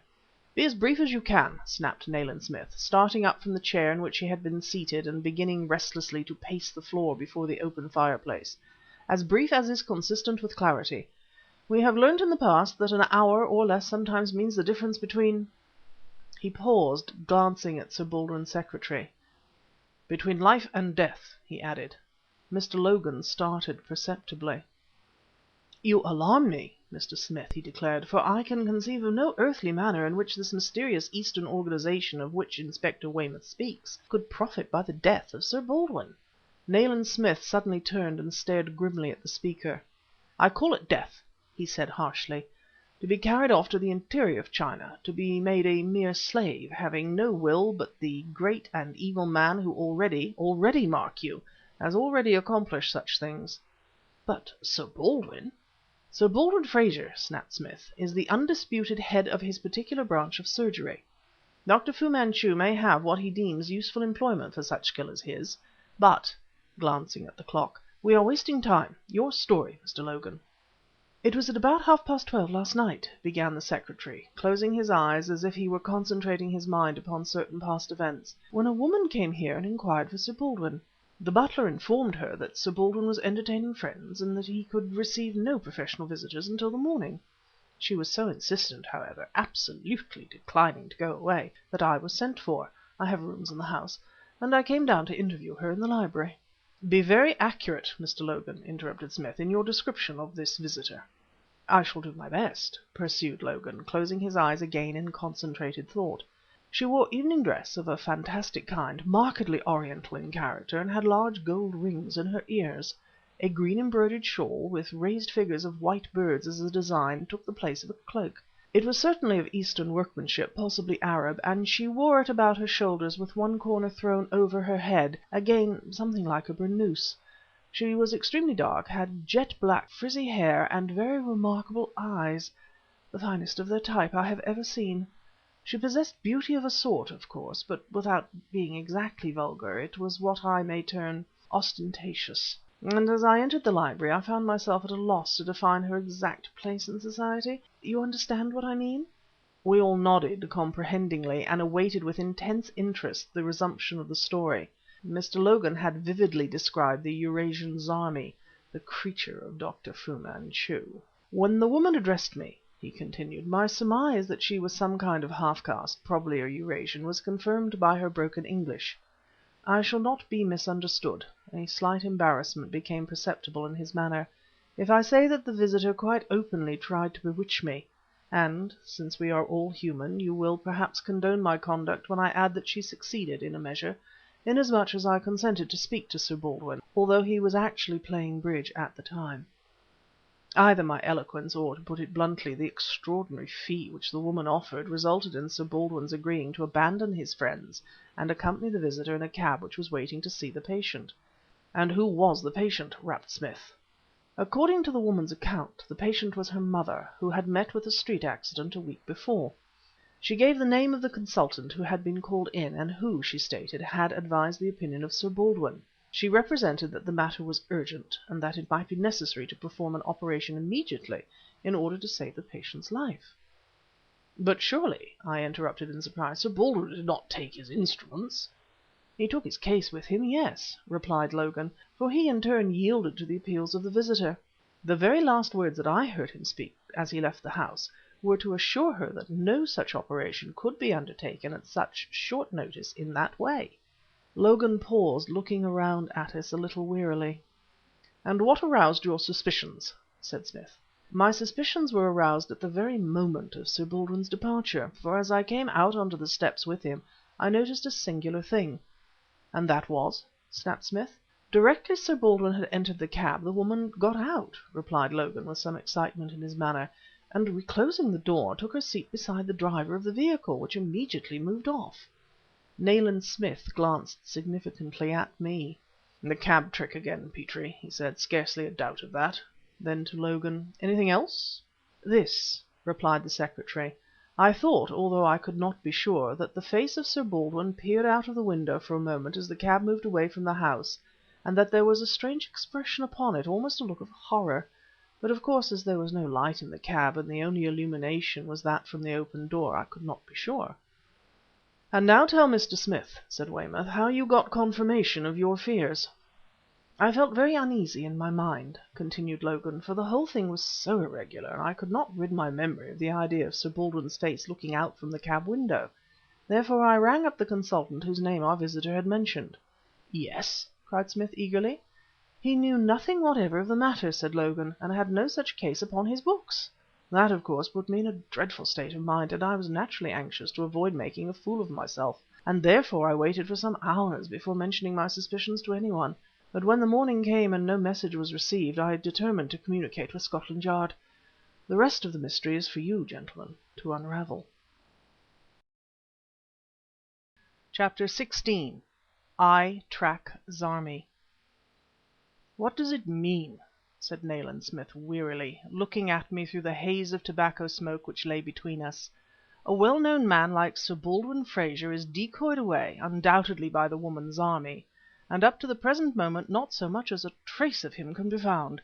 It is mortifying to think that with all the facilities of New Scotland Yard at our disposal we cannot trace that damnable cab. We cannot find the headquarters of the group. We cannot move. To sit here inactive whilst Sir Baldwin Frazer, God knows for what purpose, is perhaps being smuggled out of the country, is maddening, maddening!" Then glancing quickly across to me, "To think—" I rose from my chair, head averted. A tragedy had befallen me which completely overshadowed all other affairs, great and small. Indeed, its poignancy was not yet come to its most acute stage; the news was too recent for that. It had numbed my mind, dulled the pulsing life within me. The SS Nicobar, of the Oriental Navigation Line, had arrived at Tilbury at the scheduled time. My heart leaping joyously in my bosom, I had hurried on board to meet Karamaneh. I have sustained some cruel blows in my life, but I can state with candor that this which now befell me was by far the greatest and the most crushing I had ever been called upon to bear, a calamity dwarfing all others which I could imagine. She had left the ship at Southampton, and had vanished completely. "Poor old Petrie!" said Smith, and clapped his hands upon my shoulders in his old impulsive, sympathetic way. "Don't give up hope. We are not going to be beaten." "Smith," I interrupted bitterly, "what chance have we? What chance have we? We know no more than a child unborn where these people have their hiding place, and we haven't a shadow of a clue to guide us to it." His hands resting upon my shoulders, and his gray eyes looking straightly into mine. "I can only repeat, old man," said my friend, "don't abandon hope. I must leave you for an hour or so, and when I return, possibly I may have some news." For long enough after Smith's departure I sat there, companioned only by wretched reflections. Then, further inaction seemed impossible. To move, to be up and doing, to be seeking, questing, became an imperative necessity. Muffled in a heavy traveling coat, I went out into the wet and dismal night, having no other plan in mind than that of walking on through the rain-swept streets, on and always on, in an attempt, vain enough, to escape from the deadly thoughts that pursued me. Without having the slightest idea that I had done so, I must have walked along the Strand, crossed Trafalgar Square, proceeded up the Haymarket to Piccadilly Circus, and commenced to trudge along at the Oriental rugs displayed in Messrs. Liberty's window, when an incident aroused me from the apathy of sorrow in which I was sunken. "Tell the cab feller to drive to the north side of Wandsworth Common," said a woman's voice, a voice speaking in broken English, a voice which electrified me, had me alert and watchful in a moment. I turned as the speaker, entering a taxi cab that was drawn up by the pavement, gave these directions to the door porter, who with open umbrella was in attendance. Just one glimpse I had of her as she stepped into the cab, but it was sufficient. Indeed, the voice had been sufficient. All that sinuous shape and that lithe, swaying movement of the hips removed all doubt. It was Zarmi! As the cab moved off, I ran out into the middle of the road where there was a rank, and sprang into the first taxi waiting there. "Follow the cab ahead!" I cried to the man, my voice quivering with excitement. "Look! You can see the number. There can be no mistake. But don't lose it for your life. It's worth a sovereign to you." The man, warming to my mood, cranked his engine rapidly and sprang to the wheel. I was wild with excitement now, and fearful lest the cab ahead should have disappeared. But fortune seemingly was with me for once, and I was not 20 yards behind when Zarmi's cab turned the first corner ahead.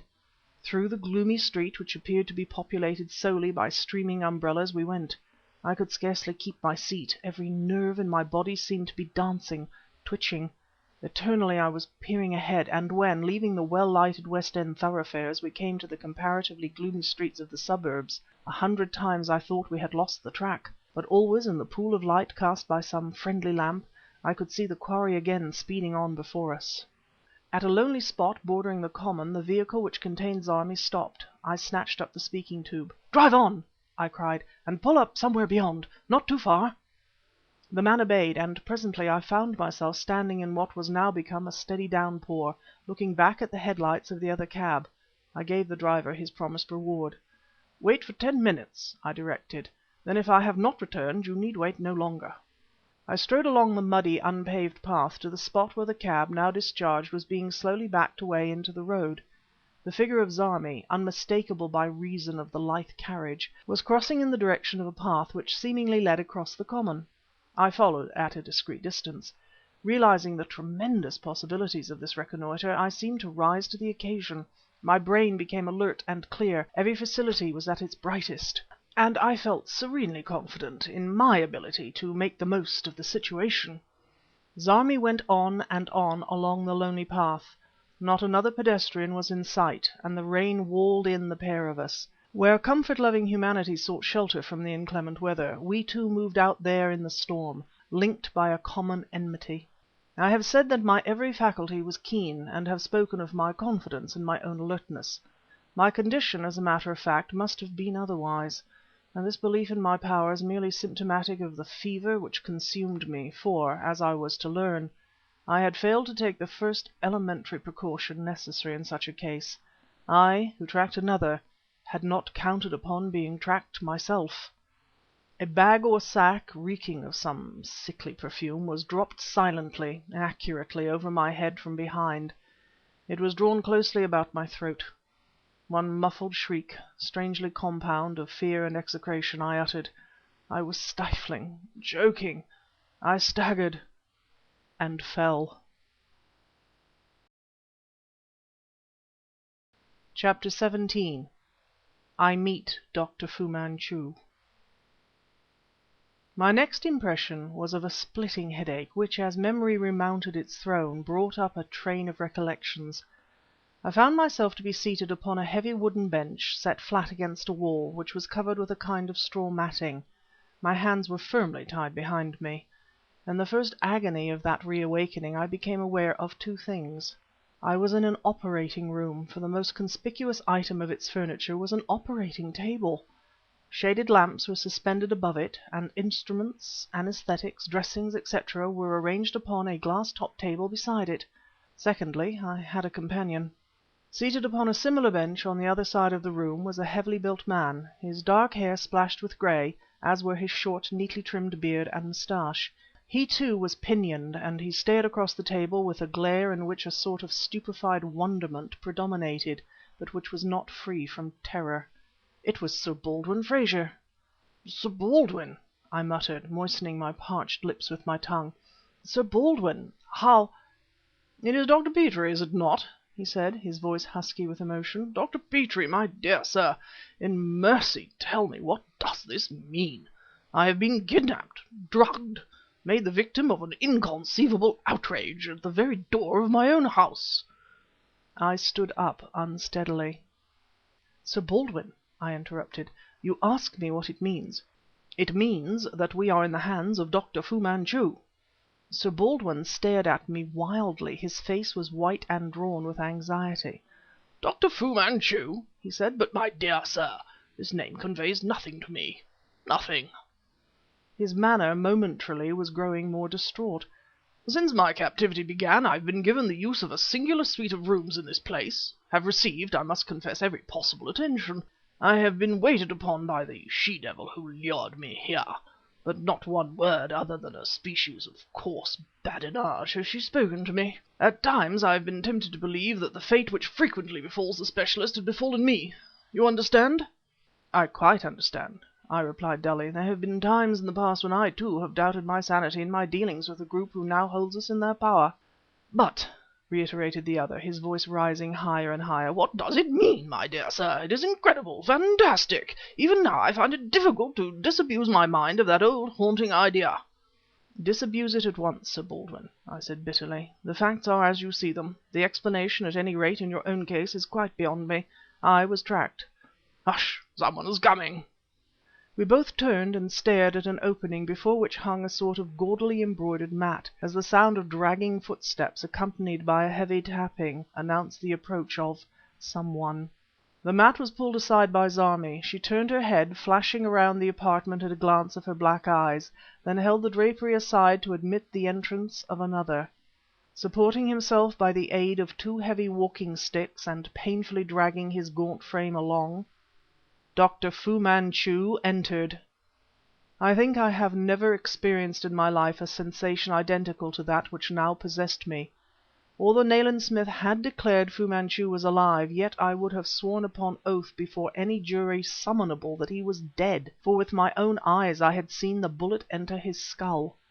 Now, whilst I crouched against the matting covered wall, teeth tightly clenched and my very hair quivering upon my scalp, he dragged himself laboriously across the room, the sticks going tap, tap, tap upon the floor, and the tall body, enveloped in a yellow robe, bent grotesquely, gruesomely, with every effort which he made.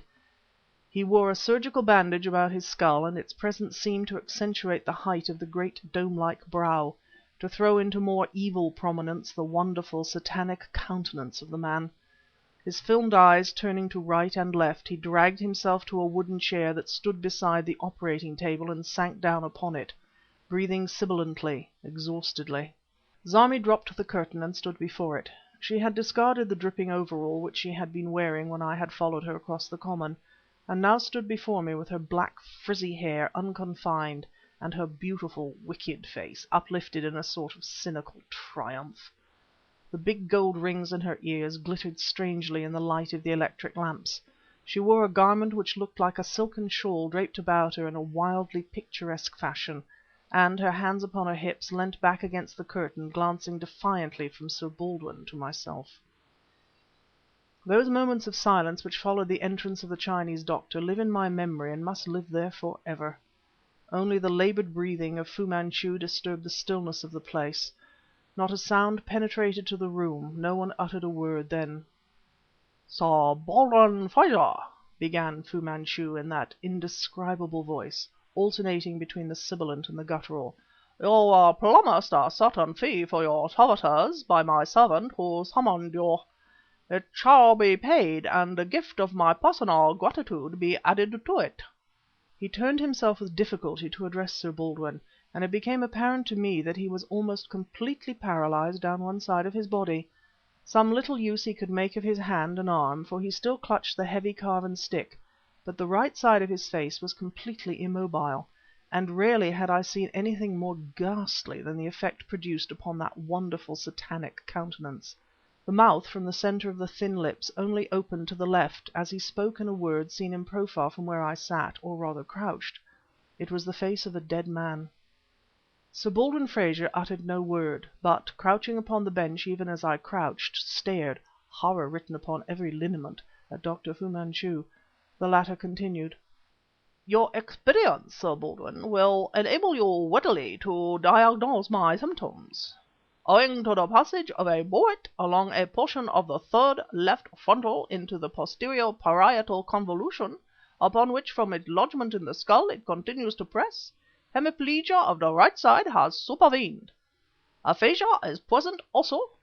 The effort of speech was ghastly. Beads of perspiration dewed Fu Manchu's brow, and I marvelled at the iron will of the man, whereby alone he forced his half-numbed brain to perform its function. He seemed to select his words elaborately, and by this monstrous effort of will to compel his partially paralyzed tongue to utter them. Some of the syllables were slurred, but nevertheless distinguishable. It was a demonstration of sheer force, unlike any I had witnessed, and it impressed me unforgettably. "The removal of this ingenious particle," he continued, "would be an operation which I myself could undertake to perform successfully upon another. It is a matter of some delicacy, as you, Sir Baldwin," and, slowly, horribly turning the half-dead and half-living head towards me, "you, Dr. Petrie, will appreciate. In the event of clumsy surgery, death may supervene. Failing this, permanent hemiplegia, or..." The film lifted from the green eyes, and for a moment they flickered with transient horror, "idiocy. Any one of 3 of my pupils whom I might name could perform this operation with ease, but their services are not available. Only one English surgeon occurred to me in this connection, and you, Sir Baldwin," again he slowly turned his head, "were he. Dr. Petrie will act as anaesthetist, and, your duties completed, you shall return to your home richer by the amount stipulated. I have suitably prepared myself for the operation, and I can assure you of the soundness of my heart. I may advise you, Dr. Petrie," again turning to me, "that my constitution is inured to the use of opium. You will make due allowance for this. Mr. Li King Su, a graduate of Canton, will act as dresser." He turned laboriously to Zarmi. She clapped her hands and held the curtain aside. A perfectly immobile Chinaman, whose age I was unable to guess, and who wore a white overall, entered, bowed composedly to Fraser and myself, and began in a matter-of-fact way to prepare the dressings. Chapter 18. Queen of Hearts. "Sir Baldwin Fraser," said Fu Manchu, interrupting a wild outburst from the former, "your refusal is dictated by insufficient knowledge of your surroundings. You found yourself in a place strange to you, a place to which no clue can lead your friends, in the absolute power of a man, myself, who knows no law other than his own, and that of those associated with him. Virtually, Sir Baldwin, you stand in China, and in China we know how to exact obedience. You will not refuse, for Dr. Petrie will tell you something of my wire jackets and my files." I saw Sir Baldwin Fraser blanch. He could not know what I knew of the significance of those words, my wire jackets, my files, but perhaps something of my own horror communicated itself to him. "You will not refuse," continued Fu Manchu softly. "My only fear for you is that the operation may prove unsuccessful. In that event, not even my own great clemency could save you, for by virtue of your failure I should be powerless to intervene." He paused for some moments, staring directly at the surgeon. "There are those within the sound of my voice," he added sibilantly, "who would flay you alive in the lamentable event of your failure, who would cast your flayed body," he paused, waving one quivering fist above his head, "to the Lats! To the Lats!" Sir Baldwin's forehead was bathed in perspiration now. It was an incredible and gruesome situation, a nightmare become reality. But whatever my own case, I could see that Sir Baldwin Fraser was convinced. I could see that his consent would no longer be withheld. "You, my dear friend," said Fu Manchu, turning to me and resuming his studied and painful composure of manner, "will also consent." Within my heart of hearts I could not doubt him. I knew that my courage was not of a quality high enough to sustain the frightful ordeal summoned up before my imagination by those words, my files, my wire jackets. "In the event, however, of any little obstinacy," he added, "another will plead with you." A chill like that of death descended upon me, as for a second time Zarmi clapped her hands, pulled the curtain aside, and Karamaneh was thrust into the room. There comes a blank in my recollections. Long after Karamaneh had been plucked out again by the two muscular brown hands which clutched her shoulders from the darkness beyond the doorway, I seemed to see her standing there, in her close-fitting traveling dress. Her hair was unbound, dishevelled, her lovely face pale to the lips, and her eyes, her glorious, terror-bright eyes, looked fully into mine. Not a word did she utter, and I was stricken dumb as one who has plucked the flower of silence.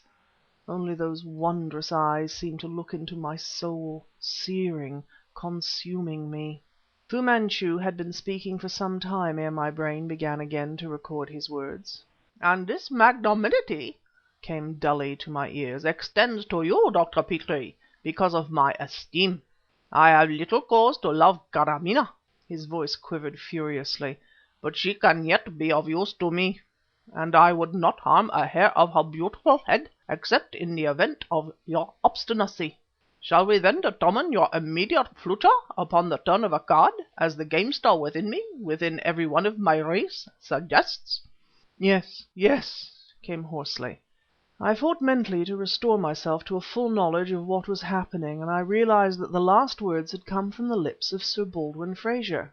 "Dr. Petrie," Frazer said, still in the same hoarse, unnatural voice, "what else can we do? At least take the chance of recovering your freedom, for how otherwise can you hope to serve your friend?" "God knows," I said dully, "do as you wish," and cared not to what I had agreed.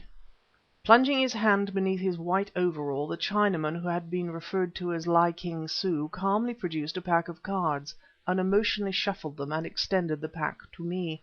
I shook my head grimly, for my hands were tied. Picking up a lancet from the table, the Chinaman cut the cords which bound me, and again extended the pack. I took a card and laid it on my knee without even glancing at it. Fu-Manchu, with his left hand in turn selected a card, looked at it, and then turned its face towards me. "It would seem, Dr. Petrie," he said calmly, "that you are fated to remain here as my guest. You will have the felicity of residing beneath the same roof as Karamaneh." The card was the Knave of Diamonds. Conscious of a sudden excitement, I snatched up the card from my knee. It was the Queen of Hearts! For a moment I tasted exultation, then I tossed it upon the floor. I was not fool enough to suppose that the Chinese doctor would pay his debt of honor and release me. "Your star above mine," said Fu Manchu, his calm unruffled. "I place myself in your hands, Sir Baldwin." Assisted by his unemotional compatriot, Fu Manchu discarded the yellow robe, revealing himself in a white singlet in all his gaunt ugliness, and extended his frame upon the operating table. Li King Su ignited the large lamp over the head of the table, and from his case took out a tripine. "Other points for your guidance from my own considerable store of experience are written out clearly in the notebook which lies upon the table." His voice now was toneless, emotionless, as though his part in the critical operation about to be performed were that of a spectator. No trace of nervousness, of fear, could I discern. His pulse was practically normal. How I shuddered as I touched his yellow skin! How my very soul rose up in revolt! "There is the bullet. Quick! Steady, Petrie!" Sir Baldwin Frazer, keen, cool, deft, was metamorphosed, was the enthusiastic, brilliant surgeon whom I knew and revered, and another than the nerveless captive who, but a few moments ago, had stared panic-stricken at Dr. Fu Manchu. Although I had met him once or twice professionally, I had never hitherto seen him operate, and his method was little short of miraculous. It was stimulating, inspiring. With unerring touch he whittled madness, death, from the very throne of reason, of life. Now was the crucial moment of his task, and with its coming, every light in the room suddenly failed, went out. "My God!" whispered Frazer in the darkness. "Quick! quick! Lights! A match! A candle! Something! Anything!" There came a faint click, and a beam of white light was directed steadily upon the patient's skull. Li King Su, unmoved, held an electric torch in his hand. Frazer and I set to work in a fierce battle to fend off Death, who already outstretched his pinions over the insensible man, to fend off Death from the arch-murderer, the enemy of the white races, who lay there at our mercy. "It seems you want to pick me up," said Zarmi. Sir Baldwin Frazer collapsed into the cane armchair. Only a matting curtain separated us from the room wherein he had successfully performed perhaps the most wonderful operation of his career. "I could not have lasted out another 30 seconds, Petrie," he whispered. "The events which led up to it had exhausted my nerves, and I had no reserve to call upon. If that last—" He broke off, the sentence uncompleted, and eagerly seized the tumbler containing brandy and soda, which the beautiful, wicked-eyed Eurasian passed to him. She turned and prepared a drink for me, with the insolent insouciance which never deserted her. I emptied the tumbler at a draught. Even as I set the glass down, I realized too late that it was the first drink I had ever permitted to pass my lips within an abode of Dr. Fu-Manchu. I started to my feet. "Frazer," I muttered, "we have been drugged. We—" "You sit down," came Zarmi's husky voice, and I felt her hands upon my breast, pushing me back into my seat. "You very tired. You go to sleep." "Petrie! Dr. Petrie!" The words broke in through the curtain of unconsciousness. I strove to arouse myself. I felt cold and wet.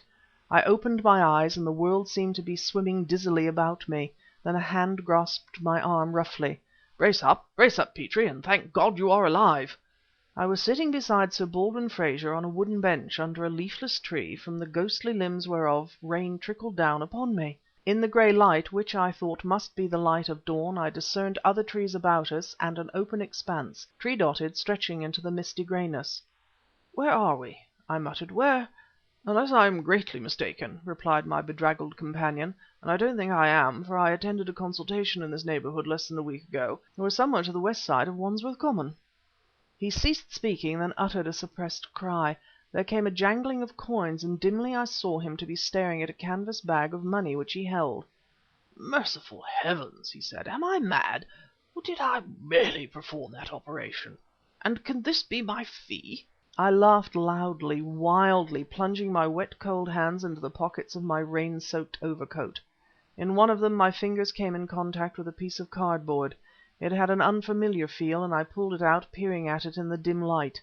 "Well, I'm damned!" muttered Frazer. "Then I'm not mad after all!" It was the Queen of Hearts. Chapter 19. Zagazig. Fully 2 weeks elapsed ere Nayland Smith's arduous labours at last met with a slight reward. For a moment the curtain of mystery surrounding the Si Fan was lifted, and we had a glimpse of that organization's elaborate mechanism. I cannot better commence my relation of the episodes associated with the Zagazig's cryptogram than from the moment when I found myself bending over a prostrate form extended upon the table in the Inspector's room at the River Police Depôt. It was that of a man who looked like a Lascar, who wore an ill-fitting slop-shop suit of blue, soaked and stained and clinging hideously to his body. His dank black hair was streaked upon his low brow, and his face, although it was not notable for a sort of evil leer, had assumed in death another and more dreadful expression. Asphyxiation had accounted for his end beyond doubt, but there were marks about his throat of clutching fingers, his tongue protruded, and the look of the dead eyes was appalling. "He was amongst the piles upholding the old wharf at the back of the Joy Shop," said Smith tersely, turning to the police officer in charge. "Exactly," was the reply. "The incoming tide had jammed him right up under a crossbeam." "What time was that?" "Well, at high tide last night. Hewson, returning with the 10 o'clock boat, noticed the moonlight glittering upon the knife." The knife to which the Inspector referred possessed a long, curved blade of a kind with which I had become terribly familiar in the past. The dead man still clutched the hilt of the weapon in his right hand, and it now lay with the blade resting crosswise upon his breast. I stared in a fascinated way at this mysterious and tragic flotsam of old Thames. Glancing up, I found Nayland Smith's grey eyes watching me. "You see the mark, Petrie?" he snapped. I nodded. The dead man upon the table was a Burmese dacoit. "What do you make of it?" I said slowly. "At the moment," replied Smith, "I scarcely know what to make of it. You are agreed with the divisional surgeon that the man, unquestionably a dacoit, died, not from drowning, but from strangulation. From evidence we have heard, it would appear that the encounter which resulted in the body being hurled into the river actually took place upon the wharf end beneath which he was found. And we know that a place formerly used by the Si Fan group, in other words by Dr. Fu-Manchu, adjoins the wharf. I am tempted to believe that this," he nodded towards the ghastly and sinister object upon the table, "was a servant of the Chinese doctor. In other words, we see before us one whom Fu-Manchu has rebuked for some shortcoming." I shuddered coldly. Familiar as I should have been with the methods of the dread Chinaman, with his callous disregard of human suffering, of human life, of human law, I could not reconcile my ideas, the ideas of a modern, ordinary, middle class practitioner, with these Far Eastern devilries which were taking place in London. Even now I sometimes found myself doubting the reality of the whole thing, found myself reviewing the history of the Eastern doctor and of the horrible group of murderers surrounding him, with an incredulity almost unbelievable in one who had actually been in contact, not only with the servants of the Chinaman, but with the sinister Fu-Manchu himself. Then, to restore me to grips with reality, would come the thought of Karamaneh, of the beautiful girl whose love had brought me seemingly endless sorrow, and whose love for me had brought her once again into the power of that mysterious, implacable being. This thought was enough. With its coming, fantasy vanished, and I knew that the dead dacoit, his great curved knife yet clutched in his hand, the yellow menace hanging over London, over England, over the civilized world, the absence, the heart-breaking absence of Karamaneh, all were real, all were true, all were part of my life. Nayland Smith was standing staring vaguely before him and tugging at the lobe of his left ear. "Come along," he snapped suddenly. "We have no more to learn here. The clue of the mystery must be sought elsewhere." There was that in his manner whereby I knew that his thoughts were far away. As we filed out from the River Police Depôt to the cab which awaited us, pulling from his overcoat pocket a copy of a daily paper, "Have you seen this, Weymouth?" he demanded. With a long, nervous index finger he indicated a paragraph on the front page which appeared under the heading of "Personal." Weymouth bent frowningly over the paper, holding it close to his eyes, for this was a gloomy morning and the light of the cab was poor. "Such things don't enter into my sphere, Mr. Smith," he replied, "but no doubt the proper department at the Yard have seen it." "I know they have seen it," snapped Smith, "but they have also been unable to read it." Weymouth looked up in surprise. "Indeed," he said. "Are you interested in this, then?" "Very. Have you any suggestion to offer respecting it?" Moving from my seat, I also bent over the paper and read, in growing astonishment, the following: Zagazig, Z-A-G-A, semicolon, Z, colon, I-G-A-A-A-G-A-Z,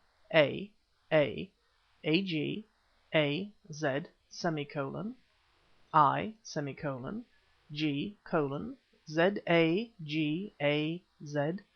semicolon, I, colon, G, semicolon, Z, comma, A, semicolon, G-G, Z-I, semicolon, G, semicolon, Z, comma, A-G, colon, A-Z, I, semicolon, G, colon, Z-A-G, semicolon, A, colon, Z, comma, I-G, colon, Z, comma, A-G, comma, A, colon, Z, comma, I-G, full stop. This is utterly incomprehensible. It can be nothing but some foolish practical joke. It consists merely of the word Zagazig repeated 6 or 7 times, which can have no possible significance. "Can't it?" snapped Smith. "Well," I said, "what has Zagazig to do with Fu-Manchu, or to do with us?" "Zagazig, my dear Petrie, is a very unsavoury Arab town in Lower Egypt, as you know." He returned the paper to the pocket of his overcoat, and noting my bewildered glance, burst into one of his sudden laughs. "You think I'm talking nonsense," he said, "but as a matter of fact that message in the paper has been puzzling me since it appeared yesterday morning, and at last I think I see the light." He pulled out his pipe and began rapidly to load it. "I have been growing careless of late, Petrie," he continued, and no hint of merriment remained in his voice. His gaunt face was drawn grimly, and his eyes glittered like steel. "In future I must avoid going out alone at night as much as possible." Inspector Weymouth was staring at Smith in a puzzled way, and certainly I was every whit as mystified as he. "I am disposed to believe," said my friend in his rapid, incisive way, "that the dacoit met his end at the hands of a tall man, possibly dark and almost certainly clean shaven. If this missing personage wears, on chilly nights, a long tweed travelling coat and affects soft grey hats of the Stetson pattern, I shall not be surprised." Weymouth stared at me in frank bewilderment. "By the way, Inspector," added Smith, a sudden gleam of inspiration entering his keen eyes, "did I not see that the SS Andaman arrived recently?" "The Oriental Navigation Company's boat?" inquired Weymouth in a hopeless tone. "Yes, she docked yesterday evening." "If Jack Forsyth is still chief officer I shall look him up," declared Smith. "You recall his brother, Petrie?" "Naturally, since he was done to death in my presence," I replied, for the words awoke memories of one of Dr. Fu-Manchu's most ghastly crimes, always associated in my mind with the cry of a night hawk. "The divine afflatus should never be neglected," announced Nayland Smith didactically, wild though its promptings may seem. Chapter 20. The Note on the Door. I saw little of Nayland Smith for the remainder of that day. Presumably he was following those promptings to which he had referred, although I was unable to conjecture whither they were leading him. Then, towards dusk, he arrived in a perfect whirl, figuratively sweeping me off my feet. "Get your coat on, Petrie," he cried. "You forget that we have a most urgent appointment." Beyond doubt I had forgotten that we had any appointment whatever that evening, and some surprise must have shown on my face, for "Really, you are becoming very forgetful," my friend continued. "You know we can no longer trust the 'phone. I have to leave certain instructions for Weymouth at the rendezvous." There was a hidden significance in his manner, and, my memory harking back to an adventure which we had shared in the past, I suddenly glimpsed the depths of my own stupidity. He suspected the presence of an eavesdropper! Yes, incredible though it might appear, we were spied upon in the New Louvre. Agents of the Si Fan of Dr. Fu-Manchu were actually within the walls of the great hotel. We hurried out into the corridor and descended by the lift to the lobby.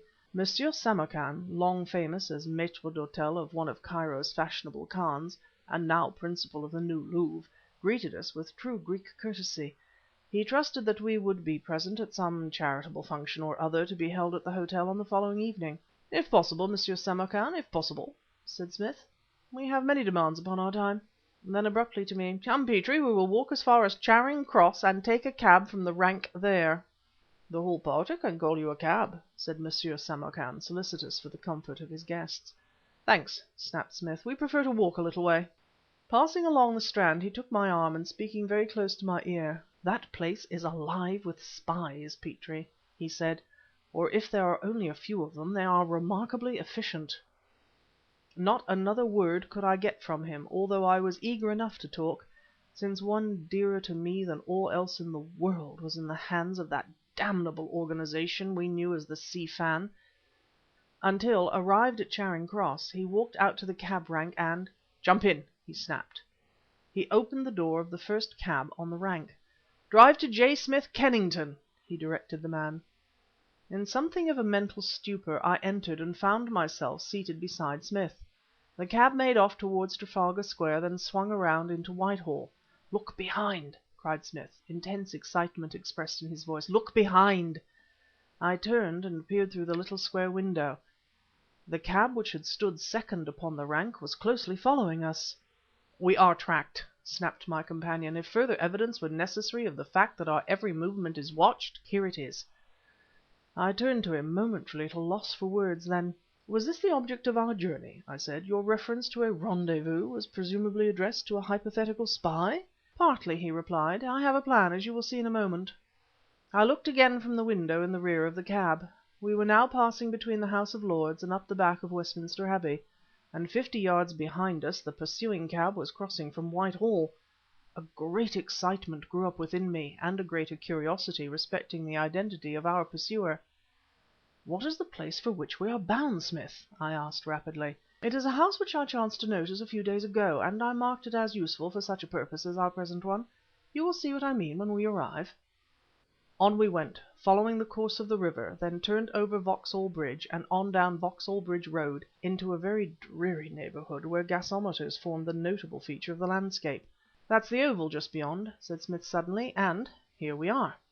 In a narrow cul de sac, which apparently communicated with the boundary of the famous cricket ground, the cabman pulled up. Smith jumped out and paid the fare. "Pull back into that court with the iron posts," he directed the man, "and wait there for me." Then, "Come on, Petrie," he snapped. Side by side we entered the wooden gate of the small detached house, or more properly cottage, and passed up the tiled path toward a sort of side entrance which apparently gave access to the tiny garden.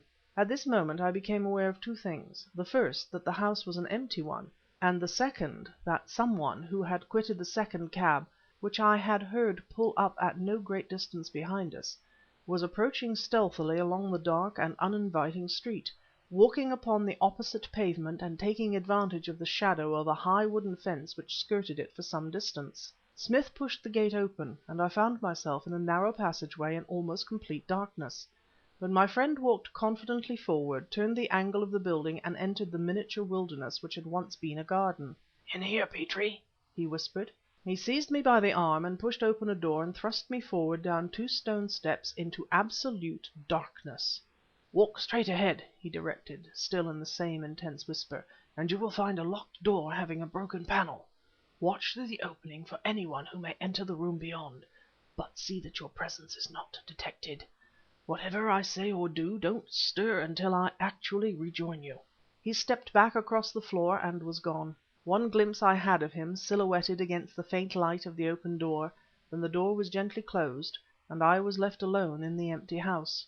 Smith's methods frequently surprised me, but always in the past I had found that they were dictated by sound reasons. I had no doubt that an emergency unknown to me dictated his present course, but it was with my mind in a wildly confused condition that I groped for and found the door with the broken panel, and that I stood there in the complete darkness of the deserted building, listening.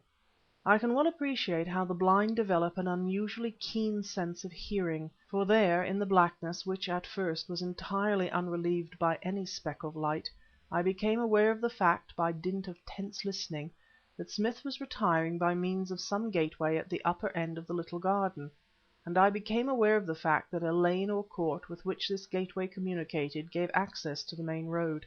Faintly I heard our discharged cab backing out from the cul-de-sac, then from some nearer place came Smith's voice speaking loudly. "Come along, Petrie!" he cried. "There is no occasion for us to wait. Weymouth will see the note pinned on the door." I started, and was about to stumble back across the room when, as my mind began to work more clearly, I realized that the words had been spoken as a ruse, a favorite device of Nayland Smith's. Rigidly I stood there and continued to listen. "All right, cabman," came more distantly now. "Back to the New Louvre. Jump in, Petrie." The cab went rattling away, as a faint light became perceptible in the room beyond the broken panel. Hitherto I had been able to detect the presence of this panel only by my sense of touch, and by means of a faint draught which blew through it. Now it suddenly became clearly perceptible. I found myself looking into what was evidently the principal room of the house, a dreary apartment with tatters of paper hanging from the walls, and litter of all sorts lying about upon the floor and in the rusty fireplace. Someone had partly raised the front window and opened the shutters.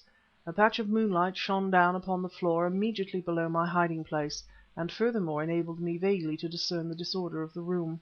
A bulky figure showed silhouetted against the dirty panes. It was that of a man who, leaning upon the window sill, was peering intently in. Silently he had approached, and silently had raised the sash and opened the shutters. For 30 seconds or more he stood so, moving his head from right to left, and I watched him through the broken panel, almost holding my breath with suspense. Then, fully raising the window, the man stepped into the room and, first reclosing the shutters, suddenly flashed the light of an electric lamp all about the place. I was enabled to discern him more clearly, this mysterious spy who tracked us from the moment we had left the hotel. He was a man of portly build, wearing a heavy fur-lined overcoat and having a soft felt hat, the brim turned down so as to shade the upper part of his face. Moreover, he wore his fur collar turned up, which served further to disguise him, since it concealed the greater part of his chin. But the eyes, which were now searching every corner of the room, the alert, dark eyes, were strangely familiar. The black moustache, the clear-cut, aquiline nose, confirmed the impression. Our follower was Monsieur Samarkan, manager of the New Louvre. I suppressed a gasp of astonishment. Small wonder that our plans had leaked out. This was a momentous discovery indeed. And as I watched the portly Greek, who was not only one of the most celebrated maîtres d'hôtel in Europe, but also a creature of Dr. Fu-Manchu, he cast the light of his electric lamp upon a note attached by means of a drawing pin to the inside of the room door. I immediately divined that my friend must have pinned the note in its place earlier in the day. Even at that distance I recognized Smith's neat, illegible writing. Samarkan quickly scanned the message scribbled upon the white page, then, exhibiting an agility uncommon in a man of his bulk, he threw open the shutters again, having first replaced his lamp in his pocket, climbed out into the little front garden, reclosed the window, and disappeared. A moment I stood lost to my surroundings, plunged in a sea of wonderment concerning the damnable organization which, its tentacles extending I knew not whither, since new and unexpected limbs were ever coming to light, sought no less a goal than yellow dominion of the world. I reflected how one man, Nayland Smith, alone stood between this powerful group and the realization of their project, when I was aroused by a hand grasping my arm in the darkness. I uttered a short cry, of which I was instantly ashamed, for Nayland Smith's voice came. "I startled you, eh, Petrie?" "Smith," I said, "how long have you been standing there?" "I only returned in time to see our Fenimore Cooper friend retreating through the window," he replied. "But no doubt you had a good look at him?"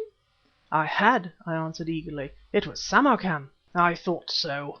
I have suspected as much for a long time." "Was this the object of our visit here?" "It was one of the objects," admitted Nayland Smith evasively. From some place not far distant came the sound of a restarted engine. "The other," he added, "was this: to enable Monsieur Samarkan to read the note which I had pinned upon the door." CHAPTER XXI. The Second Message. "Here you are, Petrie," said Nayland Smith, and he tossed across the table the folded copy of a morning paper. "This may assist you in your study of the first Zagazig message." I set down my cup and turned my attention to the personal column on the front page of the journal. A paragraph appeared therein conceived as follows: Zagazig, Z, A.G., A, semicolon, Z, colon, I, colon, G, semicolon, Z.A, G, semicolon, A, Z, semicolon, I, colon, G, Z, colon, A, semicolon, G, A, Z, I, semicolon, G, Z, A, semicolon, G, A, Z, hyphen, I, semicolon, G, hyphen, colon, A, Z, I, G. I stared across at my friend in extreme bewilderment. "But, Smith," I cried, "these messages are utterly meaningless!" "Not at all," he rapped back. "Scotland Yard thought they were meaningless at first, and I must admit that they suggested nothing to me for a long time. But the dead dacoit was the clue to the first, Petrie, and the note pinned upon the door of the house near the Oval is the clue to the second." Stupidly I continued to stare at him until he broke into a grim smile. "Surely you understand," he said. "You remember where the dead Burman was found?" "Perfectly." "You know the street along which, ordinarily, one would approach the wharf?" 3 Colt Street. 3 Colt Street, exactly. Well, on the night that the Burman met his end I had an appointment in 3 Colt Street with Weymouth. The appointment was made by 'phone from the New Louvre. My cab broke down and I never arrived. I discovered later that Weymouth had received a telegram purporting to come from me, putting off the engagement. I am aware of all this." Nayland Smith burst into a loud laugh. "You still are fogged," he cried. "Then I'm hanged if I'll pilot you any farther. You have all the facts before you. There lies the first Zagazig message, here is the second.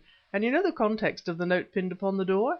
It read, if you remember: 'Remove patrol from Joy Shop neighborhood. Have a theory. Wish to visit place alone on Monday night after 1 o'clock.' Smith," I said dully, "I have a heavy stake upon this murderous game." His manner changed instantly. The tanned face grew grim and hard, but the steely eyes softened strangely.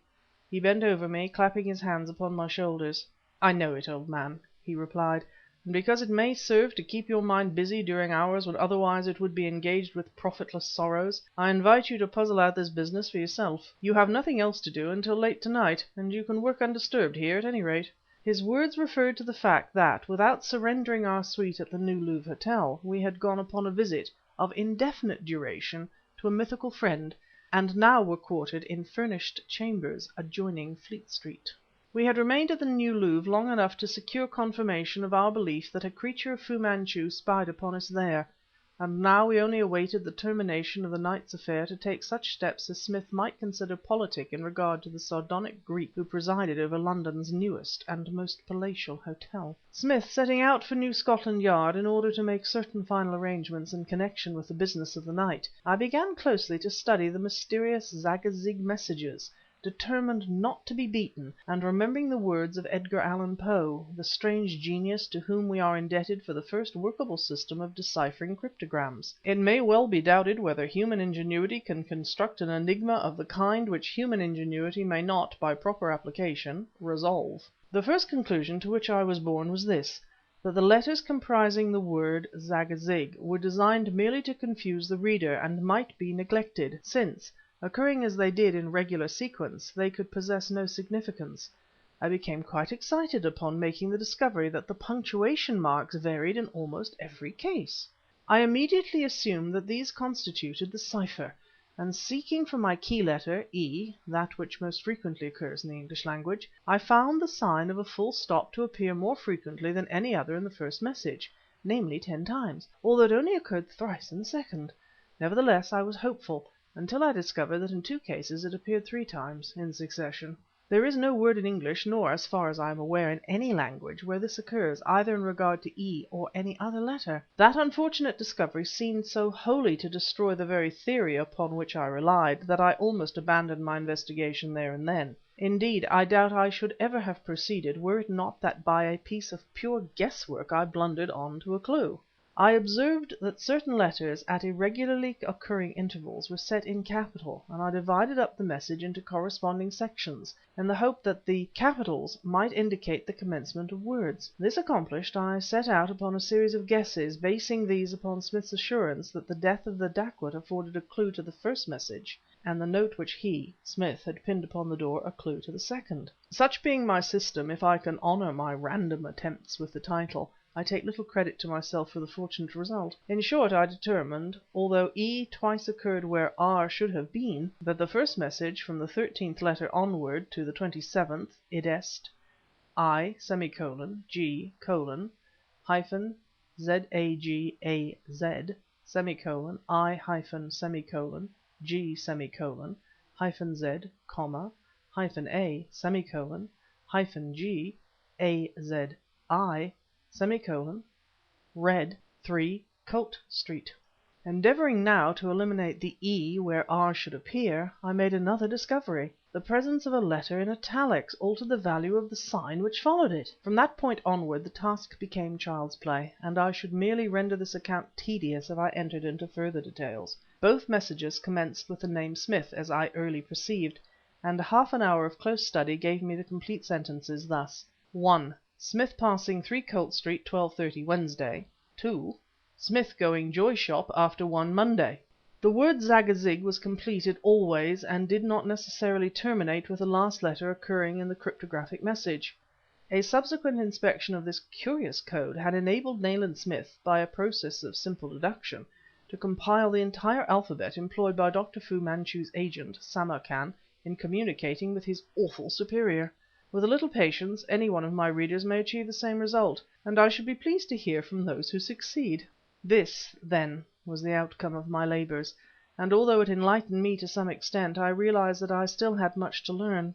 The dacoit apparently had met his death at the very hour when Nayland Smith should have been passing along 3 Colt Street, a thoroughfare with an unsavoury reputation. Who had killed him? Tonight Samarkan advised the Chinese doctor Smith would again be in the same dangerous neighbourhood. A strange thrill of excitement swept over me. I glanced at my watch. Yes, it was time for me to repair secretly to my post, for I too had business on the borders of Chinatown tonight. Chapter 22.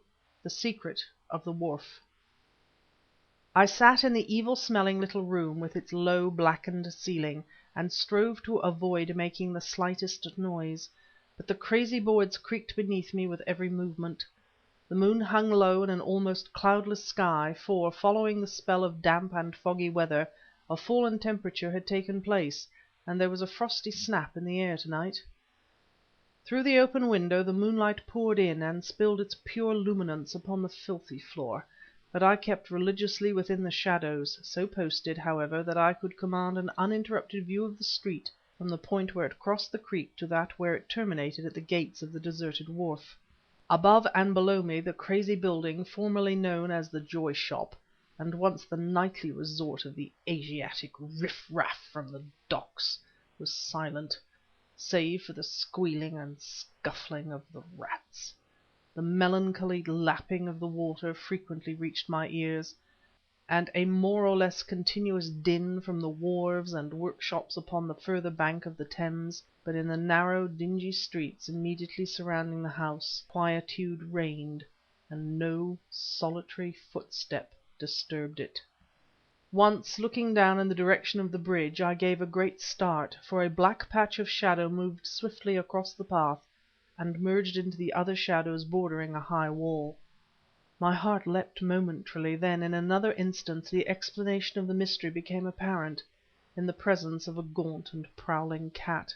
Bestowing a suspicious glance upward in my direction, the animal slunk away toward the path bordering the cutting.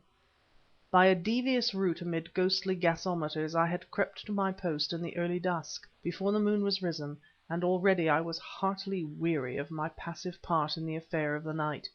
I had never before appreciated the multitudinous sounds, all of them weird and many of them horrible, which are within the compass of those great black rats who find their way to England with cargoes from Russia and elsewhere.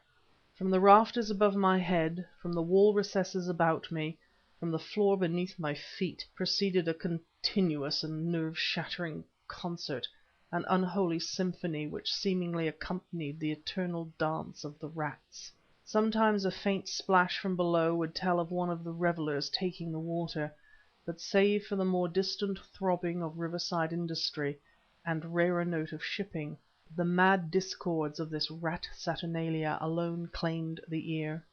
The hour was nigh now when matters should begin to develop. I followed the chimes from the clock of some church near by, I have never learnt its name, and was conscious of a thrill of excitement when they warned me that the hour was actually arrived. A strange figure appeared noiselessly from I knew not where, and stood fully within view upon the bridge crossing the cutting, peering to right and left, in an attitude of listening. It was the figure of a bedraggled old woman, grey-haired, and carrying a large bundle tied up in what appeared to be a red shawl. Of her face I could see little, since it was shaded by the brim of her black bonnet, but she rested her bundle upon the low wall of the bridge, and to my intense surprise, sat down upon it. She evidently intended to remain there. I drew back further into the darkness, for the presence of this singular old woman in such a place, and at that hour, could not well be accidental. I was convinced that the first actor in the drama had already taken the stage. Whether I was mistaken or not must shortly appear. Crisp footsteps sounded upon the roadway, distantly and from my left. Nearer they approached, and nearer. I saw the old woman, in the shadow of the wall, glance once rapidly in the direction of the approaching pedestrian. For some occult reason the chorus of the rats was stilled. Only that firm and regular tread broke the intimate silence of the dreary spot. Now the pedestrian came within my range of sight. It was Nayland Smith! He wore a long tweed overcoat with which I was familiar, and a soft felt hat, the brim pulled down all around in a fashion characteristic of him, and probably acquired during the years spent beneath the merciless sun of Burma. He carried a heavy walking cane which I knew to be a formidable weapon that he could wield to good effect. But despite the stillness about me, a stillness which had reigned uninterruptedly, save for the danse macabre of the rats, since the coming of dusk, some voice within, ignoring these physical evidences of solitude, spoke urgently of lurking assassins, of murderous Easterns armed with those curved knives which sometimes flashed before my eyes in dreams, of a deathly menace which hid in the shadows about me, in the many shadows cloaking the holes and corners of the ramshackle building, draping arches, crannies and portals to which the moonlight could not penetrate. He was abreast of the Joy Shop now, and in sight of the ominous old witch huddled upon the bridge. He pulled up suddenly and stood looking at her. Coincident with his doing so, she began to moan and sway her body to right and left as if in pain. Then, "Kind gentlemen," she whined in a sing-song voice, "thank God you came this way to help a poor old woman." "What is the matter?" said Smith tersely, approaching her. I clenched my fist. I could have cried out, I was indeed hard put to it to refrain from crying out, from warning him, but his injunctions had been explicit, and I restrained myself by great effort, preserving silence and crouching there at the window, but with every muscle tensed and a desire for action strong upon me.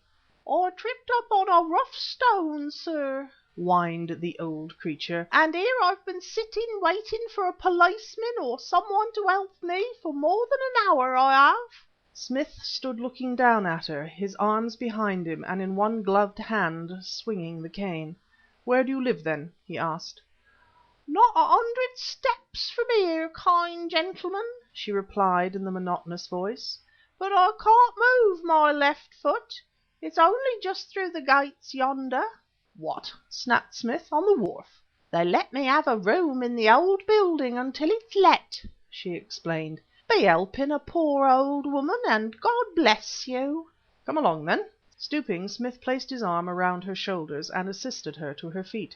She groaned as if in great pain, but gripped her red bundle and, leaning heavily upon the supporting arm, hobbled off across the bridge in the direction of the wharf gates at the end of the lane. Now at last a little action became possible, and having seen my friend push open one of the gates and assist the old woman to enter, I crept rapidly across the crazy floor, found the doorway, and with little noise, for I wore rubber-soled shoes, stole down the stairs into what had formerly been the reception room of the Joy Shop, the malodorous sanctum of the old Chinaman, John Ki. Utter darkness prevailed there, but momentarily flicking the light of a pocket lamp upon the floor before me, I discovered the further steps that were to be negotiated, and descended into the square yard which gave access to the path skirting the creek. The moonlight drew a sharp line of shadow along the wall of the house above me, but the yard itself was a well of darkness.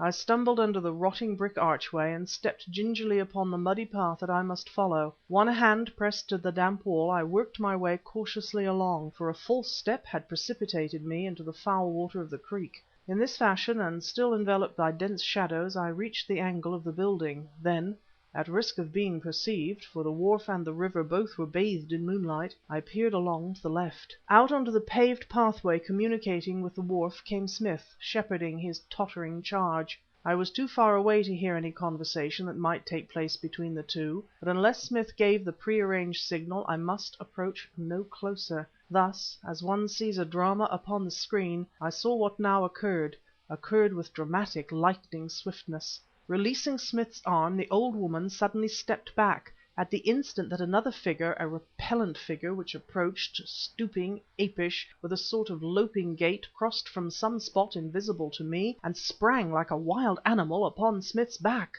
It was a Chinaman, wearing a short loose garment of the smock pattern, and having his head bare, so that I could see his pigtail coiled upon his yellow crown. That he carried a cord I perceived in the instant of his spring, and that he had whipped it about Smith's throat with unerring dexterity was evidenced by the one short strangled cry that came from my friend's lips. Then Smith was down, prone upon the crazy planking, with the ape-like figure of the Chinaman perched between his shoulders, bending forward, the wicked yellow fingers at work, tightening, tightening, tightening the strangling cord. Uttering a loud cry of horror, I went racing along the gangway which projected actually over the moving Thames waters, and gained the wharf. But, swift as I had been, another had been swifter. A tall figure, despite the brilliant moon I doubted the evidence of my sight, wearing a tweed overcoat and a soft felt hat with the brim turned down, sprang up from nowhere as it seemed, swooped upon the horrible figure squatting, simian-esque, between Smith's shoulder blades, and grasped him by the neck. I pulled up shortly, one foot set upon the wharf. The newcomer was the double of Nayland Smith! Seemingly exerting no effort whatever, he lifted the strangler in that remorseless grasp, so that the Chinaman's hands, after one quick convulsive upward movement, hung limply beside him like the paws of a rat in the grip of a terrier. "You damned murderous swine!" I heard in a repressed, savage undertone. "The knife failed, so now the cord has an innings. Go after your pal." Releasing one hand from the neck of the limp figure, the speaker grasped the Chinaman by his loose smock-like garment, swung him back once, a mighty swing, and hurled him far out into the river as one might hurl a sack of rubbish. Chapter 23 Arrest of Samarkan "As the high gods willed it," explained Nayland Smith, tenderly massaging his throat. "Mr. Forsyth, having just left the docks, chanced to pass along 3 Colt Street on Wednesday night at exactly the hour that I was expected. The resemblance between us is rather marked, and the coincidence of dress completed the illusion. That devilish Eurasian woman Zarmi, who has escaped us again of course you recognized her made a very natural mistake. Mr. Forsyth, however, made no mistake." I glanced at the chief officer of the Andaman, who sat in an armchair in our new chambers, contentedly smoking a black cheroot. "Heaven has blessed me with a pair of useful hands," said the seaman grimly, extending his horny palms. "I've an old score to settle against those yellow swine. Poor George and I were twins." He referred to his brother, who had been foully done to death by one of the creatures of Dr. Fu-Manchu. "It beats me how Mr. Smith got on the track," he added. "Pure inspiration," murmured Nayland Smith, glancing aside from the siphon wherewith he was now busy. "The Define Afflatus, the same whereby Petrie solved the Zagazig cryptogram. But," concluded Forsyth, "I am indebted to you for an opportunity of meeting the Chinese Strangler, and sending him to join the Burmese knife expert." Such, then, were the episodes that led to the arrest of Monsieur Samarkan, and my duty as a narrator of these strange matters now bears me on to the morning when Nayland Smith was hastily summoned to the prison into which the villainous Greek had been cast. We were shown immediately into the Governor's room, and were invited by that much disturbed official to be seated. The news which he had to impart was sufficiently startling. Samarkan was dead. "I have Warder Morrison's statement here," said Colonel Warrington, "if you will be good enough to read it."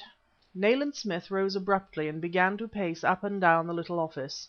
Through the open window I had a glimpse of a stooping figure in convict garb, engaged in liming the flower beds of the prison Governor's garden. "I should like to see this Warden Morrison personally," snapped my friend. "Very good," replied the Governor, pressing the bell push placed close beside his table. A man entered to stand rigidly at attention just within the doorway. "Send Morrison here," ordered Colonel Warrington. The man saluted and withdrew. As the door was reclosed the colonel sat drumming his fingers upon the table. Nayland Smith walked restlessly about tugging at the lobe of his ear, and I absently watched the convict gardener pursuing his toils. Shortly sounded a rap at the door, and "Come in!" cried Colonel Warrington. A man wearing warder's uniform appeared, saluted the Governor, and stood glancing uneasily from the colonel to Smith.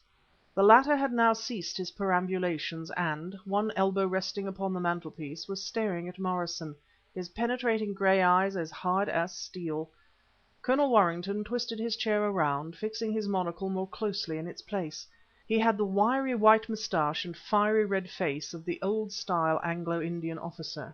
"Morrison," he said, "Commissioner Nayland Smith has some questions to put to you." The man's uneasiness palpably was growing by leaps and bounds. He was a tall and intelligent-looking fellow of military build, though spare for his height, and of unhealthy complexion. His eyes were curiously dull, and their pupils interested me professionally from the very moment of his entrance. "You were in charge of the prisoner Samarkan?" began Smith harshly. "Yes, sir," Morrison replied. "Were you the first to learn of his death?" "I was, sir. I looked through the grille in the door and saw him lying on the floor of the cell." "What time was it?" 4:30 a.m. "What did you do?" "I went into the cell and then sent for the head warder." "You realized at once that Samarkan was dead?" "At once, yes." "Were you surprised?" Nayland Smith subtly changed the tone of his voice in asking the last question, and it was evident that the veiled significance of the words was not lost upon Morrison. "Well, sir," he began, and cleared his throat nervously. "Yes or no?" snapped Smith. Morrison still hesitated, and I saw his underlip twitch. Nayland Smith, taking 2 long strides, stood immediately in front of him, glaring grimly into his face. "This is your chance," he said emphatically. "I shall not give you another. You had met Samarkan before?" Morrison hung his head for a moment, clenching and unclenching his fists. Then he looked up swiftly, and the light of a new resolution was in his eyes. "I'll take the chance, sir," he said, speaking with some emotion, "and I hope, sir," turning momentarily to Colonel Warrington, "that you'll be as lenient as you can, for I didn't know there was any harm in what I did." "Don't expect any leniency from me," cried the colonel. "If there has been a breach of discipline there will be punishment, rely upon it." "I admit the breach of discipline," pursued the man doggedly, "but I want to say, here and now, that I've no more idea than anybody else about how the—" Smith snapped his fingers irritably. "The facts, the facts!" he demanded. "What you don't know cannot help us." "Well, sir," said Morrison, clearing his throat again, "when the prisoner Samarkan was admitted, and I put him safely into his cell, he told me that he suffered from heart trouble, that he'd had an attack when he was arrested, and that he thought he was threatened with another, which might kill him." "One moment," interrupted Smith. "Is this confirmed by the police officer who made the arrest?" "It is, sir," replied Colonel Warrington, swinging his chair around and consulting some papers upon his table. "The prisoner was overcome by faintness when the officer showed him the warrant, and asked to be given some cognac from the decanter which stood in his room. This was administered, and he then entered the cab which the officer had waiting. He was taken to Bow Street, remanded, and brought here in accordance with someone's instructions." "My instructions," said Smith. "Go on, Morrison." "He told me," continued Morrison more steadily, "that he suffered from something that sounded to me like apoplexy." "Catalepsy," I suggested, for I was beginning to see the light. "That's it, sir. He said he was afraid of being buried alive. He asked me as a favor, if he should die in prison, to go to a friend of his and get a syringe with which to inject some stuff that would do away with all chance of his coming to life again after burial." "You had no right to talk to the prisoner!" roared Colonel Warrington.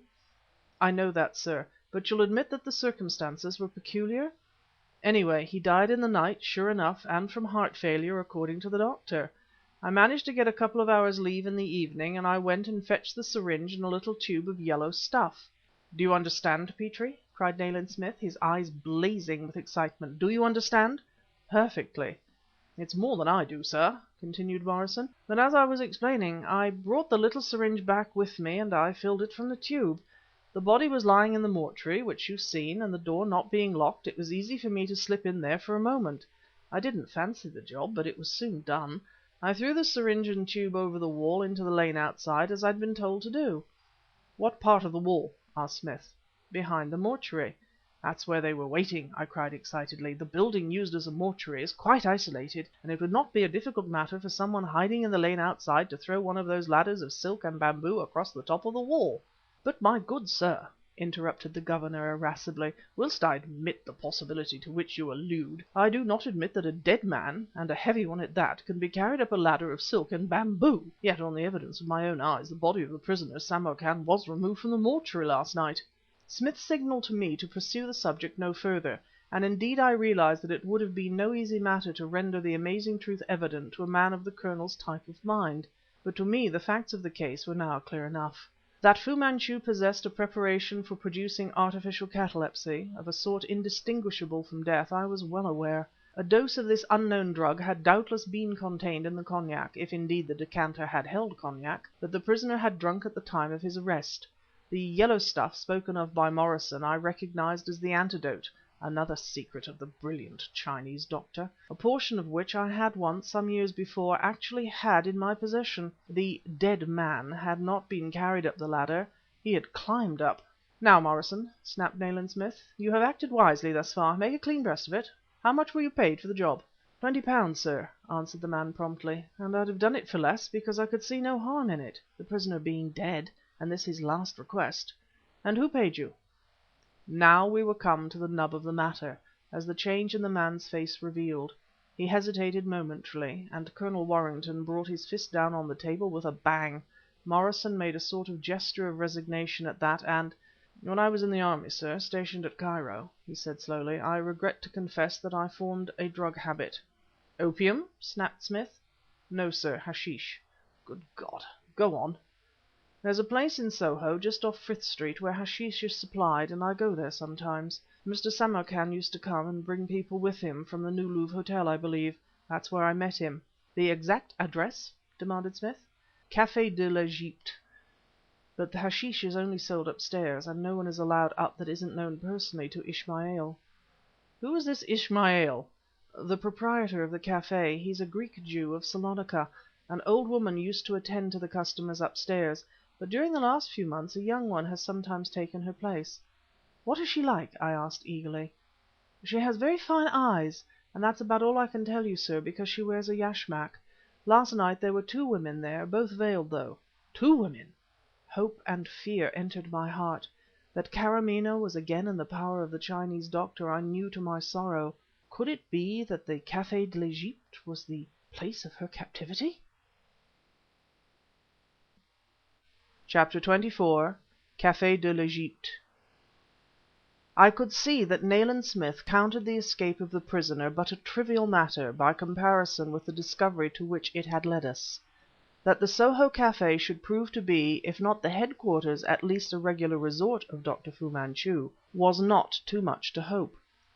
The usefulness of such a haunt was evident enough, since it might conveniently be employed as a place of rendezvous for Orientals, and furthermore enable the cunning Chinaman to establish relations with persons likely to prove of service to him. Formerly he had used an East End opium den for this purpose, and, later, the resort known as the Joy Shop. Soho hitherto had remained outside the radius of his activity, but that he should have embraced it at last was not surprising, for Soho is the Montmartre of London, and a land of many secrets. "Why," demanded Nayland Smith, "have I never been told of the existence of this place?" "That's simple enough," answered Inspector Weymouth. "Although we knew of this Café de l'Egypte, we never had the slightest trouble there. It's a Bohemian resort, where members of the French colony, some of the Chelsea art people, professional models, and others of that sort, foregather at night. I've been there myself, as a matter of fact, and I've seen people well known in the artistic world come in. It has much the same clientele as, say, the Café Royal, with a rather heavier sprinkling of Hindu students, Japanese, and so forth.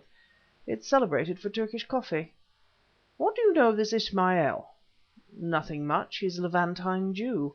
"And something more," added Smith, surveying himself in the mirror and turning to nod his satisfaction to the well-known perruquier whose services were sometimes requisitioned by the police authorities. We were ready for our visit to the Café de l'Egypte, and Smith having deemed it inadvisable that we should appear there openly, we had been transformed, under the adroit manipulation of Foster, into a pair of futurists oddly unlike our actual selves. No wigs, no false moustaches had been employed. A change of costume and a few deft touches of some water-color paint had rendered us unrecognizable by our most intimate friends. It was all very fantastic, very reminiscent of Christmas charades, but the farce had a grim, murderous undercurrent. The life of one dearer to me than life itself hung upon our success. The swamping of the white world by yellow hordes might well be the price of our failure. Weymouth left us at the corner of Frith Street.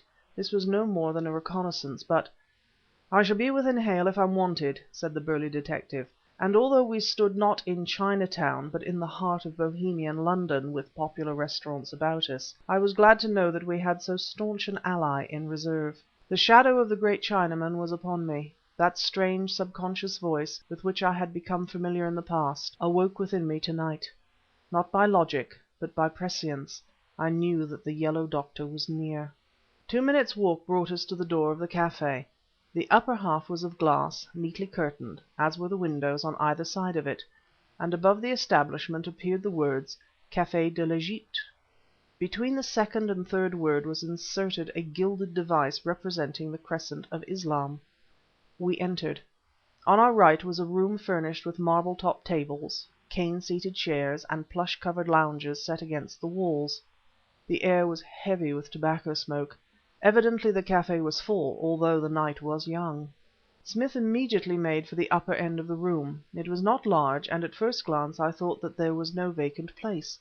Presently, however, I espied 2 unoccupied chairs, and these we took, finding ourselves facing a pale, bespectacled young man, with long, fair hair and faded eyes, whose companion, a bold brunette, was smoking one of the largest cigarettes I had ever seen in a gold and amber cigar-holder. A very commonplace Swiss waiter took our orders for coffee, and we began discreetly to survey our surroundings.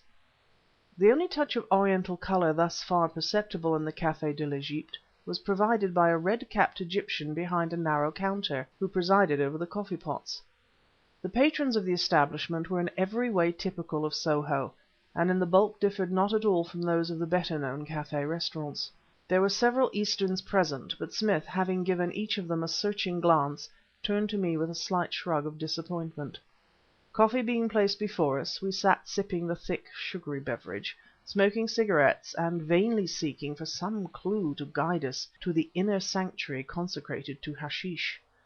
It was maddening to think that Karamaneh might be somewhere concealed in the building, whilst I sat there inert amongst this gathering whose conversation was of abnormalities in art, music, and literature.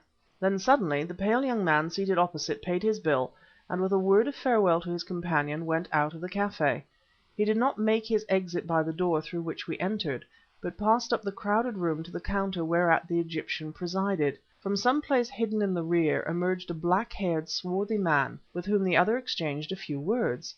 The pale young artist raised his wide-brimmed hat and was gone, through a curtained doorway on the left side of the counter. As he opened it I had a glimpse of a narrow court beyond, then the door was closed again, and I found myself thinking of the peculiar eyes of the departed visitor. Even through the thick pebbles of his spectacles, although for some reason I had thought little of the matter at the time, his oddly contracted pupils were noticeable. As the girl in turn rose and left the café, but by the ordinary door, I turned to Smith. "That man," I began, and paused. Smith was watching covertly a Hindu seated at a neighbouring table, who was about to settle his bill. Standing up, the Hindu made for the coffee counter. The swarthy man appeared out of the opening, and the Asiatic visitor went out by the door opening into the court.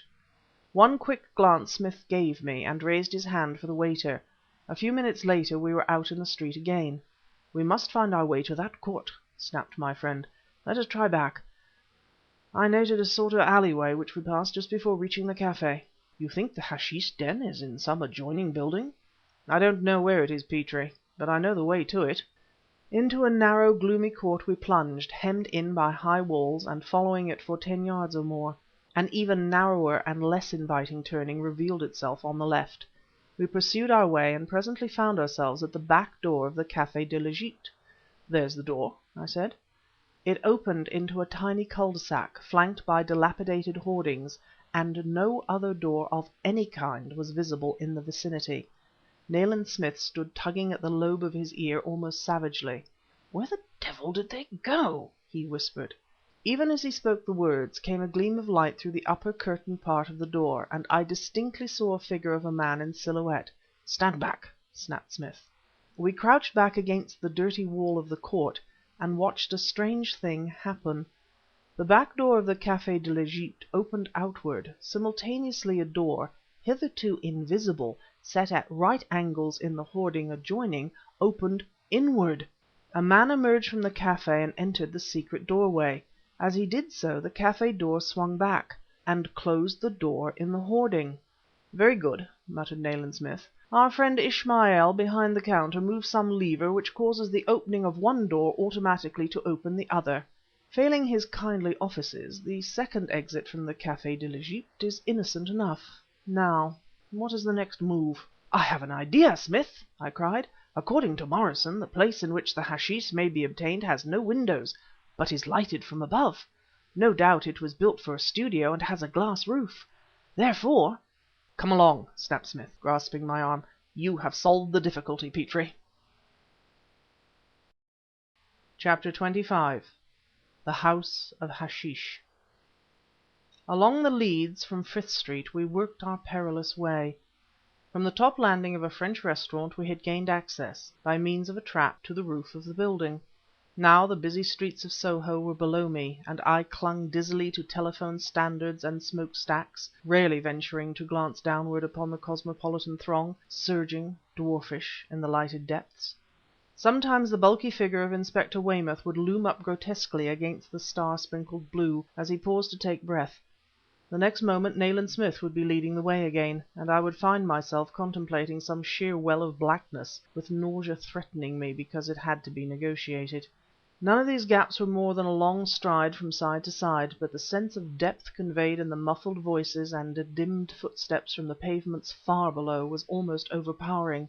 Indeed, I am convinced that for my part I should never have essayed that nightmare journey were it not that the musical voice of Karamaneh seemed to be calling to me, her little white hands to be seeking mine, blindly, in the darkness.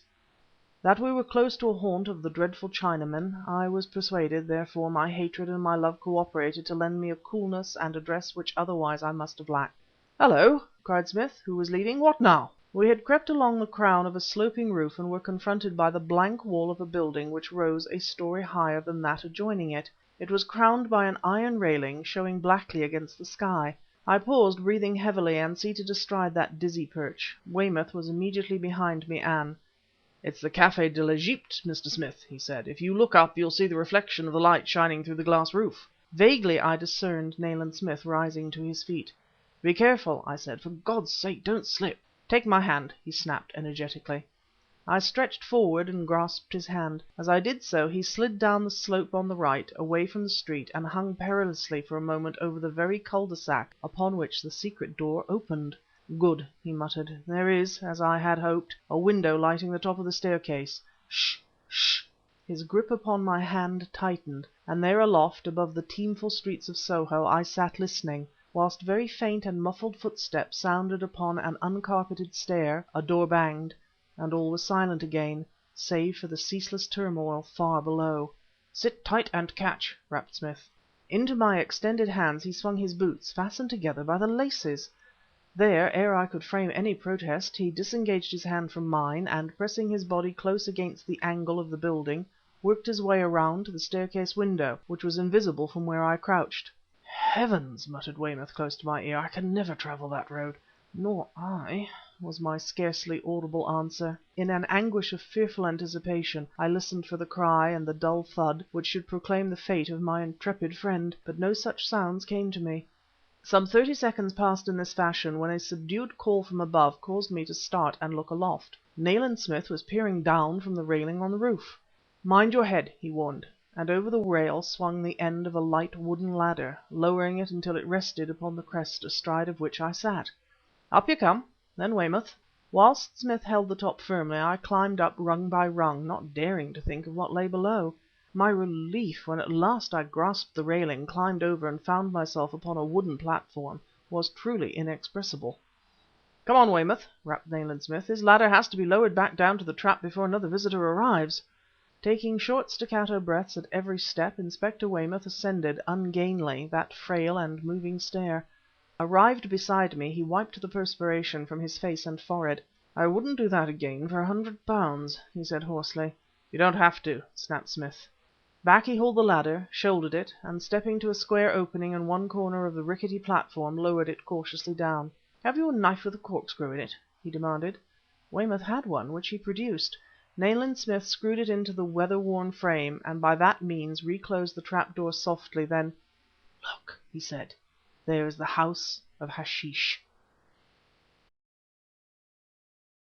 Chapter 26. The Demon's Self.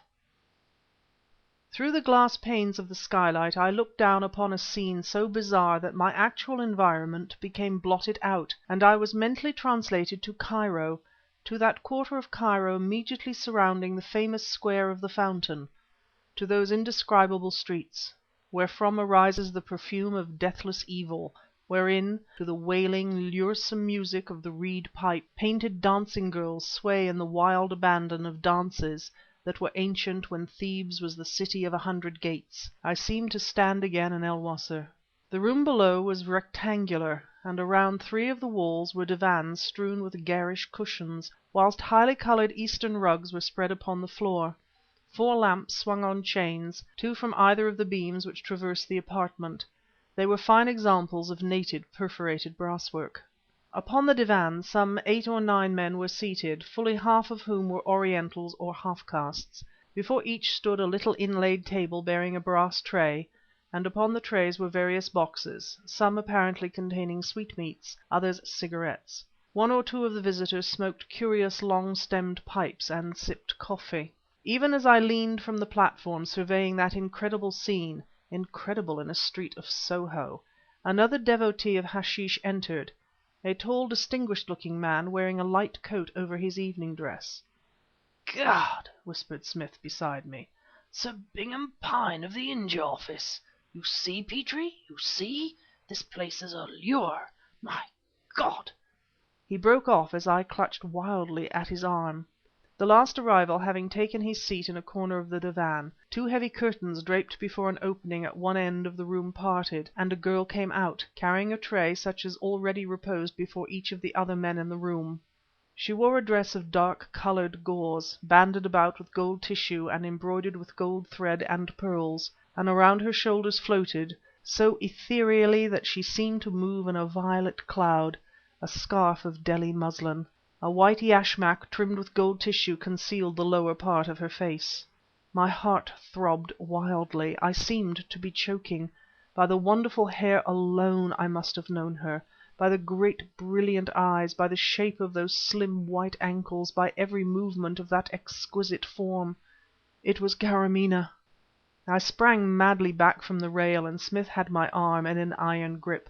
"Where are you going?" he snapped. "Where am I going?" I cried. "Do you think..." "What do you propose to do?" he interrupted harshly. "Do you know so little of the resources of Dr. Fu-Manchu that you would throw yourself blindly into that den? Damn it all, man, I know what you suffer. But wait, wait! We must not act rashly. Our plans must be well considered." He drew me back to my former post, and clapped his hand on my shoulder sympathetically. Clutching the rail like a man frenzied, as indeed I was, I looked down into that infamous den again, striving hard for composure. Karamaneh listlessly placed the tray upon the little table before Sir Bingham Pyne, and withdrew without vouchsafing him a single glance in acknowledgment of his unconcealed admiration. A moment later, above the dim clamour of London far below, there crept to my ears a sound which completed the magical quality of the scene, rendering that sky platform on a roof of Soho a magical carpet bearing me to the golden Orient. This sound was the wailing of a reed pipe. "The company is complete," murmured Smith. "I had expected this." Again the curtains parted, and a Ghezaya glided out into the room. She wore a white dress, clinging closely to her figure from shoulders to hips, where it was clasped with an ornate girdle, and a skirt of sky blue gauze which clothed her as Io was clothed of old. Her arms were covered with gold bangles, and gold bands were clasped about her ankles.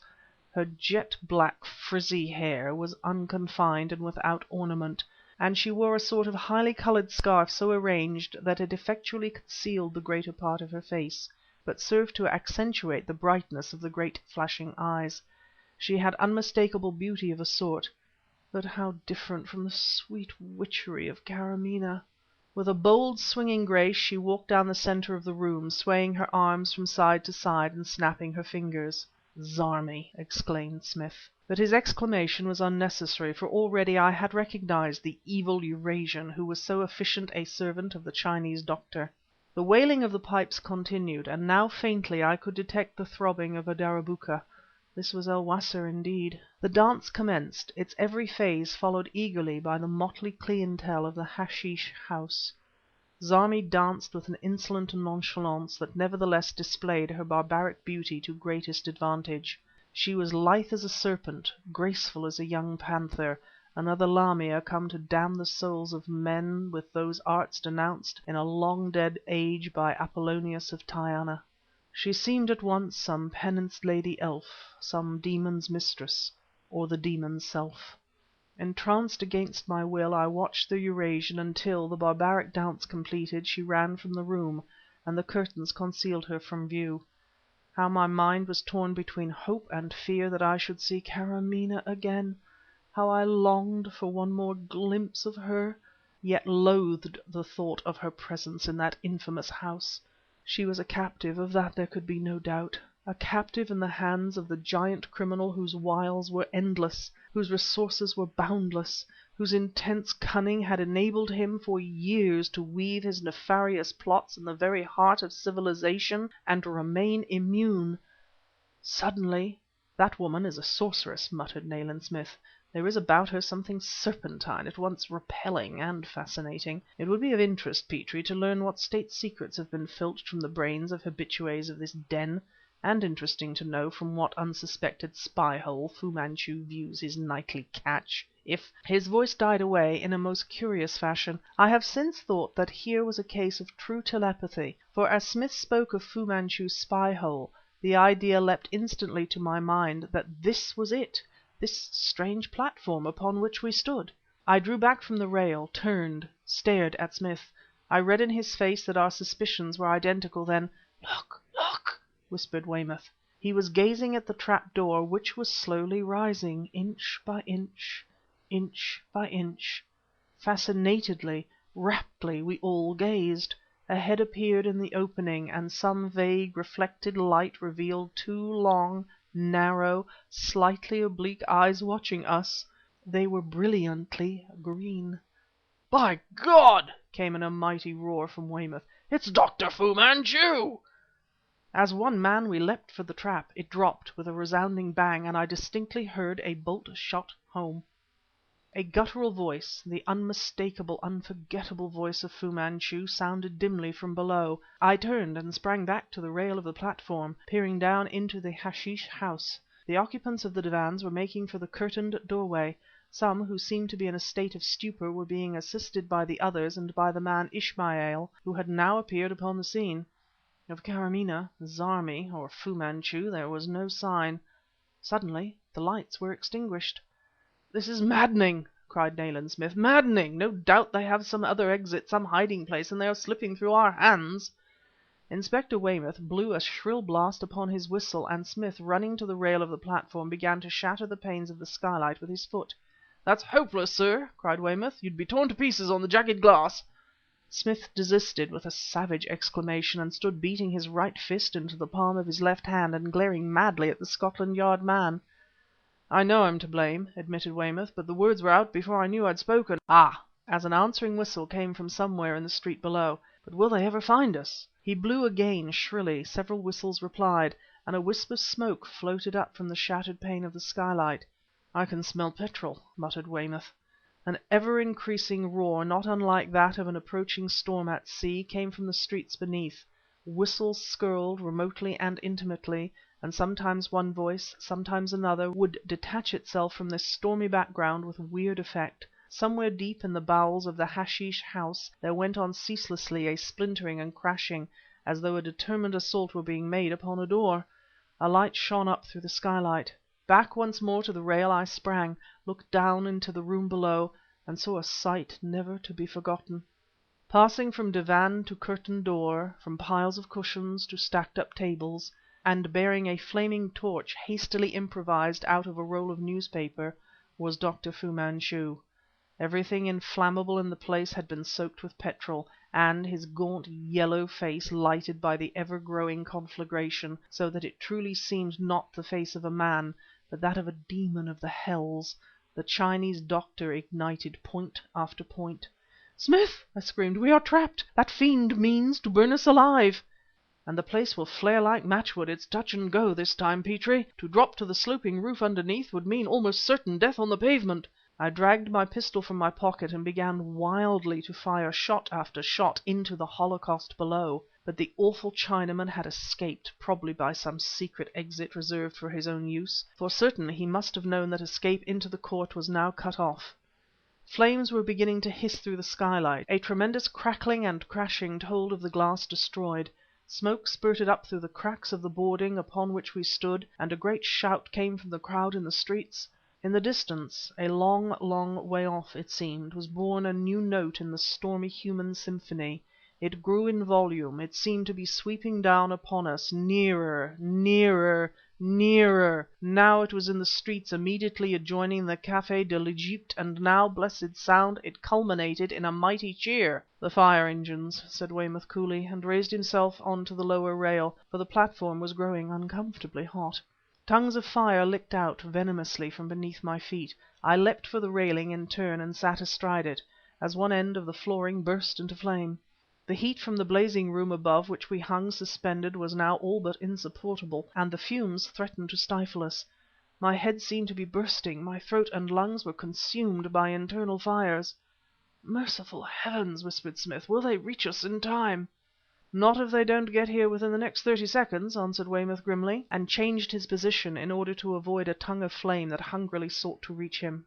Nayland Smith turned and looked at me squarely in the eyes. Words trembled on his tongue, but those words were never spoken. For a brass helmet appeared suddenly out of the smoke banks, followed almost immediately by a second. "Quick, sir! This way! Jump! I'll catch you!" Exactly what followed I never knew, but there was a mighty burst of cheering, a sense of tension released, and it became a task less agonizing to breathe. Feeling very dazed, I found myself in the heart of a huge, excited crowd, with Weymouth beside me and Nayland Smith holding my arm. Vaguely I heard: "They have the man Ismail, but..." A hollow crash drowned the end of the sentence. A shower of sparks shot up into the night's darkness, high above our heads. "That's the platform gone!" Chapter 27 Room with the Golden Door. One night, early in the following week, I sat at work upon my notes, dealing with our almost miraculous escape from the blazing hashish house, when the clock of St. Paul's began to strike midnight. I paused in my work, leaning back wearily and wondering what detained Nayland Smith so late.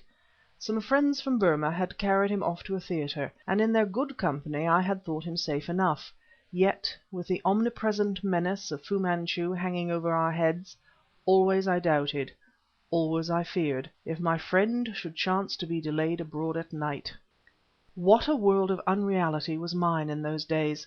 Jostling as I did commonplace folk in commonplace surroundings, I yet knew myself removed from them, knew myself all but alone in my knowledge of the great and evil man, whose presence in England had diverted my life into these strange channels. But, despite all of my knowledge, and despite the infinitely greater knowledge and wider experience of Nayland Smith, what did I know, what did he know, of the strange organization called the Si Fan, and of its most formidable member, Dr. Fu-Manchu? Where did the dreadful Chinaman hide, with his murderers, his poisons, and his nameless death agents? What roof in broad England sheltered Karamaneh, the companion of my dreams, the desire of every waking hour? I uttered a sigh of despair when, to my unbounded astonishment, there came a loud rap upon the window pane. Leaping up, I crossed to the window, threw it widely open, and leant out, looking down into the court below. It was deserted. In no other window visible to me was any light to be seen, and no living thing moved in the shadows beneath. The clamour of Fleet Street's diminishing traffic came dimly to my ears. The last stroke from St. Paul's quivered through the night. What was the meaning of the sound which had disturbed me? Surely I could not have imagined it? Yet, right, left, above and below, from the cloisteresque shadows on the east of the court to the blank wall of the building on the west, no living thing stirred. Quietly I reclosed the window, and stood by it for a moment listening. Nothing occurred, and I returned to the writing table, puzzled but in no sense alarmed. I resumed the seemingly interminable record of the Si Fan mysteries, and I had just taken up my pen when two loud raps sounded upon the pane behind me. In a trice I was at the window, had thrown it open, and was craning out. Practical joking was not characteristic of Nayland Smith, and I knew of none other likely to take such a liberty. As before, the court below proved to be empty. Someone was softly rapping at the door of the chambers. I turned swiftly from the open window, and now came fear. Momentarily the icy finger of panic touched me, for I thought myself invested upon all sides. Who could this late caller be, this midnight visitor who rapped, ghostly, in preference to ringing the bell? From the table drawer I took out a Browning pistol, slipped it into my pocket, and crossed to the narrow hallway. It was in darkness, but I depressed the switch, lighting the lamp. Toward the closed door I looked, as the soft rapping was repeated. I advanced, then hesitated, and, strung up to a keen pitch of fearful anticipation, stood there in doubt. The silence remained unbroken for the space perhaps of half a minute. Then again came the ghostly rapping. "Who's there?" I cried loudly. Nothing stirred outside the door, and still I hesitated. To some who read, my hesitancy may brand me childishly timid, but I, who had met many of the dreadful creatures of Dr. Fu-Manchu, had good reason to fear whomsoever or whatsoever rapped at midnight upon my door. Was I likely to forget the great half-human ape, with the strength of 4 lusty men, which once he had loosed upon us? Had I not cause to remember his Burmese dacoit and Chinese stranglers? No, I had just cause for dread, as I fully recognized when, snatching the pistol from my pocket, I strode forward, flung wide the door, and stood peering out into the black gulf of the stairhead. Nothing, no one appeared. Conscious of a longing to cry out, if only that the sound of my own voice might reassure me, I stood listening. The silence was complete. "Who's there?" I cried again, and loudly enough to arrest the attention of the occupant of the chambers opposite, if he chanced to be at home. None replied, and finding this phantom silence more nerve-racking than any clamour, I stepped outside the door, and my heart gave a great leap, then seemed to remain inert in my breast. Right and left of me, upon either side of the doorway, stood a dim figure, I had walked deliberately into a trap! The shock of the discovery paralyzed my mind for one instant. In the next, and with the sinister pair closing swiftly upon me, I stepped back. I stepped into the arms of some third assailant who must have entered the chambers by way of the open window and silently crept up behind me. So much I realized, and no more. A bag, reeking of some hashish-like perfume, was clapped over my head and pressed firmly against mouth and nostrils. I felt myself to be stifling, dying, and dropping into a bottomless pit. When I opened my eyes, I failed for some time to realize that I was conscious in the true sense of the word, that I was really awake. I sat upon a bench covered with a red carpet in a fair-sized room, very simply furnished, in the Chinese manner, but having a two-leaved gilded door which was shut.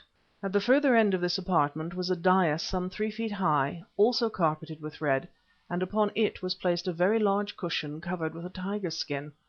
Seated cross-legged upon the cushion was a Chinaman of most majestic appearance. His countenance was truly noble and gracious, and he was dressed in a yellow robe lined with marten fur. His hair, which was thickly splashed with grey, was confined upon the top of his head by 3 golden combs, and a large diamond was suspended from his left ear. A pearl-embroidered black cap, surmounted by the red coral ball denoting the mandarin's rank, lay upon a second smaller cushion beside him. Leaning back against the wall, I stared at his personage with a dreadful fixity, for I counted him the figment of a disarranged mind. But palpably he remained before me, fanning himself complacently, and watching me with every mark of kindly interest. Evidently perceiving that I was fully alive to my surroundings, the Chinaman addressed a remark to me in a tongue quite unfamiliar. I shook my head dazedly. "Ah," he commented in French, "you do not speak my language." "I do not," I answered, also in French, "but since it seems we have one common tongue, what is the meaning of the outrage to which I have been subjected, and who are you?" As I spoke the words I rose to my feet, but was immediately attacked by vertigo, which compelled me to resume my seat upon the bench. "Compose yourself," said the Chinaman, taking a pinch of snuff from a silver vase which stood convenient to his hand. "I have been compelled to adopt certain measures in order to bring about this interview. In China such measures are not unusual, but I recognize that they are out of accordance with your English ideas." "Emphatically they are," I replied. The placid manner of this singularly imposing old man rendered proper resentment difficult. A sense of futility and of unreality claimed me. I felt that this was a dream world governed by dream laws. "You have good reason," he continued, calmly raising the pinch of snuff to his nostrils, "good reason to distrust all that is Chinese. Therefore, when I dispatched my servants to your abode, knowing you to be alone, I instructed them to observe every law of courtesy compatible with the sure invitation. Hence I pray you absolve me, for I intended no offence." Words failed me altogether. Wonder succeeded wonder. What was coming? What did it all mean? "I have selected you rather than Mr. Commissioner Nayland Smith," continued the mandarin, "as the recipient of those secrets which I am about to impart, for the reason that your friend might possibly be acquainted with my appearance. I will confess there was a time I must have regarded you with animosity, as one who sought the destruction of the most ancient and potent organization in the world, the Si Fan." As he uttered the words he raised his right hand and touched his forehead, his mouth, and finally his breast, a gesture reminiscent of that employed by Moslems. "But my first task is to assure you," he resumed, "that the activities of that order are in no way inimical to yourself, your country, or your king. The extensive ramifications of the order have recently been employed by a certain Dr. Fu-Manchu for his own ends, and since he was, I admit it, a high official, a schism has been created in our ranks. Exactly a month ago, sentence of death was passed upon him by the Sublime Prince, and since I myself must return immediately to China, I look to Mr. Nayland Smith to carry out that sentence."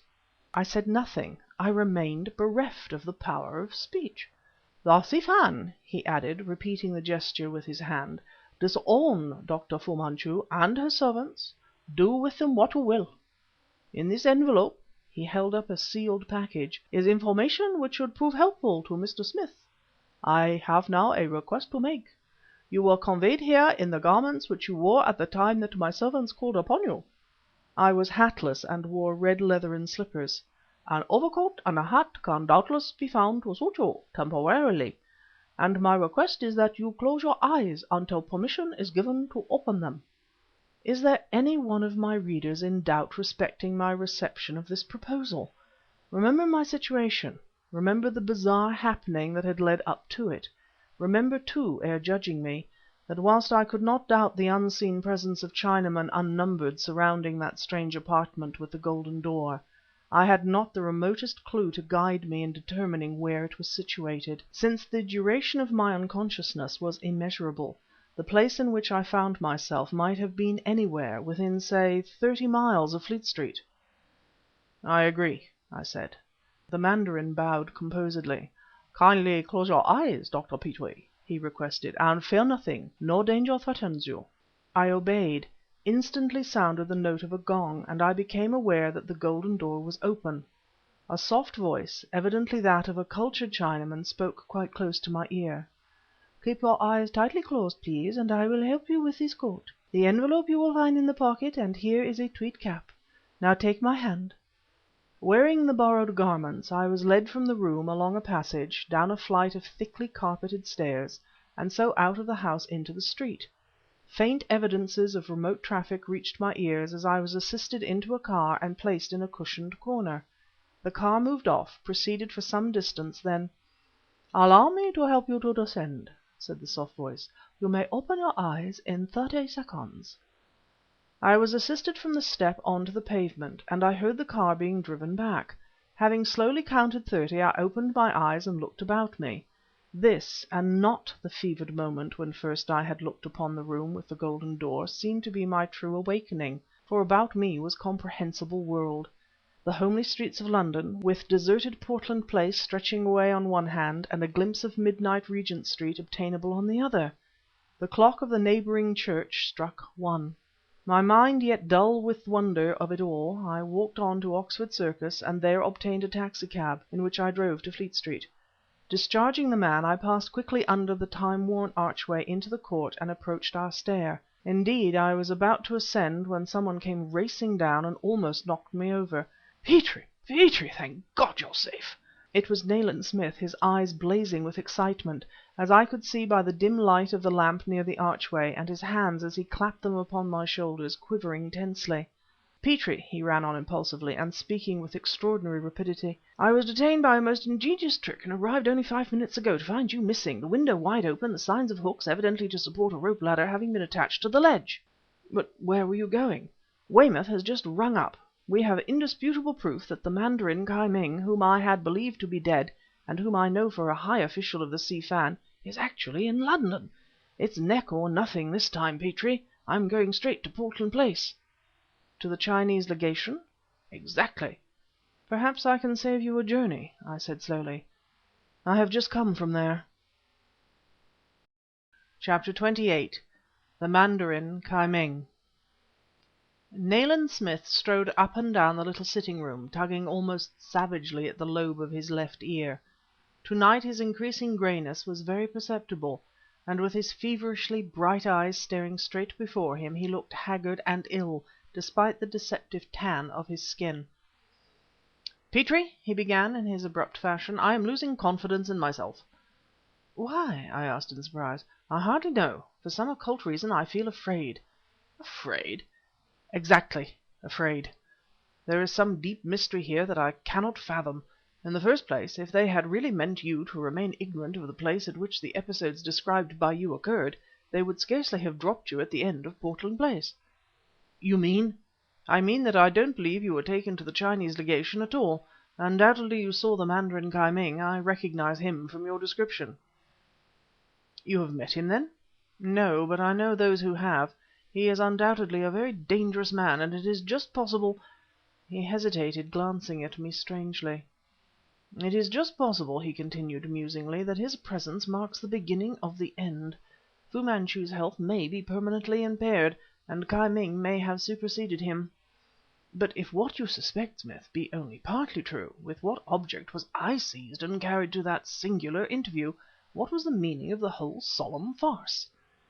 "Its meaning remains to be discovered," he answered, "but that the mandarin is amicably disposed I refuse to believe. You may dismiss the idea. In dealing with Ki-Ming we are to all intents and purposes dealing with Fu-Manchu.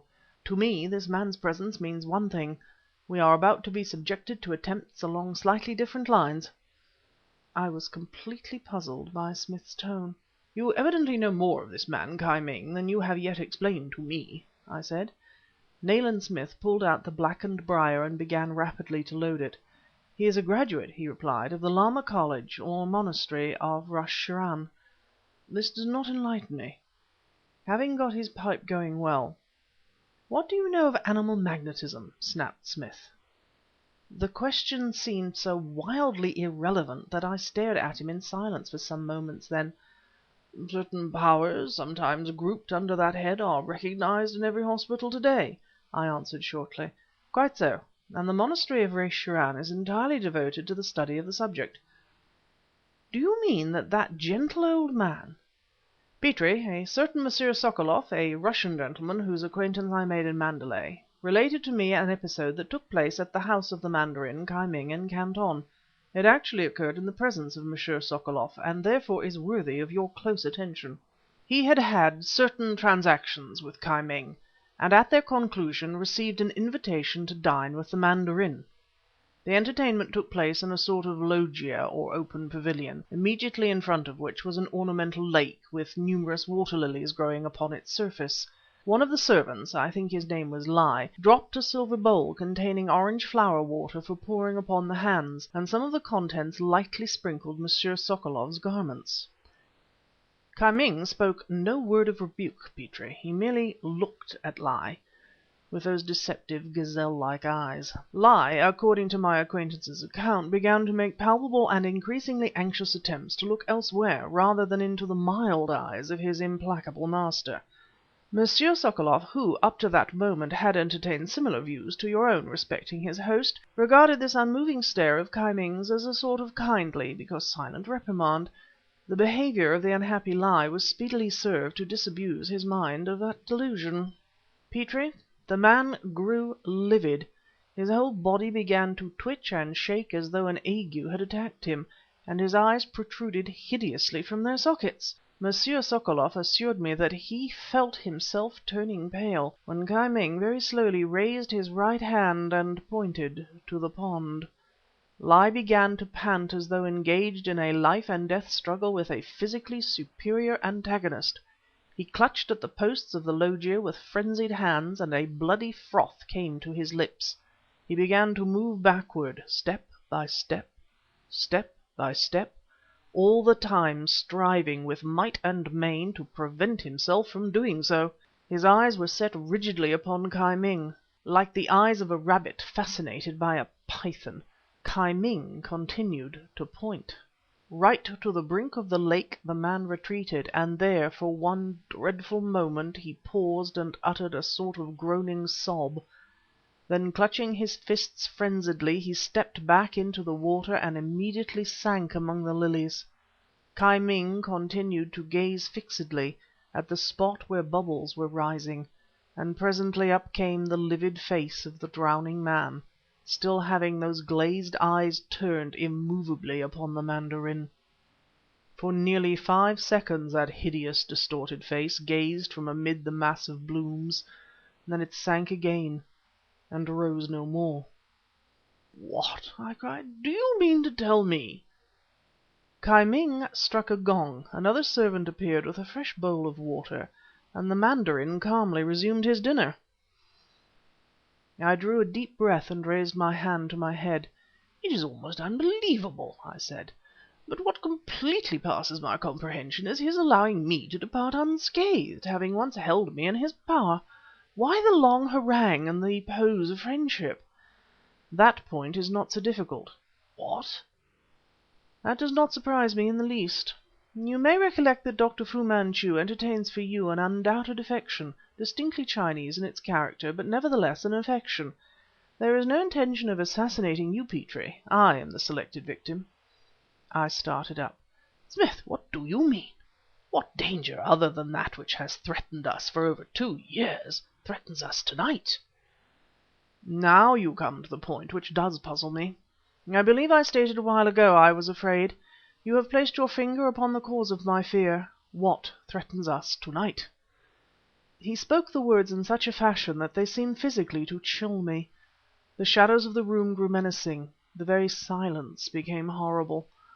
I longed with a terrible longing for company, for the strength that is in numbers. I would have had the place full to overflowing, for it seemed that we two, condemned by the mysterious organization called the Si Fan, were at that moment surrounded by the entire arsenal of horrors at the command of Dr. Fu-Manchu. I broke that morbid silence. My voice had assumed an unnatural tone. "Why do you dread this man Ki-Ming so much?" "Because he must be aware that I know he is in London." "Well?"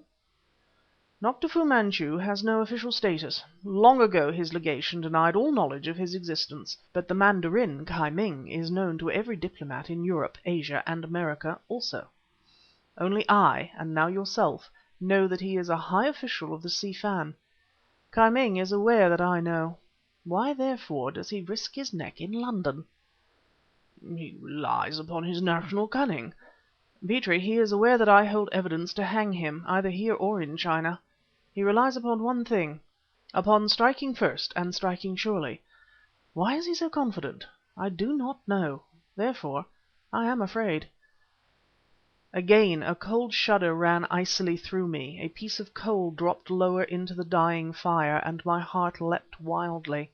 Then, in a flash, I remembered something. "Smith!" I cried, "the letter! We have not looked at the letter!" Nayland Smith laid his pipe upon the mantelpiece and smiled grimly. From his pocket he took out a square piece of paper and thrust it close under my eyes. "I remembered it as I passed your borrowed garment, which bears no maker's name, on my way to the bedroom for matches," he said. The paper was covered with Chinese characters. "What does it mean?" I demanded breathlessly. Smith uttered a short, mirthless laugh. "It states that an attempt of a particularly dangerous nature is to be made upon my life to-night, and it recommends me to guard the door, and advises that you watch the window overlooking the court, and keep your pistol ready for instant employment." He stared at me oddly. "How should you react in the circumstances, Petrie?" "I should strongly distrust such advice. What else could we do?" "There are several alternatives, but I prefer to follow the advice of Ki-Ming." The clock of St. Paul's chimed the half hour. 2:30. CHAPTER XXIX. Lama Sorcery. From my post in the chair by the window I could see two sides of the court below, that immediately opposite, with the entrance to some chambers situated there, and that on the right, with the cloisteresque arches beyond which lay a maze of old world passages and stairs, whereby one who knew the tortuous navigation might come ultimately to the embankment. It was this side of the court which lay in deepest shadow. By altering my position quite slightly I could command a view of the arched entrance on the left with its pale lamp and an iron bracket above, and of the high blank wall whose otherwise unbroken expanse it interrupted. All was very still. Only on occasions the passing of a vehicle along Fleet Street would break the silence. The nature of the danger that threatened I was wholly unable to surmise. Since my pistol on the table beside me, I sat on guard at the window, and Smith, also armed, watched the outer door. It was not apparent by what agency the shadowy enemy could hope to come at us. Something strange I had detected in Nayland Smith's manner, however, which had induced me to believe that he suspected, if he did not know, what form of menace hung over us in the darkness. One thing in particular was puzzling me extremely. If Smith doubted the good faith of the sender of the message, why had he acted upon it? Thus my mind worked, in endless and profitless cycles, whilst my eyes were ever searching the shadows below me. And, as I watched, wondering vaguely why Smith at his post was so silent, presently I became aware of the presence of a slim figure over by the arches on the right. This discovery did not come suddenly, nor did it surprise me. I merely observed, without being conscious of any great interest in the matter, that someone was standing in the court below, looking up at me where I sat. I cannot hope to explain my state of mind at that moment, to render understandable by contrast with the cold fear which had visited me so recently, the utter apathy of my mental attitude. To this day I cannot recapture the mood, and for a very good reason, though one that was not apparent to me at the time. It was the Eurasian girl, Zarmi, who was standing there, looking up at the window. Silently I watched her. Why was I silent? Why did I not warn Smith of the presence of one of Dr. Fu-Manchu's servants? I cannot explain, although later the strangeness of my behaviour may become in some measure understandable. Zarmi raised her hand, beckoning to me, then stepped back, revealing the presence of a companion, hitherto masked by the dense shadows that lay under the arches. This second watcher moved slowly forward, and I perceived him to be none other than the Mandarin Ki-Ming. This I noted with interest, but with a sort of impersonal interest, as I might have watched the entrance of a character upon the stage of a theatre. Despite the feeble light I could see his benign countenance very clearly, but far from being excited, a dreamy contentment possessed me.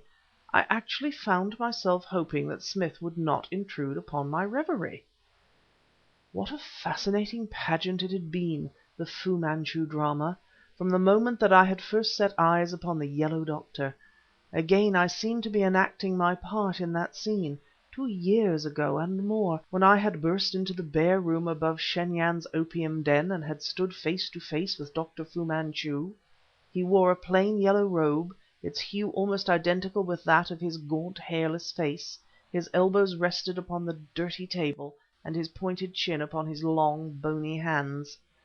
Into those uncanny eyes I stared, those eyes, long, narrow, and slightly oblique, their brilliant cat-like greenness sometimes horribly filmed, like the eyes of some grotesque bird. Thus it began, and from this point I was carried on, step by step, through every episode, great and small. It was such a retrospect as passes through the mind of one drowning. With a vividness that was terrible yet exquisite, I saw Karamaneh, my lost love. I saw her first wrapped in a hooded opera cloak, with her flower-like face and glorious dark eyes raised to me. I saw her in the gauzy Eastern raiment of a slave girl, and I saw her in the dress of a gypsy. Through moments sweet and bitter I lived again, through hours of suspense and days of ceaseless watching, through the long months of that first summer when my unhappy love came to me, and on, interminably on. For years I lived again beneath that ghastly yellow cloud. I searched throughout the land of Egypt for Karamaneh, and knew once more the sorrow of losing her. Time ceased to exist for me. Then, at the end of these strenuous years, I came at last to my meeting with Ki-Ming in the room with the golden door. At this point my visionary adventures took a new turn. I sat again upon the red-covered couch and listened, half stupefied, to the placid speech of the mandarin. Again I came under the spell of his singular personality, and again, closing my eyes, I consented to be led from the room.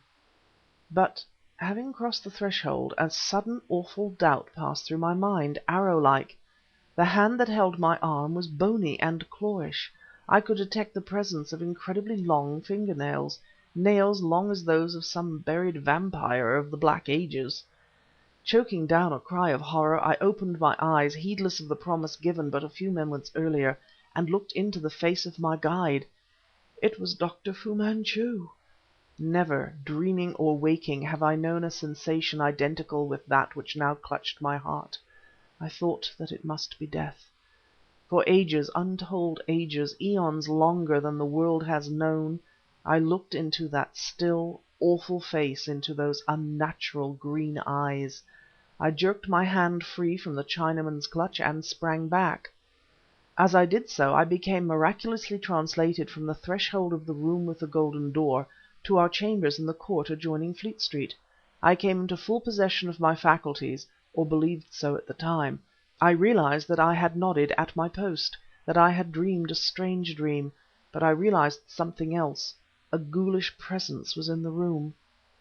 Snatching up my pistol from the table, I turned. Like some evil jinn of Arabian lore, Dr. Fu-Manchu, surrounded by a slight mist, stood looking at me. Instantly I raised the pistol, levelled it steadily at the high, dome-like brow, and fired. There could be no possibility of missing at such short range, no possibility whatever. And in the very instant of pulling the trigger the mist cleared, the lineaments of Dr. Fu-Manchu melted magically. This was not the Chinese doctor who stood before me, at whose skull I still was pointing the deadly little weapon, into whose brain I had fired the bullet. It was Nayland Smith. Ki-Ming, by means of the unholy arts of the lamas of the Rashiran, had caused me to murder my best friend.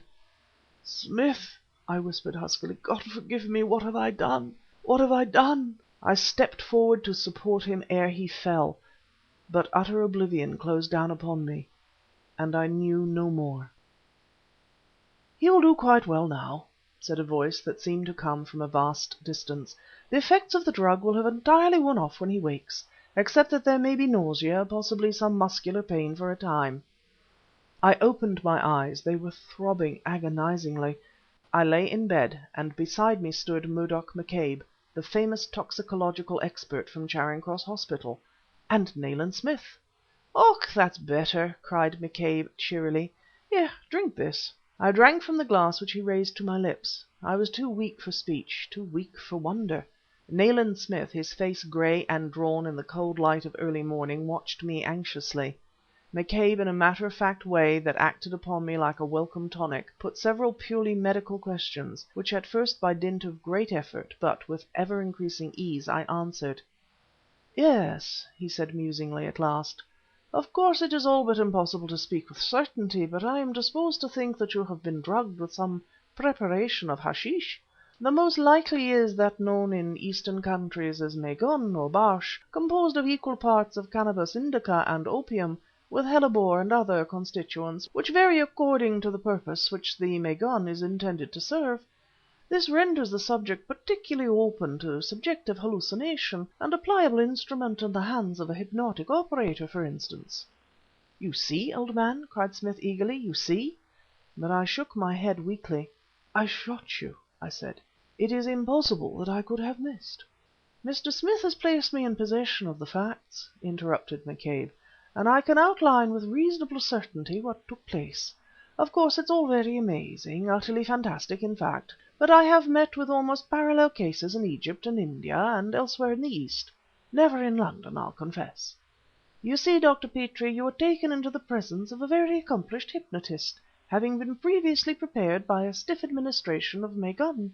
You are doubtless familiar with the remarkable experiments in psychotherapeutics conducted at the Salpêtrière in Paris, and you will readily understand me when I say that, prior to your recovering consciousness in the presence of the Mandarin Ki-Ming, you had received your hypnotic instructions. These were to be put into execution either at a certain time, duly impressed upon your drugged mind, or at a given signal." "It was a signal," snapped Smith. "Ki-Ming stood in the court below and looked up at the window," I objected. "In that event," snapped Smith, "he would have spoken softly through the letter box of the door." "You immediately resumed your interrupted trance," continued McCabe, "and by hypnotic suggestion impressed upon you earlier in the evening, you were ingeniously led up to a point at which, under what delusion I know not, you fired at Mr. Smith. I had the privilege of studying an almost parallel case in Simla, where an officer was fatally stabbed by his khitmatgar, a most faithful servant, acting under the hypnotic prompting of a certain fakir whom the officer had been unwise enough to chastise. The fakir paid for the crime with his life, I may add. The khitmatgar shot him 10 minutes later." "I had no chance at Ki-Ming," snapped Smith. "He vanished like a shadow, but has played his big card and lost. Henceforth he is a hunted man, and he knows it. Oh!" he cried, seeing me watching him in bewilderment, "I suspected some Lama trickery, old man, and I kept closely to the arrangements proposed by the Mandarin, but kept you under careful observation." "But, Smith, I shot you. It was impossible to miss." "I agree, but do you recall the report?" "The report? I was too dazed, too horrified by the discovery of what I had done." "There was no report, Petrie. I am not entirely a stranger to Indo-Chinese jugglery, and you had a very strange look in your eyes. Therefore I took the precaution of unloading your Browning." CHAPTER 30. Medusa. Legal business, connected with the estate of a distant relative, deceased, necessitated my sudden departure from London, within 24 hours of the events just narrated, and at a time when London was for me the centre of the universe. The business being terminated, in a manner financially satisfactory to myself, I discovered that with luck I could just catch the fast train back. Amid a perfect whirl of hotel porters and taxi drivers worthy of Nayland Smith, I departed for the station, to arrive at the entrance to the platform at the exact moment when the guard raised his green flag. "Too late, sir. Stand back, if you please." The ticket collector at the barrier thrust out his arm to stay me. The London express was moving from the platform, but my determination to travel by that train and no other overrode all obstacles. If I missed it I should be forced to wait until the following morning. I leapt past the barrier, completely taking the man by surprise, and went racing up the platform. Many arms were outstretched to detain me, and the gray bearded guard stood fully in my path, but I dodged them all, collided with and upset a gigantic negro who wore a chauffeur's uniform, and found myself level with a first-class compartment. The window was open. Amid a chorus of excited voices I tossed my bag in at the window, leapt up the footboard, and turned the handle. Although the entrance to the tunnel was perilously near now, I managed to wrench the door open and to swing myself into the carriage. Then, by means of the strap, I reclosed the door in the nick of time and sank, panting, upon the seat. I had a vague impression that the black chauffeur, having recovered himself, had raced after me to the uttermost point of the platform. But, my end achieved, I was callously indifferent to the outrageous means thereto which I had seen fit to employ. The express dashed into the tunnel. I uttered a great sigh of relief.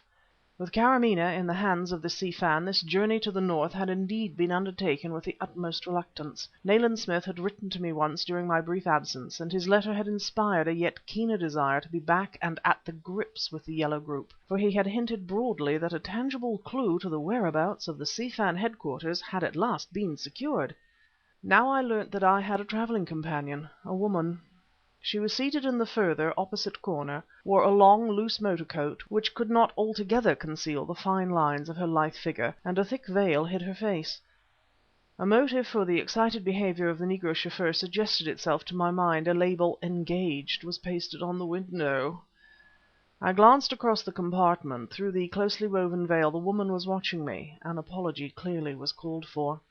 "Madam," I said, "I hope you will forgive this unfortunate intrusion, but it was vitally important that I should not miss the London train."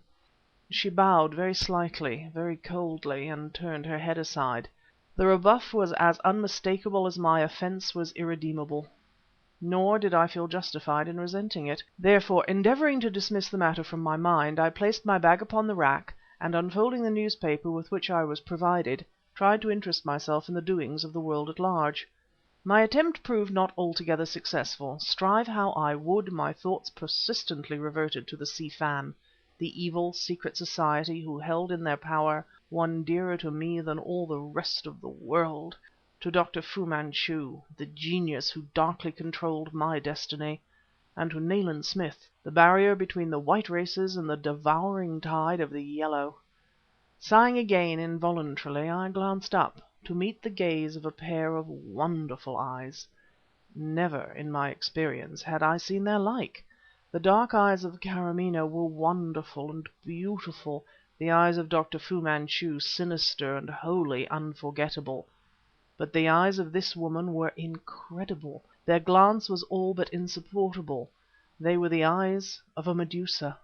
Since I had met, in the not distant past, the soft gaze of Ki-Ming, the mandarin whose phenomenal hypnotic powers rendered him capable of transcending the achievements of the celebrated Cagliostro, I knew much of the power of the human eye, but these were unlike any human eyes I had ever known.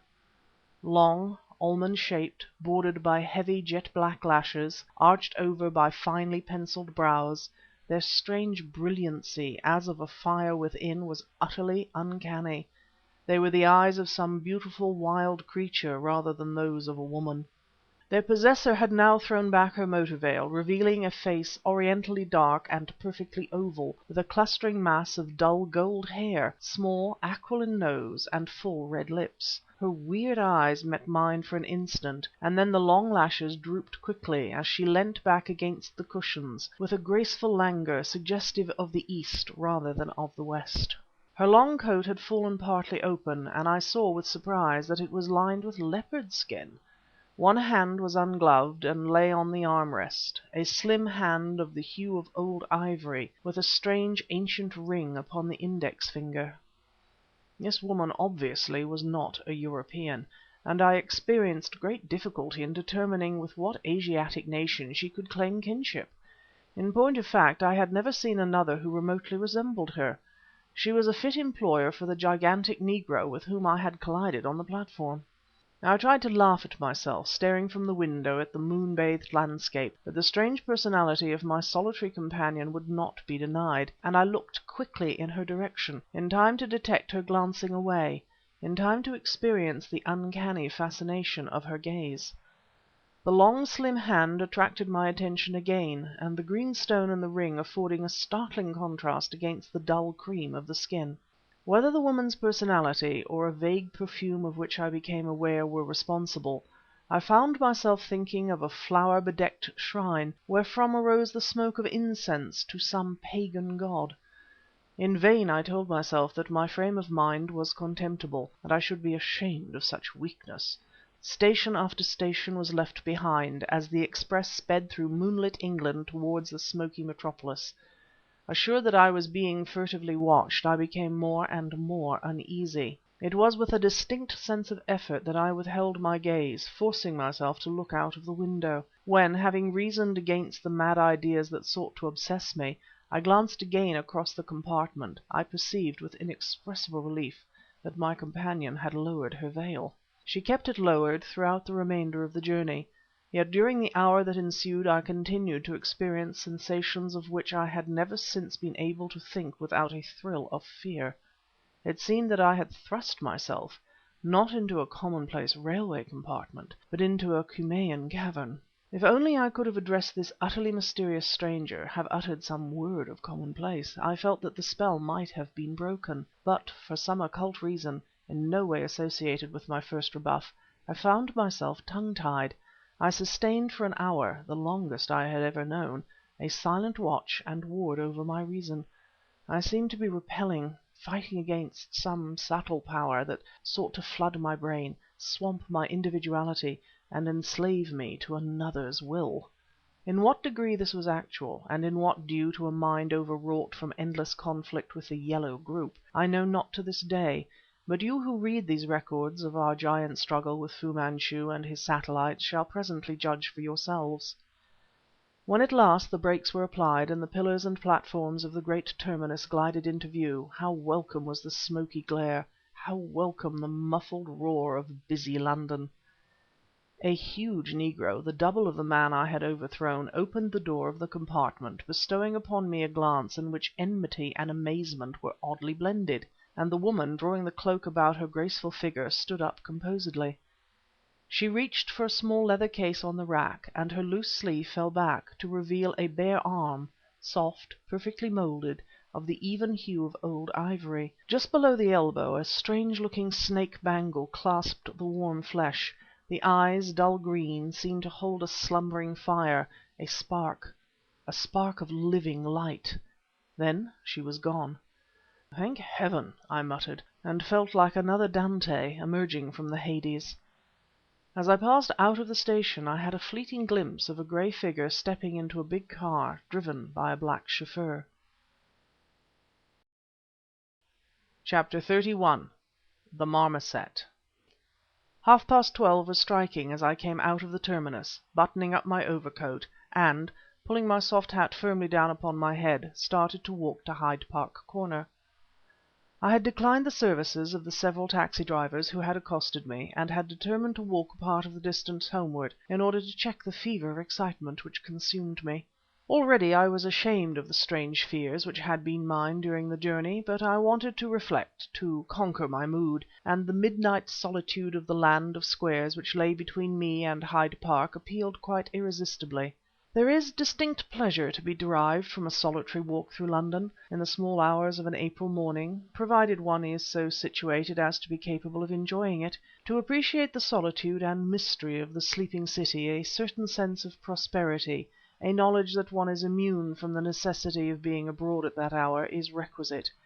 The tramp, the midnight policeman, and the coffee-stall keeper know more of London by night than most people, but of the romance of the dark hours they know little.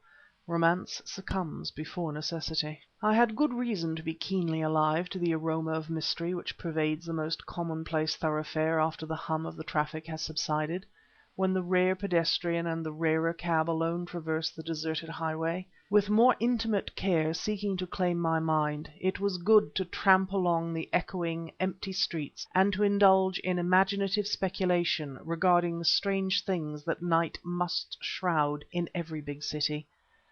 I have known the solitude of deserts, but the solitude of London is equally fascinating. He whose business or pleasure had led him to traverse the route which was mine on this memorable night, must have observed how each of the squares composing that residential chain which links the outer with the inner society has a popular and exclusive side. The angle used by vehicular traffic in crossing the square from corner to corner invariably is rich in a crop of blackboard-bearing house agents' announcements. In the shadow of such a board I paused, taking out my case and leisurely selecting a cigar. So many of the houses in the southwest angle were unoccupied that I found myself taking quite an interest in one a little way ahead. From the hall door and from the long conservatory over the porch light streamed out. Excepting these illuminations, there was no light elsewhere in the square to show which houses were inhabited and which vacant. I might have stood in a street of Pompeii or Thebes, a street of the dead past. I permitted my imagination to dwell upon this idea as I fumbled for matches and gazed about me. I wondered if a day would come when some savant of a future land, in a future age, should stand where I stood and endeavour to reconstruct from the crumbling ruins this typical London square. A slight breeze set the hatchet-board creaking above my head as I held my gloved hands above the pine vesta. At that moment someone or something whistled close beside me. I turned in a flash, dropping the match upon the pavement. There was no lamp near the spot whereat I stood, and the gateway and porch of the deserted residence seemed to be empty. I stood there peering in the direction from which the mysterious whistle had come. The drone of a taxicab approaching from the north increased in volume, as the vehicle came spinning around the angle of the square, passed me, and went droning on its way. I watched it swing around the distant corner, and, in the new stillness, the whistle was repeated. This time the sound chilled me. The whistle was pitched in a curious, inhuman key, and it possessed a mocking note that was strangely uncanny. Listening intently, and peering towards the porch of the empty house, I struck a second match, pushed the iron gate open, and made for the steps, sheltering the feeble flame with upraised hand. As I did so, the whistle was again repeated, but from some spot further away, to the left of the porch, and from low down upon the ground. Just as I glimpsed something moving under the lee of the porch, the match was blown out, for I was hampered by the handbag which I carried. Thus reminded of its presence, however, I recollected that my pocket lamp was in it. Quickly opening the bag, I took out the lamp, and passing around the corner of the steps, directed a ray of light into the narrow passage which communicated with the rear of the building. Halfway along the passage, looking back at me over its shoulder and whistling angrily, was a little marmoset. I pulled up as sharply as though the point of a sword had been held at my throat. One marmoset is sufficiently like another to deceive the ordinary observer, but unless I was permitting a not unnatural prejudice to influence my opinion, this particular specimen was the pet of Dr. Fu-Manchu. Excitement, not untinged with fear, began to grow up within me. Hyde Park was no far cry. This was near to the heart of social London. Yet somewhere, close at hand, it might be, watching me as I stood, lurked, perhaps, the great and evil being who dreamed of overthrowing the entire white race. With a grotesque grimace and a final chattering whistle, the little creature leapt away out of the beam of light cast by my lamp. Its sudden disappearance brought me to my senses and reminded me of my plain duty. I set off along the passage briskly, arrived at a small square yard, and was just in time to see the ape leap into a well-like opening before a basement window. I stepped to the brink, directing the light down into the well. I saw a collection of rotten leaves, waste paper, and miscellaneous rubbish, but the marmoset was not visible. Then I perceived that practically all the glass in the window had been broken. A sound of shrill chattering reached me from the blackness of the underground apartment. Again I hesitated. What did the darkness mask? The note of a distant motor horn rose clearly above the vague throbbing which is the only silence known to the town dweller. Gripping the unlighted cigar between my teeth, I placed my bag upon the ground and dropped into the well before the broken window. To raise the sash was a simple matter, and, having accomplished it, I inspected the room within. The light showed a large kitchen, with torn wallpaper and decorator's litter strewn about the floor, a whitewash pail in one corner, and nothing else. I climbed in, and, taking from my pocket the Browning pistol without which I never travelled since the return of the dreadful Chinaman to England, I crossed to the door, which was ajar, and looked out into the passage beyond. Stifling an exclamation, I fell back a step. Two gleaming eyes stared straightly into mine. The next moment I had forced a laugh to my lips, as the marmoset turned and went gambolling up the stairs. The house was profoundly silent. I crossed the passage and followed the creature, which now was proceeding, I thought, with more of a set purpose. Out into a spacious and deserted hallway it led me, where my cautious footsteps echoed eerily, and ghostly faces seemed to peer down upon me from the galleries above. I should have liked to have unbarred the street door, in order to have opened a safe line of retreat in the event of its being required, but the marmoset suddenly sprang up the main stairway at a great speed, and went racing around the gallery overhead toward the front of the house. Determined, if possible, to keep the creature in view, I started in pursuit. Up the uncarpeted stairs I went, and, from the rail of the landing, looked down into the blackness of the hallway apprehensively. Nothing stirred below. The marmoset had disappeared between the half-opened leaves of a large folding door. Casting the beam of light ahead of me, I followed. I found myself in a long, lofty apartment, evidently a drawing-room. Of the quarry I could detect no sign, but the only other door of the room was closed; therefore, since the creature had entered, it must, I argued, undoubtedly be concealed somewhere in the apartment.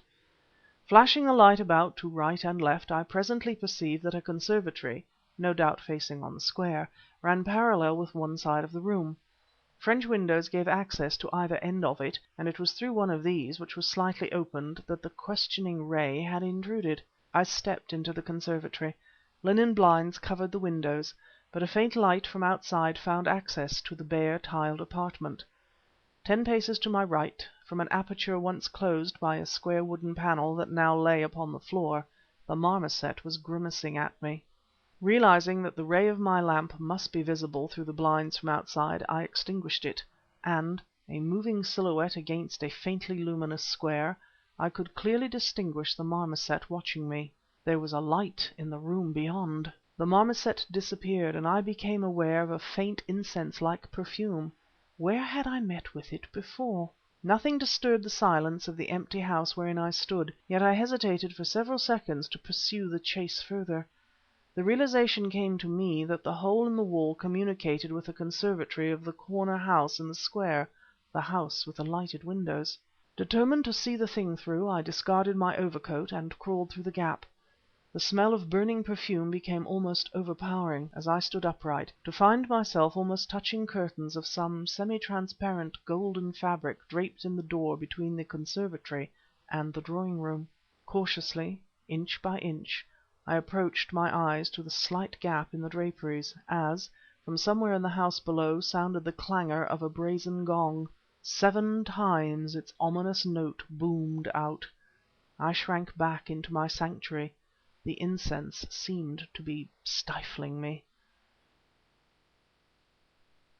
Chapter 32. Shrine of the 7 Lamps. Never can I forget that nightmare apartment, that Ifrit's hall. It was identical in shape with the room of the adjoining house through which I had come, but its walls were draped in somber black, and a dead black carpet covered the entire floor. A golden curtain, similar to that which concealed me, broke the somber expanse of the end wall to my right, and the door directly opposite my hiding place was closed. Across the gold curtain, wrought in glittering black, were 7 characters, apparently Chinese. Before it, supported upon 7 ebony pedestals, burned 7 golden lamps, whilst, dotted about the black carpet, were 7 gold-lacquered stools, each having a black cushion set before it. There was no sign of the marmoset. The incredible room of black and gold was quite empty, with a sort of stark emptiness that seemed to oppress my soul. Close upon the booming of the gong followed a sound of many footsteps and a buzz of subdued conversation. Keeping well back in the welcome shadow, I watched, with bated breath, the opening of the door immediately opposite. The outer sides of its leaves proved to be of gold, and one glimpse of the room beyond awoke a latent memory and gave it positive form. I had been in this house before. It was in that room with the golden door that I had had my memorable interview with the Mandarin Ki-Ming. My excitement grew more and more intense. Singly and in small groups a number of Orientals came in. All wore European or semi-European garments, but I was enabled to identify 2 for Chinamen, 2 for Hindus, and 3 for Burmans. Other Asiatics were there also, whose exact place among the Eastern races I could not determine.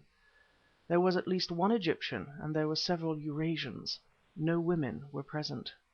Standing grouped just within the open door, the gathering of Orientals kept up a ceaseless buzz of subdued conversation. Then, abruptly, stark silence fell, and through a lane of bowed heads Ki-Ming, the famous Chinese diplomat, entered, smiling blandly, and took his seat upon one of the 7 golden stools. He wore the picturesque yellow robe trimmed with marten fur which I had seen once before, and he placed his pearl-encircled cap, surmounted by the coral ball denoting his rank, upon the black cushion beside him. Almost immediately afterwards entered a second and even more striking figure. It was that of a Lama monk. He was received with the same marks of deference which had been accorded to the mandarin, and he seated himself upon another of the golden stools. Silence, a moment of hushed expectancy, and, yellow-robed, immobile, his wonderful, evil face emaciated by illness, but his long, magnetic eyes blazing greenly, as though not a soul but an elemental spirit dwelt within that gaunt, high-shouldered body, Dr. Fu-Manchu entered, slowly, leaning upon a heavy stick. The reality seemed to be slipping from me. I could not believe that I looked upon a material world. This had been a night of wonders, having no place in the life of a sane, modern man, but belonging to the days of the Jinn and the Arabian necromancers. Fu-Manchu was greeted by a universal raising of hands, but in complete silence. He also wore a cap surmounted by a coral ball, and this he placed upon one of the black cushions set before a golden stool. Then, resting heavily upon his stick, he began to speak in French. As one listens to a dream voice, I listened to that, alternately guttural and sibilant, of the terrible Chinese doctor. He was defending himself. With what he was charged by his sinister brethren I knew not, nor could I gather from his words, but that he was rendering account of his stewardship became unmistakable. Scarce crediting my senses, I heard him unfold to his listeners details of crimes successfully perpetrated, and with the results of some of these I was but too familiar. Other there were in the ghastly catalogue which had been accomplished secretly. Then my blood froze with horror. My own name was mentioned, and that of Nayland Smith. We two stood in the way of the coming of one whom he called the Lady of the Si Fan, in the way of Asiatic supremacy.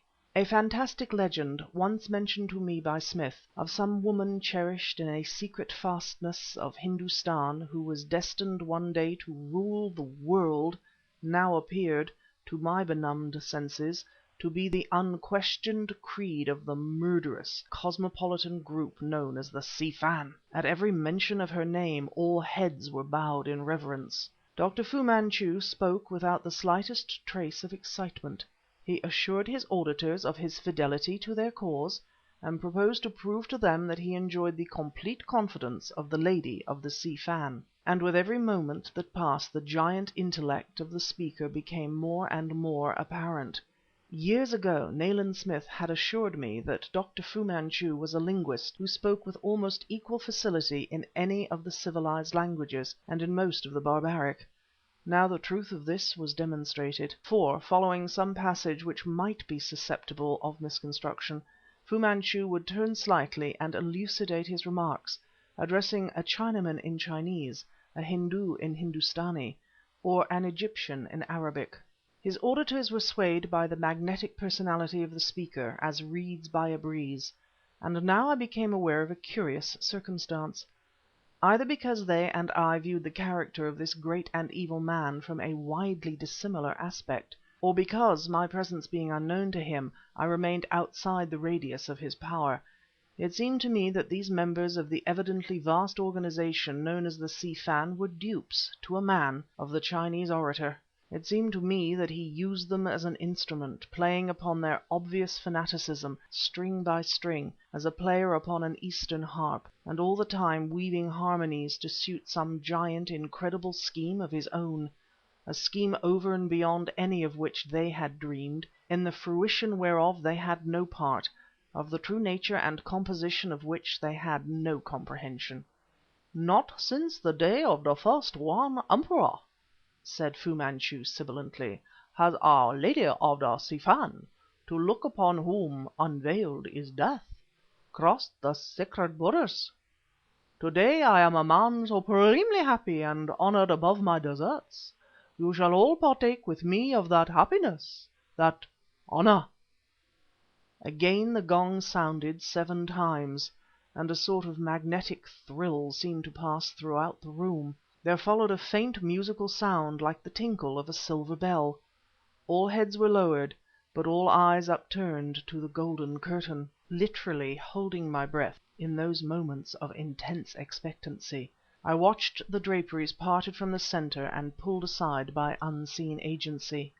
A black-covered dais was revealed, bearing an ebony chair, and, seated in the chair, enveloped from head to feet in a shimmering white veil, was a woman. A sound like a great sigh arose from the gathering.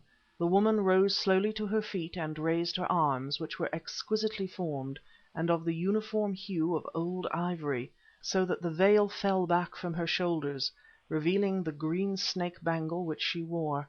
She extended her long slim hands as if in benediction, the silver bell sounded, and the curtain dropped again, entirely obscuring the dais. Frankly, I thought myself mad, for this lady of the Si Fan was none other than my mysterious traveling companion. This was some solemn farce with which Fu-Manchu sought to impress his fanatical dupes. And he had succeeded. They were inspired, their eyes blazed. Here were men capable of any crime in the name of the Si Fan. Every face within my ken I had studied individually, and now slowly and cautiously I changed my position, so that a group of 3 members standing immediately to the right of the door came into view. One of them, a tall, spare, and closely bearded man whom I took for some kind of Hindu, had removed his gaze from the dais and was glancing furtively all about him. Once he looked in my direction, and my heart leapt high, then seemed to stop its pulsing. An overpowering consciousness of my danger came to me, a dim envisaging of what appalling fate would be mine in the event of discovery. As those piercing eyes were turned away again, I drew back, step by step. Dropping upon my knees, I began to feel for the gap in the conservatory wall. The desire to depart from the house of the Si Fan was become urgent. Once safely away, I could take the necessary steps to ensure the apprehension of the entire group. What a triumph would be mine! I found the opening without much difficulty and crept through into the empty house. The vague light which penetrated the linen blinds served to show me the length of the empty, tiled apartment. I had actually reached the French window giving access to the drawing room when the skirl of a police whistle split the stillness, and the sound came from the house which I had just quitted. To write that I was amazed were to achieve the banal. Rigid with wonderment I stood, and clutched at the open window. So I was standing, a man of stone, when the voice, the high-pitched, imperious, unmistakable voice of Nayland Smith, followed sharply upon the skirl of the whistle. "Watch those French windows, Weymouth. I can hold the door." Like a lightning flash it came to me that the tall Hindu had been none other than Smith disguised. From the square outside came a sudden turmoil, a sound of racing feet, of smashing glass, of doors burst forcibly open. Palpably the place was surrounded. This was an organized raid. Irresolute, I stood there in the semi-gloom, inactive from amaze of it all, whilst sounds of a tremendous struggle proceeded from the square gap in the partition. "Lights!" rose a cry in Smith's voice again. "They have cut the wires!" At that I came to my senses. Plunging my hand into my pocket, I snatched out the electric lamp, and stepped back quickly into the utter gloom of the room behind me. Someone was crawling through the aperture into the conservatory. As I watched I saw him, in the dim light, stoop to replace the movable panel.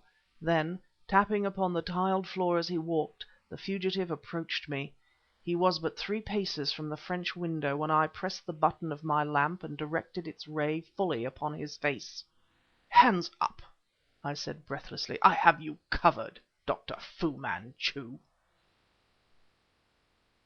Chapter 33 An Anti-Climax 1 hour later I stood in the entrance hall of our chambers in the court adjoining Fleet Street. Someone who had come racing up the stairs now had inserted a key in the lock. Open swung the door, and Nayland Smith entered in a perfect whirl of excitement. "Petrie! Petrie!" he cried, and seized both my hands. "You have missed a night of nights! Man alive, we have the whole gang, the great Ki-Ming included!" His eyes were blazing. "Weymouth has made no fewer than 25 arrests, some of the prisoners being well-known Orientals. It will be the devil's own work to keep it all quiet, but Scotland Yard has already advised the press." "Congratulations, old man," I said, and looked him squarely in the eyes. Something there must have been in my glance at variance with the spoken words. His expression changed. He grasped my shoulder. "She was not there," he said, "but please God we'll find her now. It's only a question of time." But even as he spoke, the old haunted look was creeping back into the lean face. He gave me a rapid glance, then "I might as well make a clean breast of it," he rapped. "Fu-Manchu escaped. Furthermore, when we got lights, the woman had vanished too." "The woman?" "There was a woman at this strange gathering, Petrie. Heaven only knows who she really is. According to Fu-Manchu, she is that woman of mystery concerning whose existence strange stories are current in the East, the future Empress of the Universal Empire. But of course I decline to accept the story, Petrie. If ever the yellow races overran Europe, I am in no doubt respecting the identity of the person who would ascend the throne of the world." "Nor I, Smith," I cried excitedly. "Good God, he holds them all in the palm of his hand! He has welded together the fanatics of every creed of the East into a giant weapon for his personal use. Small wonder that he is so formidable. But, Smith, who is that woman?" "Petrie," he said slowly, and I knew I had betrayed my secret. "Petrie, where did you learn all this?" I returned his steady gaze. "I was present at the meeting of the Si Fan," I replied steadily. "What? What? You were present?" "I was present. Listen, and I will explain." Standing there in the hallway, I related, as briefly as possible, the astounding events of the night. As I told of the woman in the train "That confirms my impression that Fu Manchu was imposing upon the others," he snapped. "I cannot conceive of a woman recluse from some Lamorasserie, surrounded by silent attendants and trained for her exalted destiny in the way that the legendary veiled woman of Tibet is said to be trained, traveling alone in an English railway carriage. Did you observe, Petrie, if her eyes were oblique at all?" "They did not strike me as being oblique. Why do you ask?" "Because I strongly suspect that we have to do with none other than Fu Manchu's daughter. But go on." "By heavens, Smith, you may be right. I had no idea that a Chinese woman could possess such features." "She may not have a Chinese mother. Furthermore, there are pretty women in China as well as in other countries. Also there are hair dyes and cosmetics. But for heaven's sake, go on." I continued my all but incredible narrative, came to the point where I discovered the straying marmoset and entered the empty house, without provoking any comment from my listener. He stared at me with something very like surprised admiration when I related how I had become an unseen spectator of that singular meeting. "And I thought I had achieved the triumph of my life in gaining admission and smuggling Weymouth and Carter into the roof, armed with hooks and rope ladders," he murmured. Now I came to the moment when, having withdrawn into the empty house, I had heard the police whistle and had heard Smith's voice. I came to the moment when I had found myself face to face with Dr. Fu-Manchu. Nayland Smith's eyes were on fire now. He literally quivered with excitement. Then "Sh! What's that?" he whispered, and grasped my arm. "I heard something move in the sitting room, Petrie." "It was a coal dropping from the grate, perhaps," I said, and rapidly continued my story, telling how, with my pistol to his head, I had forced the Chinese doctor to descend into the hallway of the empty house. "Yes, yes," snapped Smith. "For heaven's sake, go on, man. What have you done with him? Where is he?" I clearly detected a movement myself immediately behind the half-open door of the sitting room. Smith started and stared intently across my shoulder at the doorway. Then his gaze shifted and became fixed upon my face. "He bought his life from me, Smith."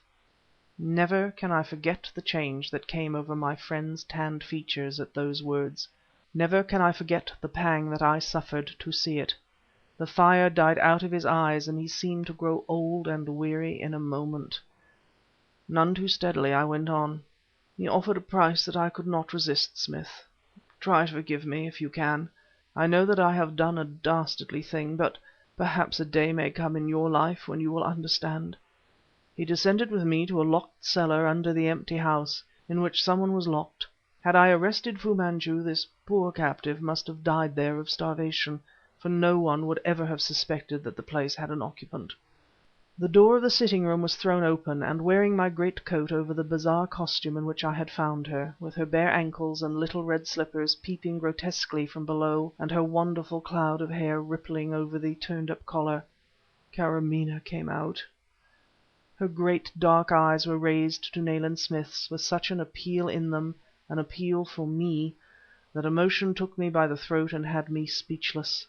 I could not look at either of them. I turned aside and stared into the lighted sitting room. How long I stood so God knows, and I never shall, but suddenly I found my hand seized in a vice-like grip. I looked around, and Smith, holding my fingers fast in that iron grasp, had his left arm about Karamaneh's shoulders, and his grey eyes were strangely soft, whilst hers were hidden behind her upraised hands. "Good old Petrie," said Smith hoarsely. "Wake up, man. We have to get her to a hotel before they all close, remember." "I understand, old man. That day came in my life long years ago." Chapter 34. Graywater Park. "This is a singular situation in which we find ourselves," I said, "and one that I'm bound to admit I don't appreciate." Nayland Smith stretched his long legs and lay back in his chair. "The sudden illness of Sir Lionel is certainly very disturbing," he replied, "and had there been any possibility of returning to London tonight, I should certainly have availed myself of it, Petrie. I share your misgivings. We are intruders at a time like this."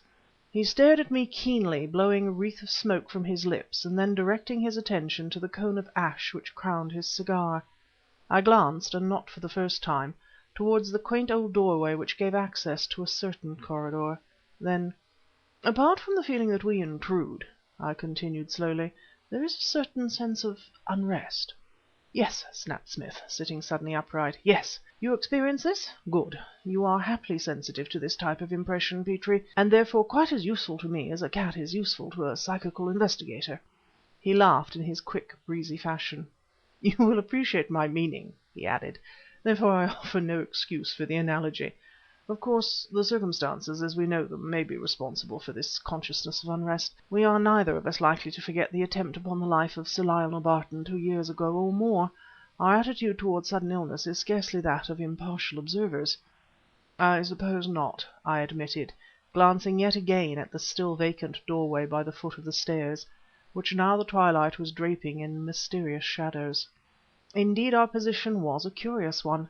A welcome invitation from our old friend, Sir Lionel Barton, a world-famous explorer, had come at a time when a spell of repose, a glimpse of sea and awakening countryside, and a breath of fair, untainted air were very desirable. The position of Karamaneh, who accompanied us, was sufficiently unconventional already, but the presence of Mrs. Oram, the dignified housekeeper, had rendered possible her visit to this bachelor establishment. In fact, it was largely in the interest of the girl's health that we had accepted.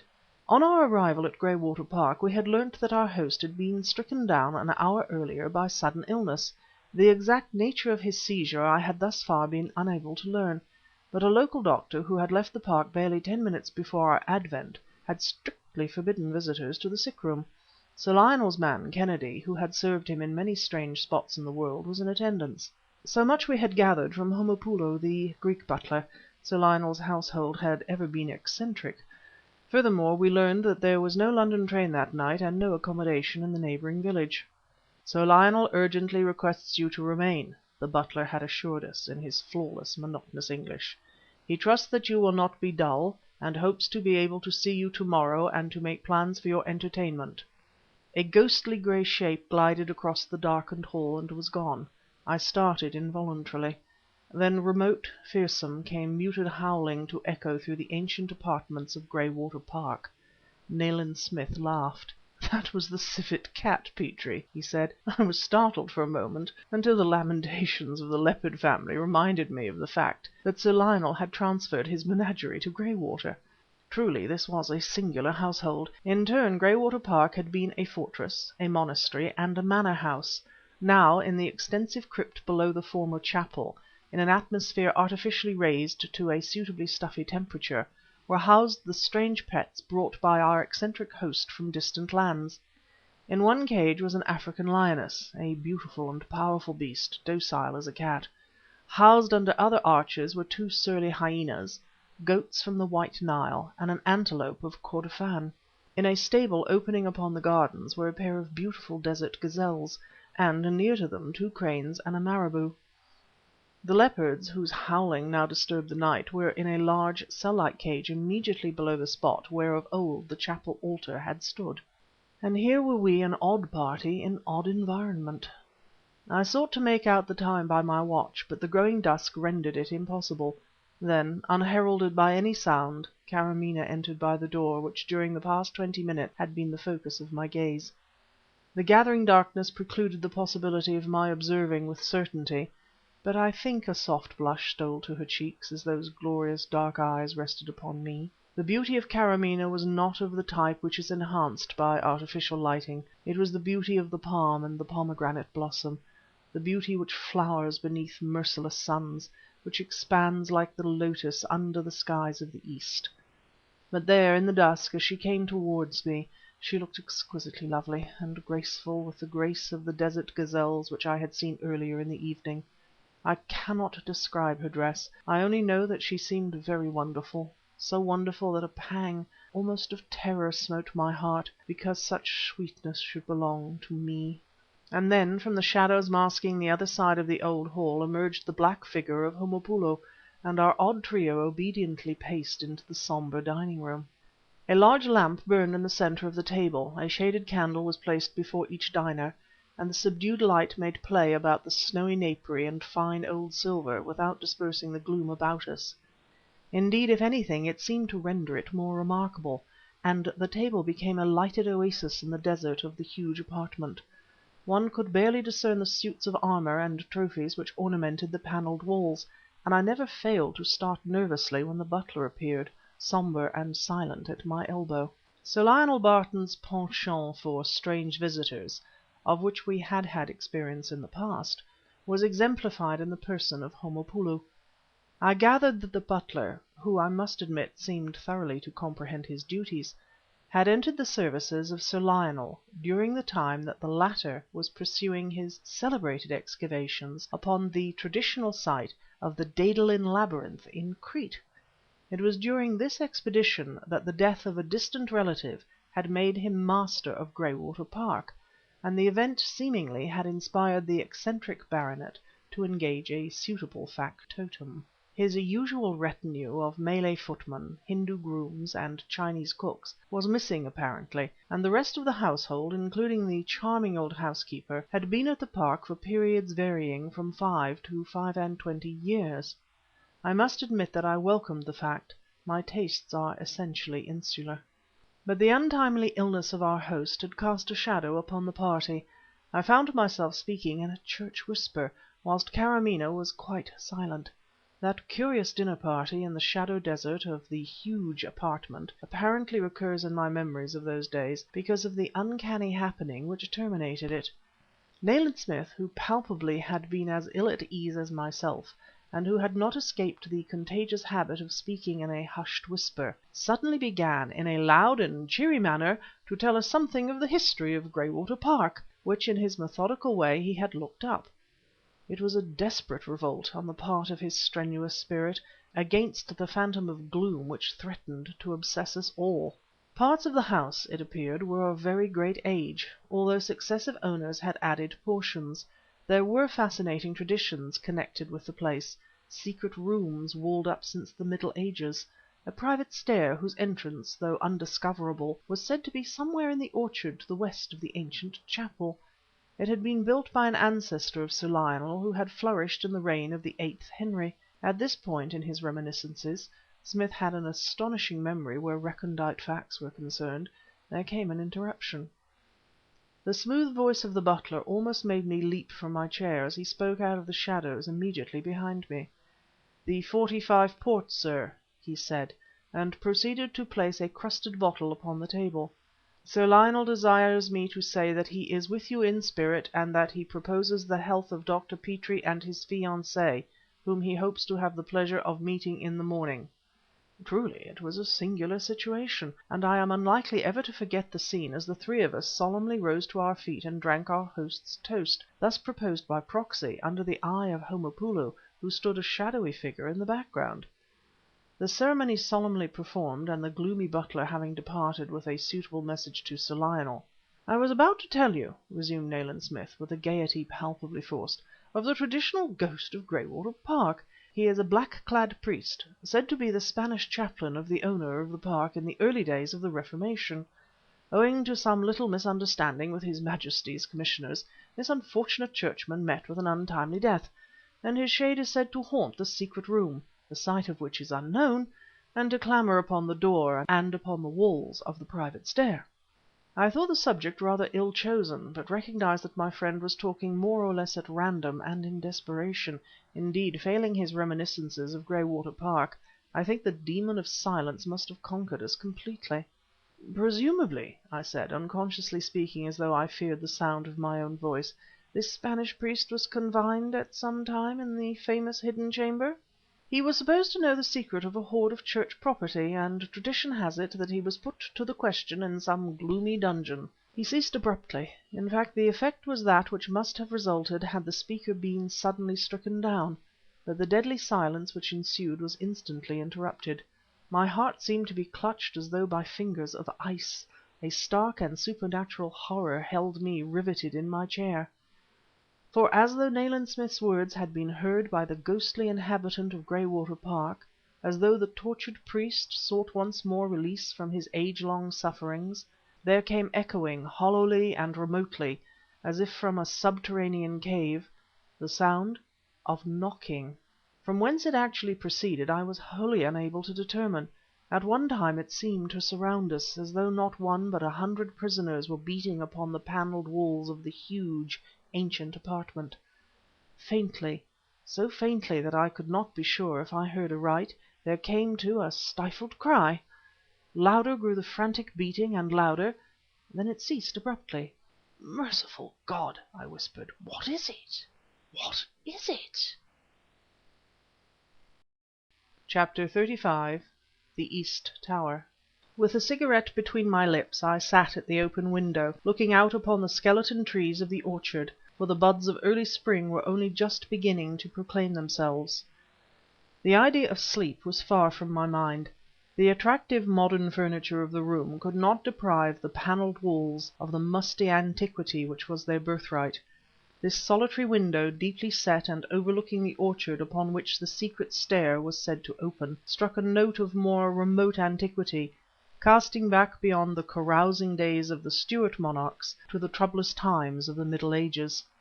An air of ghostly evil had seemed to arise like a miasma within the house from the moment that we had been disturbed by the unaccountable rapping. It was at a late hour that we had separated, and none of us, I think, welcomed the breaking up of our little party.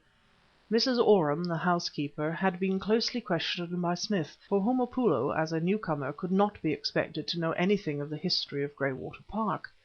The old lady admitted the existence of the tradition which Nayland Smith had in some way unearthed, but assured us that never in her life had the uneasy spirit declared himself. She was ignorant, or, like the excellent retainer that she was, professed to be ignorant, of the location of the historic chamber and staircase. As for Homopoulo, hitherto so irreproachably imperturbable, I had rarely seen a man in such a state of passive panic.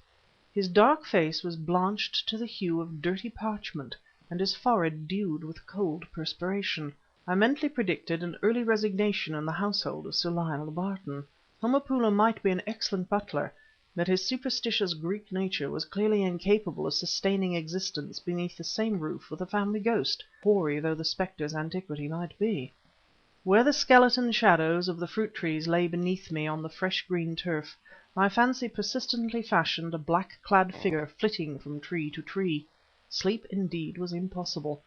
Once I thought I detected the howling of the distant leopards.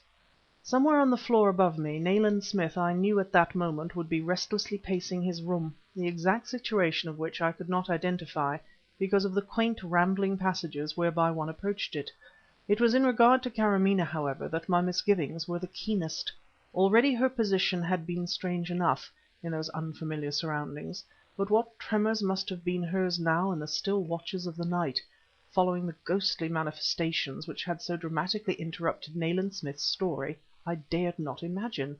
She had been allocated an apartment somewhere upon the ground floor, and Mrs. Oram, whose motherly interest in the girl had touched me deeply, had gone with her to her room, where no doubt her presence had done much to restore the girl's courage.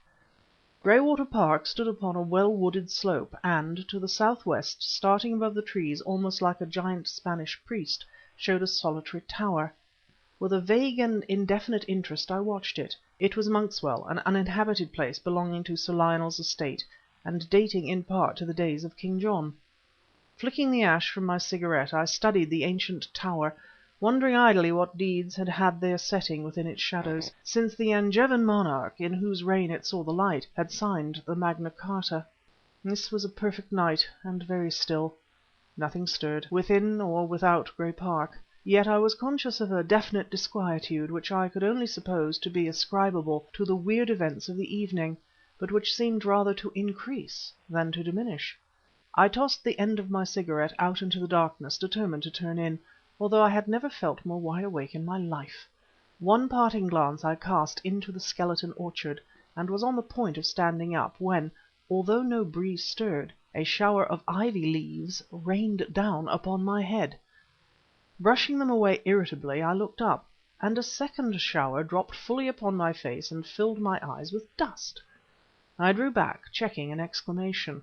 What with the depth of the embrasure, due to the great thickness of the wall, and the leafy tangle above the window, I could see for no great distance up the face of the building, but a faint sound of rustling and stumbling which proceeded from somewhere above me proclaimed that someone, or something, was climbing either up or down the wall of the corner tower in which I was housed.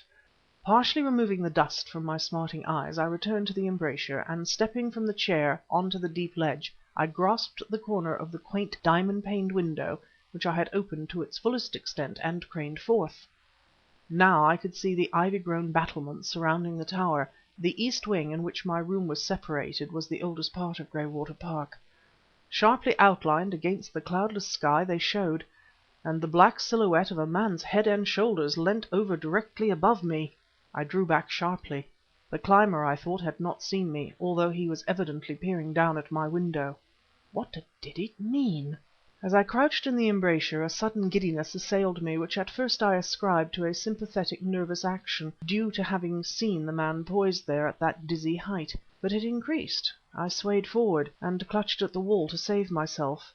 A deadly nausea overcame me, and a deadly doubt leapt to my mind. In the past Sir Lionel Barton had had spies in his household. What if the dark-faced Greek Homopoulo were another of these? I thought of the 45 port, of the ghostly rapping, and I thought of the man who crouched upon the roof of the tower above my open window.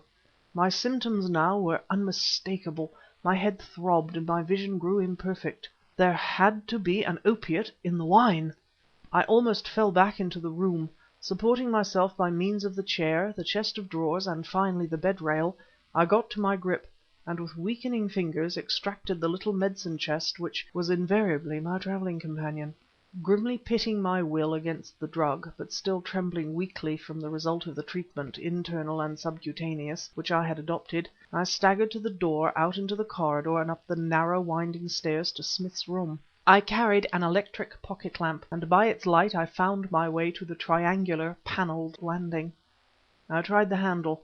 As I had expected, the door was locked. I beat upon it with my fist. "Smith!" I cried. "Smith!" There was no reply.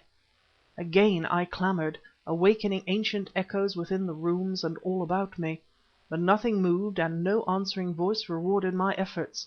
The other rooms were seemingly unoccupied, and Smith was drugged. My senses in disorder and a mist dancing before my eyes, I went stumbling down into the lower corridor. At the door of my own room I paused. A new fact had suddenly been revealed to me. a fact which the mazy windings of the corridors had hitherto led me to overlook. Smith's room was also in the east tower, and must be directly above mine. "My God!" I whispered, thinking of the climber. "He has been murdered!" I staggered into my room and clutched at the bed rail to support myself, for my legs threatened to collapse beneath me. How should I act? That we were victims of a cunning plot, that the deathful Si Fan had at last wreaked its vengeance upon Nayland Smith, I could not doubt. My brain reeled, and a weakness, mental and physical, threatened to conquer me completely. Indeed, I think I must have succumbed, sapped as my strength had been by the drug administered to me, if the sound of a creaking stair had not arrested my attention, and by the menace which it conveyed afforded a new stimulus. Someone was creeping down from the landing above, coming to my room.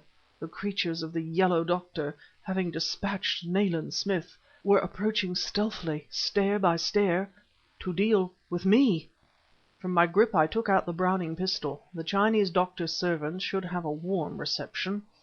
I burned to avenge my friend, who I was persuaded lay murdered in the room above. I partially closed the door, and took up a post immediately behind it. Nearer came the stealthy footsteps, nearer. Now the one who approached had turned the angle of the passage. Within sight of my door he seemed to stop. A shaft of white light crept through the opening, across the floor and on to the wall beyond. A moment it remained so, then was gone. The room became plunged in darkness. Gripping the Browning with nervous fingers, I waited, listening intently. But the silence remained unbroken. My gaze set upon the spot where the head of this midnight visitant might be expected to appear. I almost held my breath during the ensuing moments of frightful suspense. The door was opening, slowly, slowly, by almost imperceptible degrees. I held the pistol pointed rigidly before me, and my gaze remained fixed intently on the dimly seen opening. I suppose I acted as 99 men out of 100 would have done in like case. Nothing appeared. Then a voice that seemed to come from somewhere under the floor, snapped: "Good God, it's Petrie!" I dropped my gaze instantly, and there, looking up at me from the floor at my feet, I vaguely discerned the outline of a human head. "Smith?" I whispered. Nayland Smith, for indeed it was none other, stood up and entered the room. "Thank God you are safe, old man," he said. "But in waiting for one who is stealthily entering a room, don't, as you love me, take it for granted that he will enter upright. I could have shot you from the floor with ease. But mercifully, even in the darkness, I recognized your Arab slippers." "Smith," I said, my heart beating wildly, "I thought you were drugged, murdered. The port contained an opiate." "I guessed as much," snapped Smith, "but despite the excellent tuition of Dr. Fu-Manchu, I am still childishly trustful, and the fact that I did not partake of the crusted '45 was not due to any suspicions which I entertained at that time." "But, Smith, I saw you drink some port." "I regret to contradict you, Petrie, but you must be aware that the state of my liver, due to a long residence in Burma, does not permit me to indulge in the luxury of port. My share of the '45 now reposes amid the moss in the tulip bowl, which you may remember decorated the dining table. Not desiring to appear churlish by means of a simple feat of legerdemain, I drank your health and future happiness in claret." "For God's sake, what is going on, Smith? Someone climbed from your window." "I climbed from my window." "What?" I said dazedly. "It was you? But what does it all mean? Karamaneh—" "It is for her I fear, Petrie, now. We have not a moment to waste." He made for the door. "Sir Lionel must be warned at all cost," I cried. "Impossible," snapped Smith. "What do you mean?" "Sir Lionel has disappeared." Chapter 36. The Dungeon. We were out in the corridor now, Smith showing the way with the light of his electric pocket lamp. My mind was clear enough, but I felt as weak as a child. "You look positively ghastly, old man," rapped Smith, "which is no matter for wonder. I have yet to learn how it happened that you are not lying insensible, or dead as a result of the drugged wine. When I heard someone moving in your room, it never occurred to me that it was you." "Smith," I said, "the house seems as still as death. You, Karamaneh and myself are the only occupants of the east wing. Homopoulo saw to that." "Then he—" "He is a member of the Si Fan, a creature of Dr. Fu-Manchu. Yes, beyond all doubt. Sir Lionel is unfortunate, as ever, in his choice of servants. I blame my own stupidity entirely, Petrie, and I pray that my enlightenment has not come too late." "What does it all mean?" What have you learnt?" "Mind these 3 steps," warned Smith, glancing back. I found my mind persistently dwelling upon the matter of that weird rapping, Petrie, and I recollected the situation of Sir Lionel's room on the southeast front. A brief inspection revealed the fact that, by means of a kindly branch of ivy, I could reach the roof of the east tower from my window. "Well?" "One may walk from there along the roof of the southeast front, and by lying face downwards at the point where it projects above the main entrance, look into Sir Lionel's room." "I saw you go." "I feared that someone was watching me, but that it was you I never supposed. Neither Barton nor his man are in that room, Petrie. They have been spirited away. This is Karamina's door." He grasped me by the arm, at the same time directing the light upon a closed door before which we stood. I raised my fist and beat upon the panels; then, every muscle tensed and my heart throbbing wildly, I listened for the girl's voice. Not a sound broke that deathly silence except the beating of my own heart, which I thought must surely be audible to my companion. Frantically I hurled myself against the stubborn oak, but Smith thrust me back. "Useless, Petrie," he said, "useless. This room is in the base of the east tower. Yours is above it and mine at the top. The corridors approaching the 3 floors deceive one, but the fact remains. I have no positive evidence, but I would wager all I possess that there is a stair in the thickness of the wall, and hidden doors in the panelling of the 3 apartments. The Yellow group has somehow obtained possession of a plan of the historic secret passages and chambers of Graywater Park.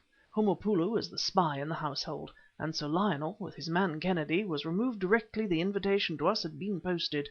The group will know by now that we have escaped them, but Karamaneh—" "Smith!" I groaned. "Smith, what can we do? What has befallen her?" "This way," he snapped. "We are not beaten yet." "We must arouse the servants." "Why? It would be a sheer waste of precious time. There are only 3 men who actually sleep in the house, excepting Homopoulo, and these are in the northwest wing. No, Petrie, we must rely upon ourselves." He was racing recklessly along the tortuous corridors and up the oddly placed stairways of that old world building. My anguish had reinforced the atropine which I had employed as an antidote to the opiate in the wine, and now my blood, that had coursed sluggishly, leapt through my veins like fire, and I burned with a passionate anger. Into a large and untidy bedroom we burst. Books and papers littered about the floor. Curios, ranging from mummied cats and ibises to Turkish yatigans and Zulu assegais, surrounded the place in riotous disorder. Beyond doubt this was the apartment of Sir Lionel Barton. A lamp burned upon a table near to the disordered bed, and a discoloured Greek statuette of Orpheus lay overturned on the carpet close beside it. "Homopoulo was on the point of leaving this room at the moment that I peered in at the window," said Smith, breathing heavily. "From here there is another entrance to the secret passages. Have your pistol ready." He stepped across the disordered room to a little alcove near the foot of the bed, directing the ray of the pocket lamp upon the small square panelling. "Ah!" he cried, a note of triumph in his voice. "He has left the door ajar. A visit of inspection was not anticipated to night, Petrie. Thank God for an Indian liver and a suspicious mind." He disappeared into a yawning cavity which now I perceived to exist in the wall. I hurried after him, and found myself upon roughly fashioned stone steps in a very low and narrow descending passage. Over his shoulder— "Note the direction," said Smith breathlessly. "We shall presently find ourselves at the base of the east tower." Down we went, and down, the ray of the electric lamp always showing more steps ahead, until at last these terminated in a level, arched passage, curving sharply to the right. 2 paces more brought us to a doorway, less than 4 feet high, approached by 2 wide steps. A blackened door, having a most cumbersome and complicated lock, showed in the recess. Nayland Smith bent and examined the mechanism intently. "Freshly oiled," he commented. "You know into whose room it opens." Well enough I knew, and detecting that faint, haunting perfume which spoke of the dainty personality of Karamaneh, my anger blazed up anew. Came a faint sound of metal grating upon metal, and Smith pulled open the door, which turned outward upon the steps, and bent further forward, sweeping the ray of light about the room beyond. "Empty, of course," he muttered. "Now for the base of these damned nocturnal operations." He descended the steps and began to flash the light all about the arched passageway wherein we stood. "The present dining room of Graywater Park lies almost due south of this spot," he mused. "Suppose we try back." We retraced our steps to the foot of the stair. In the wall on their left was an opening, low down against the floor and little more than 3 feet high. It reminded me of some of the entrances to those seemingly interminable passages whereby one approaches the sepulchral chambers of the Egyptian pyramids. "Now for it!" snapped Smith. "Follow me closely." Down he dropped, and having the lamp thrust out before him, began to crawl into the tunnel. As his heels disappeared, and only a faint light outlined the opening, I dropped upon all fours in turn, and began laboriously to drag myself along behind him. The atmosphere was damp, chilly, and evil smelling. Therefore, at the end of some 10 or 12 yards of this serpentine crawling, when I saw Smith ahead of me to be standing erect, I uttered a stifled exclamation of relief. The thought of Karamaneh having been dragged through this noisome hole was one I dared not dwell upon. A long, narrow passage now opened up, its end invisible from where we stood. Smith hurried forward. For the first 30 or 40 paces the roof was formed of massive stone slabs, then its character changed. The passage became lower, and one was compelled frequently to lower the head in order to avoid the oaken beams which crossed it. "We are passing under the dining room," said Smith. "It was from here the sound of beating first came." "What do you mean?" "I have built up a theory which remains to be proved, Petrie. In my opinion a captive of the Yellow group escaped to-night and sought to summon assistance, but was discovered and overpowered." "Sir Lionel?" "Sir Lionel, or Kennedy; yes, I believe so. Enlightenment came to me. I understood the pitiable condition into which the Greek butler had been thrown by the phenomenon of the ghostly knocking. But Smith hurried on, and suddenly I saw that the passage had entered upon a sharp declivity, and now both roof and walls were composed of crumbling brickwork. Smith pulled up and thrust back a hand to detain me. "Sh!" he hissed, and grasped my arm. Silent, intently still, we stood and listened. The sound of a guttural voice was clearly distinguishable from somewhere close at hand. Smith extinguished the lamp. A faint luminance proclaimed itself directly ahead. Still grasping my arm, Smith began slowly to advance toward the light. 1, 2, 3, 4, 5 paces we crept onward, and I found myself looking through an archway into a medieval torture chamber. Only a part of the place was visible to me, but its character was unmistakable. Leg irons, boots, and thumbscrews hung in racks upon the fungi-covered wall. A massive iron-studded door was open at the further end of the chamber, and on the threshold stood Homopoulo, holding a lantern in his hand. Even as I saw him he stepped through, followed by one of those short, thick-set Burmans of whom Dr. Fu-Manchu had a number among his entourage. They were members of the villainous robber bands notorious in India as the dacoits. Over one broad shoulder, slung sack-wise, the dacoit carried a girl clad in scanty white drapery. Madness seized me, the madness of sorrow and impotent wrath, for with Karamaneh being borne off before my eyes, I dared not fire at her abductors, lest I should strike her. Nayland Smith uttered a loud cry, and together we hurled ourselves into the chamber. Heedless of what, of whom else it might shelter, we sprang for the group in the distant doorway. A memory is mine of the dark, white face of Homopoulo peering wild-eyed over the lantern, of the slim, white-clad form of the lovely captive seeming to fade into the obscurity of the passage beyond. Then, with bleeding knuckles, with wild imprecations bubbling from my lips, I was battering upon the mighty door, which had been slammed in my face at the very instant that I had gained it. "Brace up, man, brace up!" cried Smith, and in his strenuous, grimly purposeful fashion he shouldered me away from the door. A battering ram could not force that timber. We must seek another way. I staggered weakly back into the room. Hand raised to my head, I looked about me.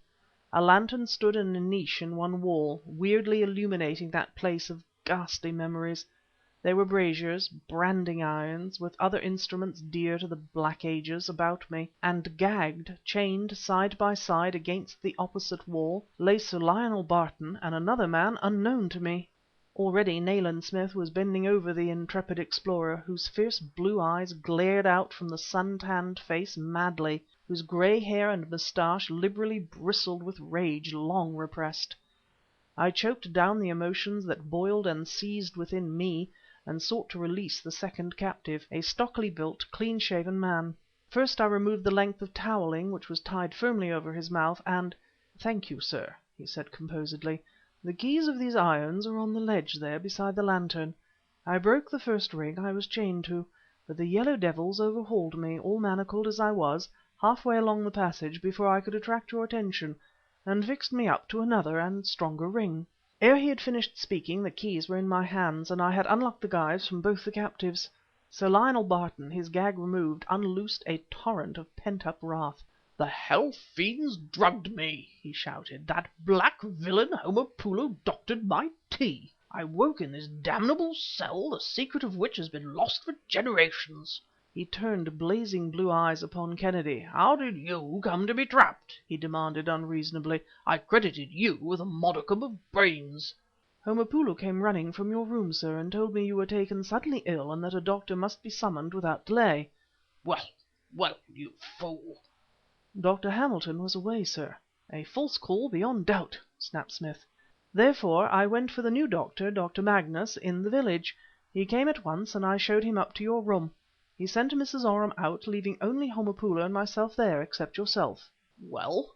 "Sandbagged," explained the man nonchalantly. "Dr. Magnus, who is some kind of Dago, is evidently one of the gang."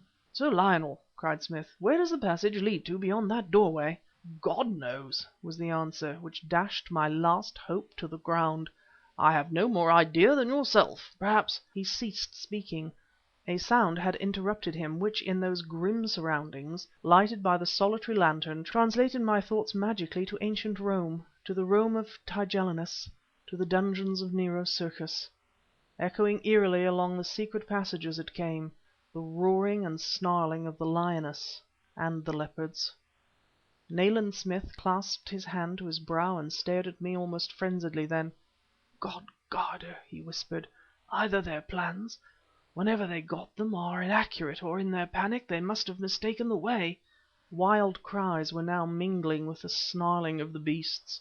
"They have blundered into the old crypt!" How we got out of the secret labyrinth of Graywater Park into the grounds, and around the angle of the west wing to the ivy-grown pointed door, where once the chapel had been, I do not know. Light seemed to spring up about me, and half-clad servants to appear out of the void. Temporarily I was insane. Sir Lionel Barton was behaving like a madman too, and like a madman he tore at the ancient bolts and precipitated himself into the stone-paved cloister, barred with the moon-cast shadows of the Norman pillars. From behind the iron bars of the home of the leopards came now a fearsome growling and scuffling. Smith held the light with a steady hand, whilst Kennedy forced the heavy bolts of the crypt door. In leapt the fearless baronet among his savage pets, and in the ray of light from the electric lamp I saw that which turned me sick with horror. Prone beside a yawning gap in the floor lay Homopoulo, his throat torn indescribably, and his white shirt front smothered in blood. A black leopard, having its forepaws upon the dead man's breast, turned blazing eyes upon us. A second crouched beside him. Heaped up in a corner of the place, amongst the straw and litter of the lair, lay the Burmese dacoit, his sinewy fingers embedded in the throat of the third and largest leopard, which was dead, whilst the creature's gleaming fangs were buried in the tattered flesh of the man's shoulder. Upon the straw beside the two, her slim, bare arms outstretched, and her head pillowed upon them, so that her rippling hair completely concealed her face, lay Karamaneh. In a trice Barton leapt upon the great beast standing over Homopoulo, had him by the back of the neck and held him in his powerful hands, whining with fear and helpless as a rat in the grip of a terrier. The second leper fled into the inner lair. So much I visualized in a flash, then all faded, and I knelt alone beside her whose life was my life, in a world grown suddenly empty and still. Through long hours of agony I lived, hours contained within the span of seconds, and the beloved head resting against my shoulder, whilst I searched for signs of life, and dreaded to find ghastly wounds. At first I could not credit the miracle, I could not receive the wondrous truth. Karamaneh was quite uninjured and deep in drugged slumber. "The leopards thought her dead," whispered Smith brokenly, "and never touched her." Chapter 37 3 Nights Later "Listen!" cried Sir Lionel Barton. He stood upon the black rug before the massive carven mantelpiece, a huge man in an appropriately huge setting. I checked the words on my lips, and listened intently. Within Graywater Park all was still, for the hour was late. Outside the rain was descending in a deluge, its continuous roar drowning any other sound that might have been discernible. Then, above it, I detected a noise that at first I found difficult to define. "The howling of the leopards," I suggested. Sir Lionel shook his tawny head with impatience. Then, the sound growing louder, suddenly I knew it for what it was. "Someone shouting!" I exclaimed. "Someone who rides a galloping horse!" "Coming here!" added Sir Lionel. "Hark! He is at the door!" A bell rang furiously, again and again sending its brazen clangor echoing through the great apartments and passages of Graywater. "There goes Kennedy." Above the sibilant roaring of the rain I could hear someone releasing heavy bolts and bars. The servants had long since retired, as also had Karamaneh, but Sir Lionel's man remained wakeful and alert. Sir Lionel made for the door, and I, standing up, was about to follow him, when Kennedy appeared, in his wake a bedraggled groom, hatless and pale to the lips. His frightened eyes looked from face to face. "Dr. Petrie?" he gasped interrogatively. "Yes," I said, a sudden dread assailing me. "What is it?" "Gad, it's Hamilton's man!" cried Barton. "Mr. Nayland Smith, sir," continued the groom brokenly, and all my fears were realized. "He's been attacked, sir, on the road from the station, and Dr. Hamilton, to whose house he was carried—" "Kennedy!" shouted Sir Lionel, "get the Rolls Royce out! Put your horse up here, man, and come with us!" He turned abruptly, as the groom, grasping at the wall, fell heavily to the floor. "Good God!" I cried, "what's the matter with him?" I bent over the prostrate man, making a rapid examination. His head! A nasty blow. Give me a hand, Sir Lionel, we must get him on to a couch. The unconscious man was laid upon a Chesterfield, and, ably assisted by the explorer, who was used to coping with such hurts as this, I attended to him as best I could. One of the men servants had been aroused, and, just as he appeared in the doorway, I had the satisfaction of seeing Dr. Hamilton's groom open his eyes and look about him dazedly. "Quick," I said, "tell me, what hurt you?" The man raised his hand to his head and groaned feebly. "Something came whizzing, sir," he answered. "There was no report, and I saw nothing. I don't know what it can have been." "Where did this attack take place?" "Between here and the village, sir, just by the coppice at the crossroads at the top of Raddon Hill." "You had better remain here for the present," I said, and gave a few words of instruction to the man whom we had aroused. "This way!" cried Barton, who had rushed out of the room, his huge frame reappearing in the doorway. "The car is ready." My mind filled with dreadful apprehensions, I passed out onto the carriage sweep. Sir Lionel was already at the wheel. "Jump in, Kennedy," he said, when I had taken the seat beside him, and the man sprang into the car. Away we shot, up the narrow lane, lurched hard on the bend, and were off at ever-growing speed toward the hills, where a long climb awaited the car. The headlight picked out the straight road before us, and Barton increased the pace, regardless of regulations, until the growing slope made itself felt, and the speed grew gradually less. Above the throbbing of the motor I could hear now the rain in the overhanging trees. I peered through the darkness up the road, wondering if we were near to the spot where the mysterious attack had been made upon Dr. Hamilton's groom. I decided that we were just passing the place, and, to confirm my opinion, at that moment Sir Lionel swung the car around suddenly and plunged headlong into the black mouth of a narrow lane. Hitherto the roads had been fair, but now the jolting and swaying became very pronounced. "Beastly road!" shouted Barton, "and stiff gradient." I nodded. That part of the way which was visible in front had the appearance of a muddy cataract, through which we must force a path. Then, as abruptly as it had commenced, the rain ceased, and almost at the same moment came an angry cry from behind. The canvas hood made it impossible to see clearly in the car, but turning quickly I perceived Kennedy, with his cap off, rubbing his close-cropped skull. He was cursing volubly. "What is it, Kennedy?" "Somebody sniping," cried the man. "Lucky for me I had my cap on." "Eh? Sniping?" said Barton, glancing over his shoulder. "What do you mean? A stone, was it?" "No, sir," answered Kennedy. "I don't know what it was, but it wasn't a stone." "Hurt much?" I asked. "No, sir, nothing at all." But there was a note of fear in the man's voice, fear of the unknown. Something struck the hood with a dull, drum-like thud. "There's another, sir!" cried Kennedy. "There's someone following us!" "Can you see anyone?" came the reply. "I thought I saw something then, about 20 yards behind. It's so dark." "Try a shot," I said, passing my Browning to Kennedy. The next moment the crack of the little weapon sounded sharply, and I thought I detected a vague, answering cry. "See anything?" came from Barton. Neither Kennedy nor I made reply, for we were both looking back down the hill. Momentarily the moon had peeped from the cloud banks, and where, 300 yards behind, the bordering trees were few, a patch of dim light spread across the muddy road, and melted away as a new blackness gathered. But, in the brief space, three figures had shown, only for an instant, but long enough for us to see that they were those of three gaunt men, seemingly clad in scanty garments. What weapons they employed I could not conjecture. But we were pursued by three of Dr. Fu-Manchu's dacoits. Barton growled something savagely and ran the car to the left of the road as the gates of Dr. Hamilton's house came in sight. A servant was there ready to throw them open, and Sir Lionel swung around on to the drive, and drove ahead up the elm avenue to where the light streamed through the open door on to the wet gravel.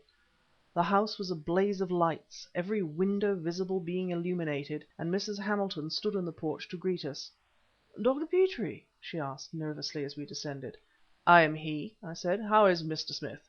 "Still insensible," was the reply. Passing a knot of servants who stood at the foot of the stairs like a little flock of frightened sheep, we made our way into the room where my poor friend lay.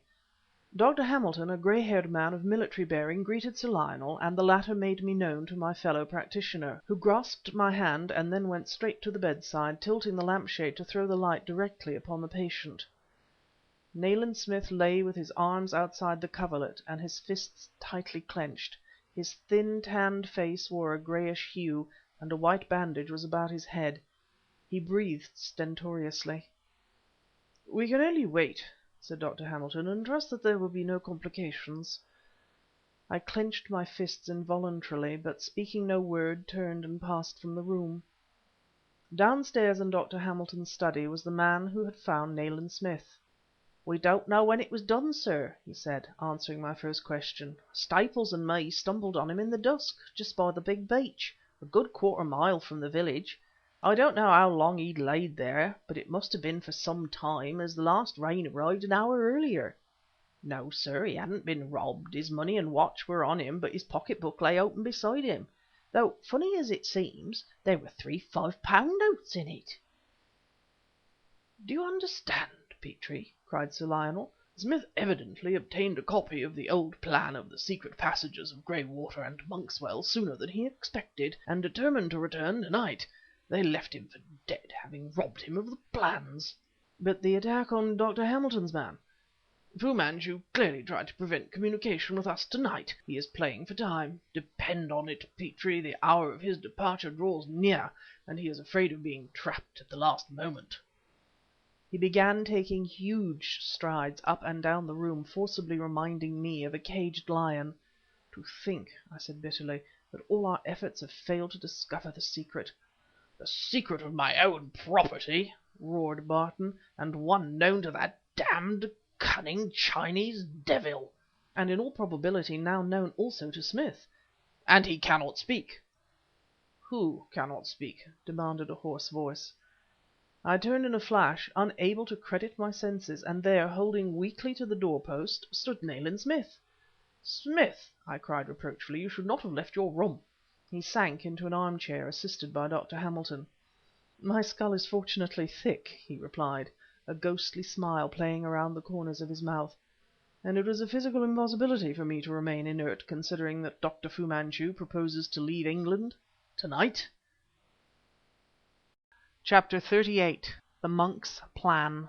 "My inquiries in the manuscript room of the British Museum," said Nayland Smith, his voice momentarily growing stronger and some of the old fire creeping back into his eyes, "have proved entirely successful."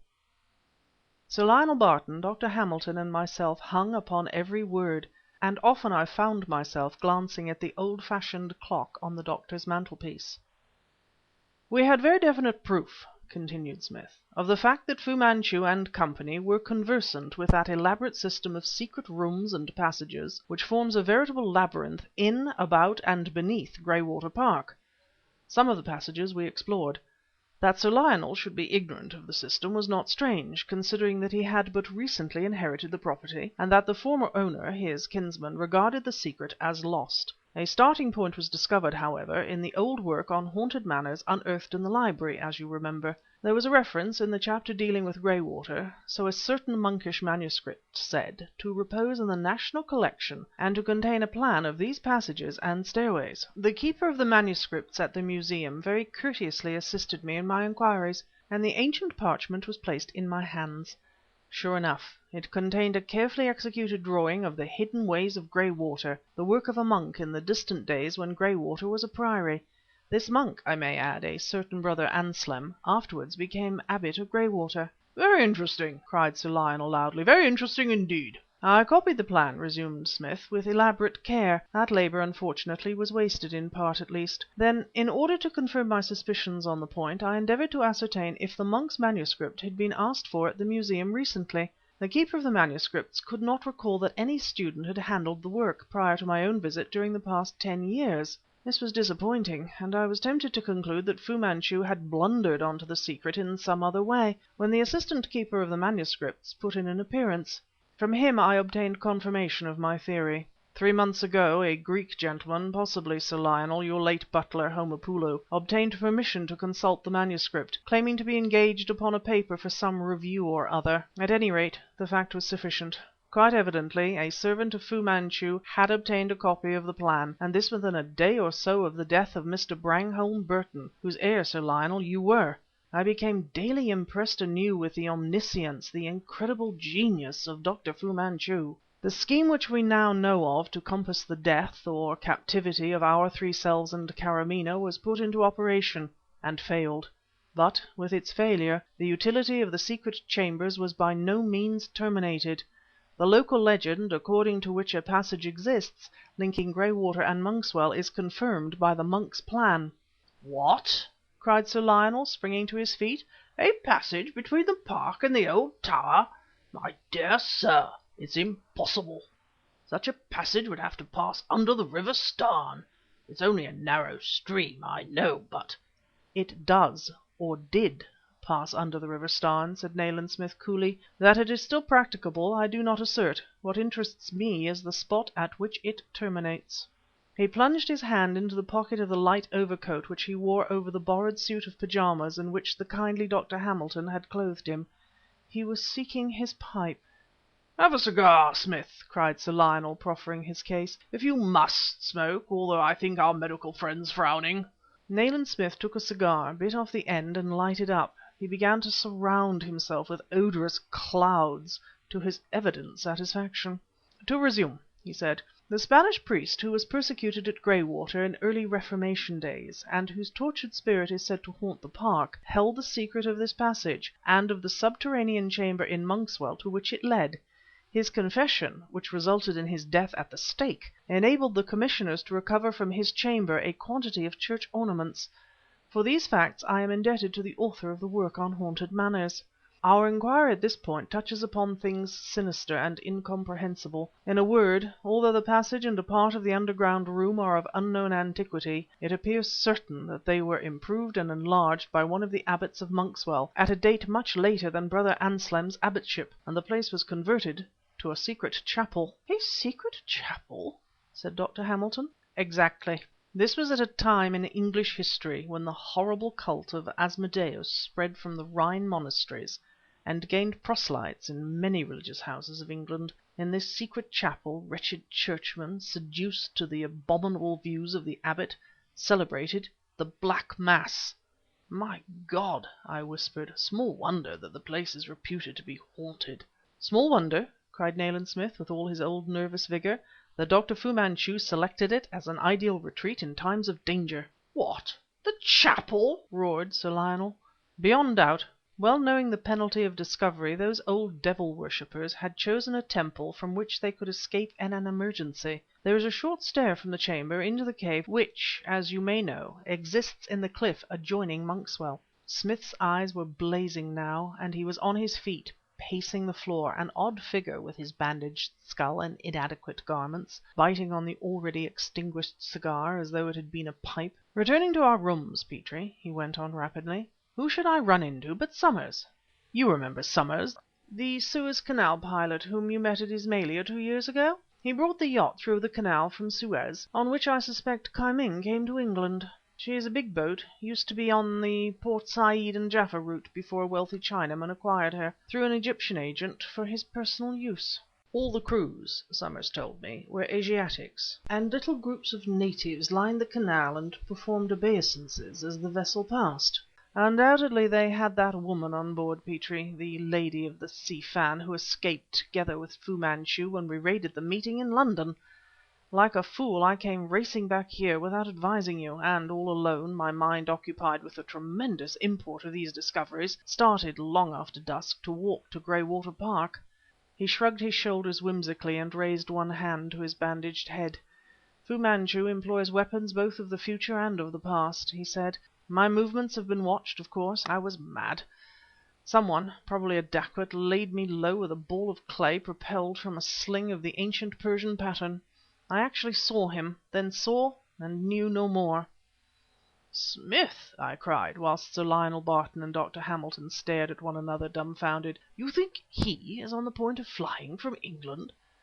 "The Chinese yacht Chanak Kampo is lying 2 miles off the coast and in the sight of the tower of Monkswell." CHAPTER 39. The Shadow Army.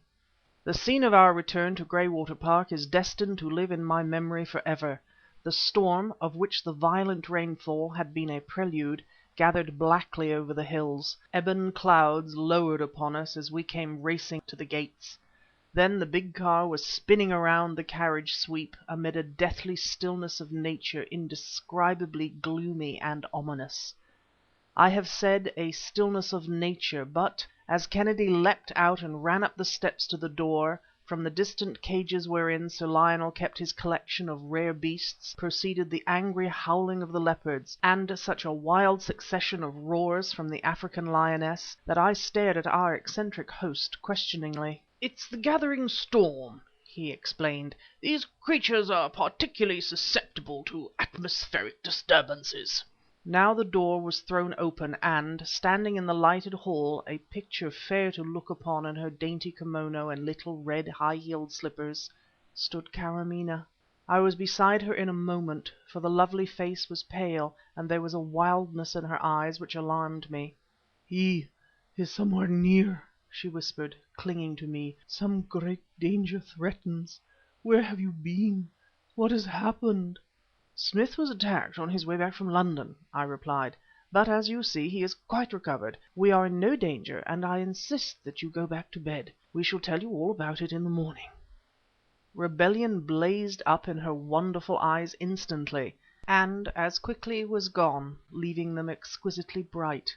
2 tears like twin pearls hung upon the curved black lashes. It made my blood course faster to watch this lovely Eastern girl conquering the barbaric impulses that sometimes flamed up within her, because I willed it.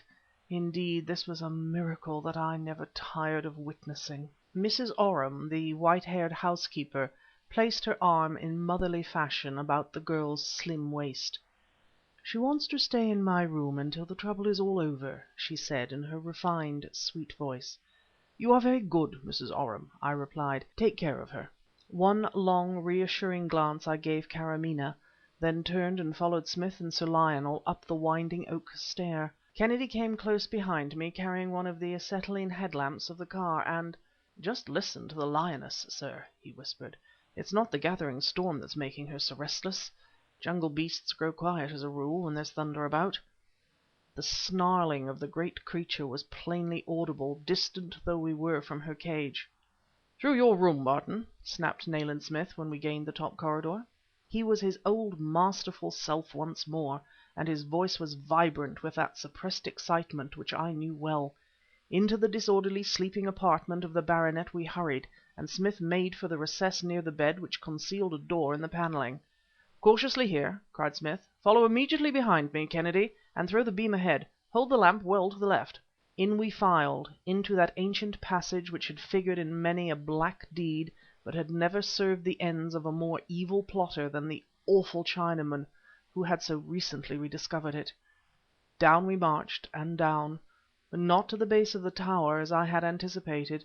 At a point which I judged to be about level with the first floor of the house, Smith, who had been audibly counting the steps, paused, and began to examine the seemingly unbroken masonry of the wall. "We have to remember," he muttered, "that this passage may be blocked up or otherwise impassable, and that Fu-Manchu may know of another entrance.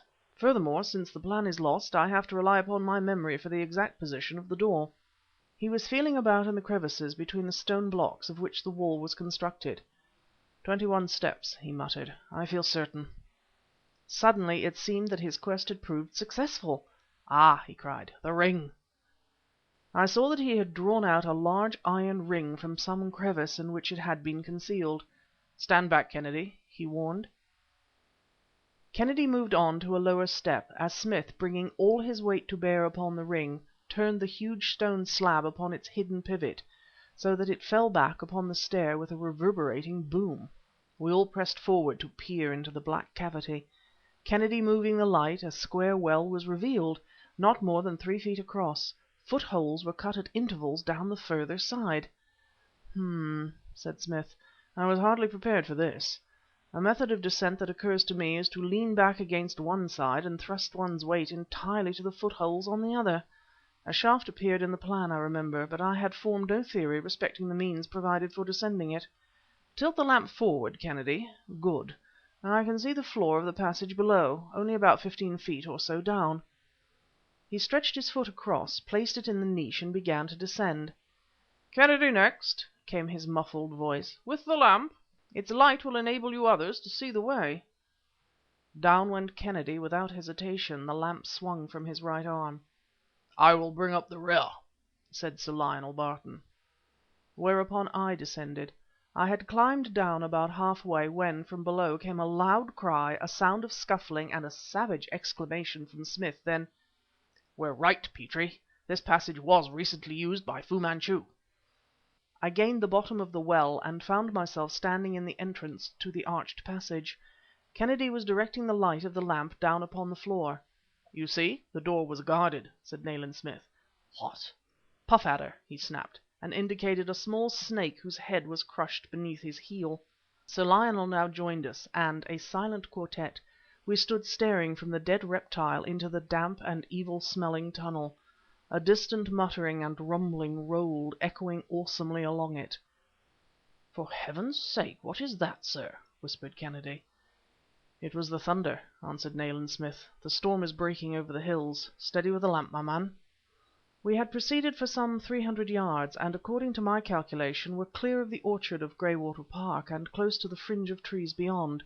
I was taking note of the curious old brickwork of the passage, when "Look out, sir!" cried Kennedy, and the light began dancing madly. "Just under your feet! Now it's up the wall! Mind your hand, Dr. Petrie!" The lamp was turned, and since it shone fully into my face, temporarily blinded me. "On the roof, over your head, Barton." This from Nayland Smith. "What can we kill it with?" Now my sight was restored to me, and looking back along the passage, I saw, clinging to an irregularity in the mouldy wall, the most gigantic scorpion I had ever set eyes upon. It was fully as large as my open hand. Kennedy and Nayland Smith were stealthily retracing their steps, the former keeping the light directed upon the hideous insect, which now began running about with that horrible febrile activity characteristic of the species. Suddenly came a sharp staccato report. Sir Lionel had scored a hit with his Browning pistol. In waves of sound the report went booming along the passage. The lamp, as I have said, was turned in order to shine back upon us, rendering the tunnel ahead a mere black mouth, a veritable inferno, held by inhuman guards. Into that black cavern I stared, gloomily fascinated by the onward rolling sound storm. Into that blackness I looked, to feel my scalp tingle horrifically to know the crowning horror of the horrible journey. The blackness was spangled with watching diamond eyes, with tiny insect eyes that moved, upon the floor, upon the walls, upon the ceiling. A choking cry rose to my lips. "Smith! Barton! For God's sake, look! The place is alive with scorpions!" Around we all came, panic plucking at our hearts. Around swept the beam of the big lamp, and there, retreating before the light, went a veritable army of venomous creatures. I counted no fewer than 3 of the giant red centipede whose poisonous touch, called the Zayat kiss, is certain death. Several species of scorpion were represented, and some kind of bloated, unwieldy spider, so gross of body that its short hairy legs could scarce support it, crawled hideous almost at my feet. What other monstrosities of the insect kingdom were included in that obscene host I know not. My skin tingled from head to feet.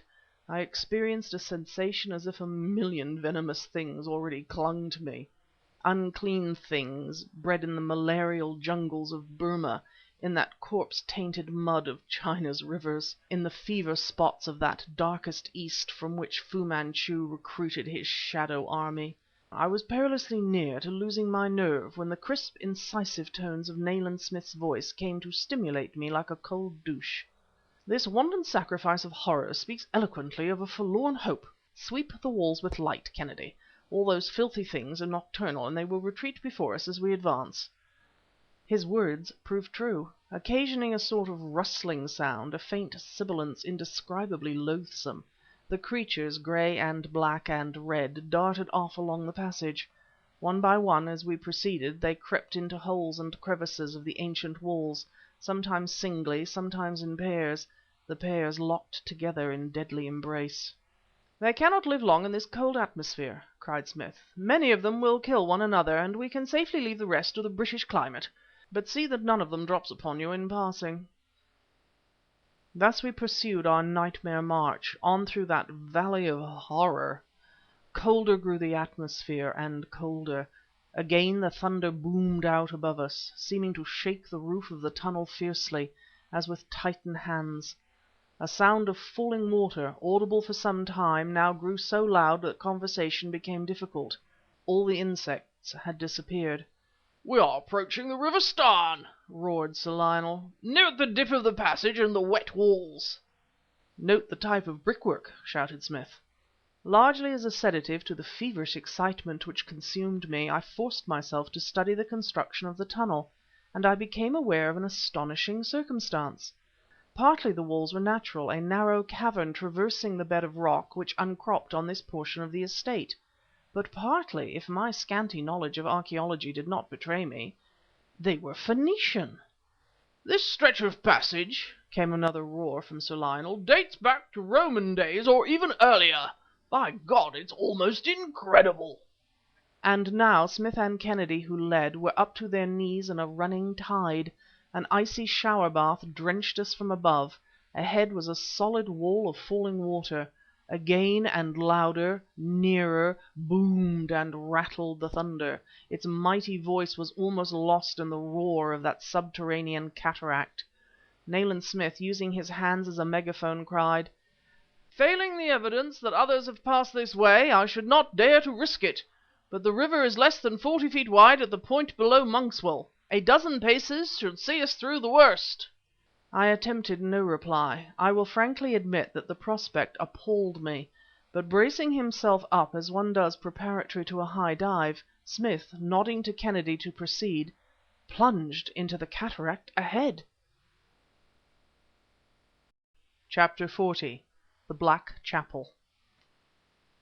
Of how we achieved that 12 or 15 yards below the rocky bed of the stream the powers that lent us strength and fortitude alone hold record. Gasping for breath, drenched, almost reconciled to the end which I thought was come, I found myself standing at the foot of a steep flight of stairs roughly hewn in the living rock. Beside me, the extinguished lamp still grasped in his hand, leant Kennedy, panting wildly and clutching at the uneven wall. Sir Lionel Barton had sunk exhausted upon the bottom step, and Nayland Smith was standing near him, looking up the stairs. From an arched doorway at their head, light streamed forth. Immediately behind me, in the dark place where the waters roared, opened a fissure in the rock, and into it poured the miniature cataract. I understood now the phenomenon of minor whirlpools for which the little river above was famous. Such were my impressions of that brief breathing space, then— "Have your pistols ready," cried Smith. "Leave the lamp, Kennedy. It can serve us no further." Mustering all the reserve that remained to us, we went, pell-mell, a wild, bedraggled company, up that ancient stair and poured into the room above. One glance showed us that this was indeed the chapel of Asmodeus, the shrine of Satan where the Black Mass had been sung in the Middle Ages. The stone altar remained, together with certain Latin inscriptions cut in the wall. Fu-Manchu's last home in England had been within a temple of his only master.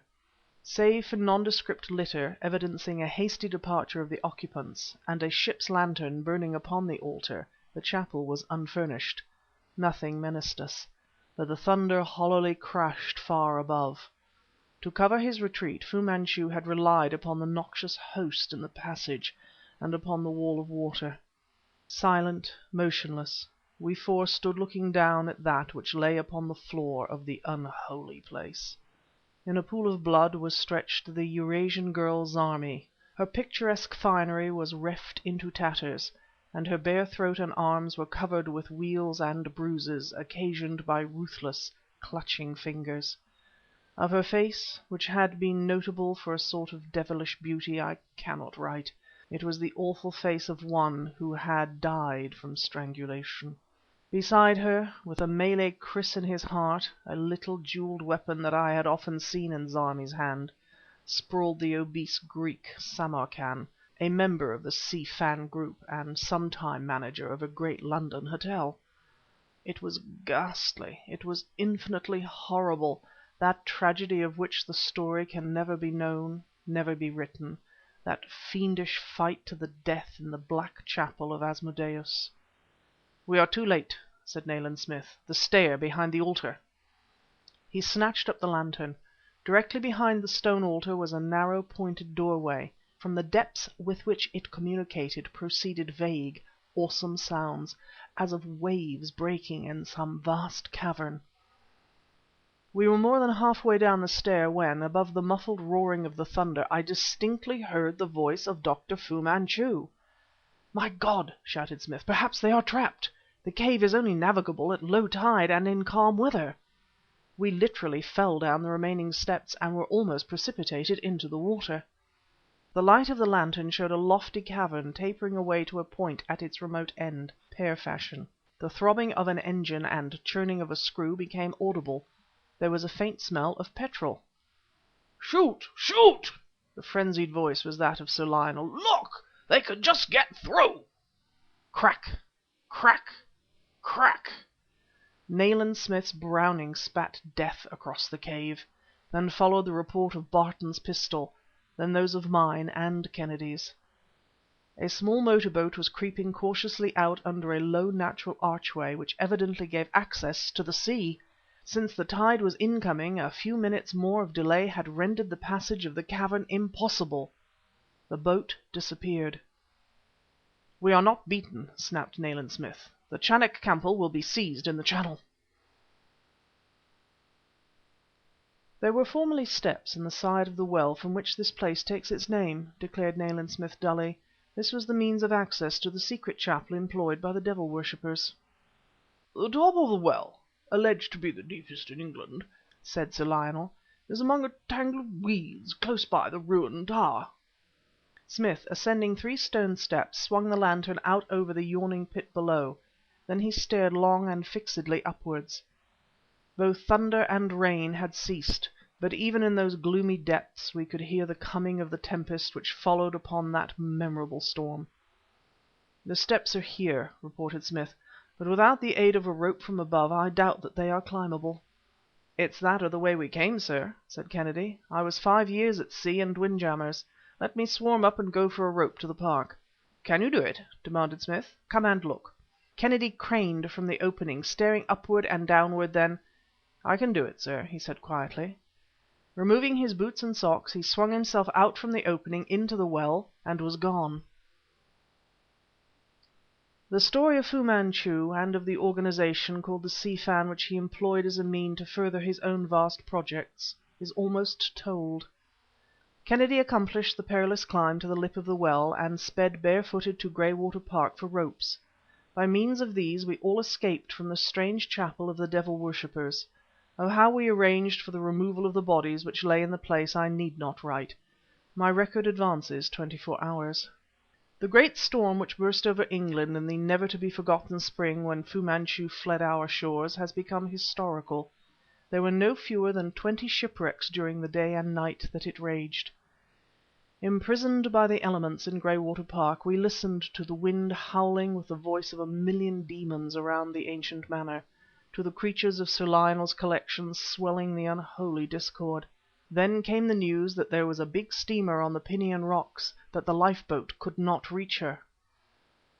As though it were but yesterday I can see us, Sir Lionel Barton, Nayland Smith and I, hurrying down into the little cove which sheltered the fishing village, fighting our way against the power of the tempest.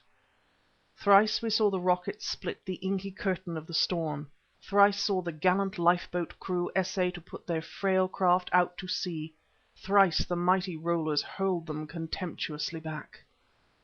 Dawn, a grey eerie dawn, was creeping ghostly over the iron-bound shore, when fragments of wreckage began to drift in. Such are the currents upon those coasts that bodies are rarely recovered from wrecks on the cruel Pinion Rocks. In the dim light I bent over a battered and torn mass of timber that once had been the bow of a boat, and in letters of black and gold I read: S.Y. Chanak Campo. End of The Hand of Fu Manchu by Sax Rohmer.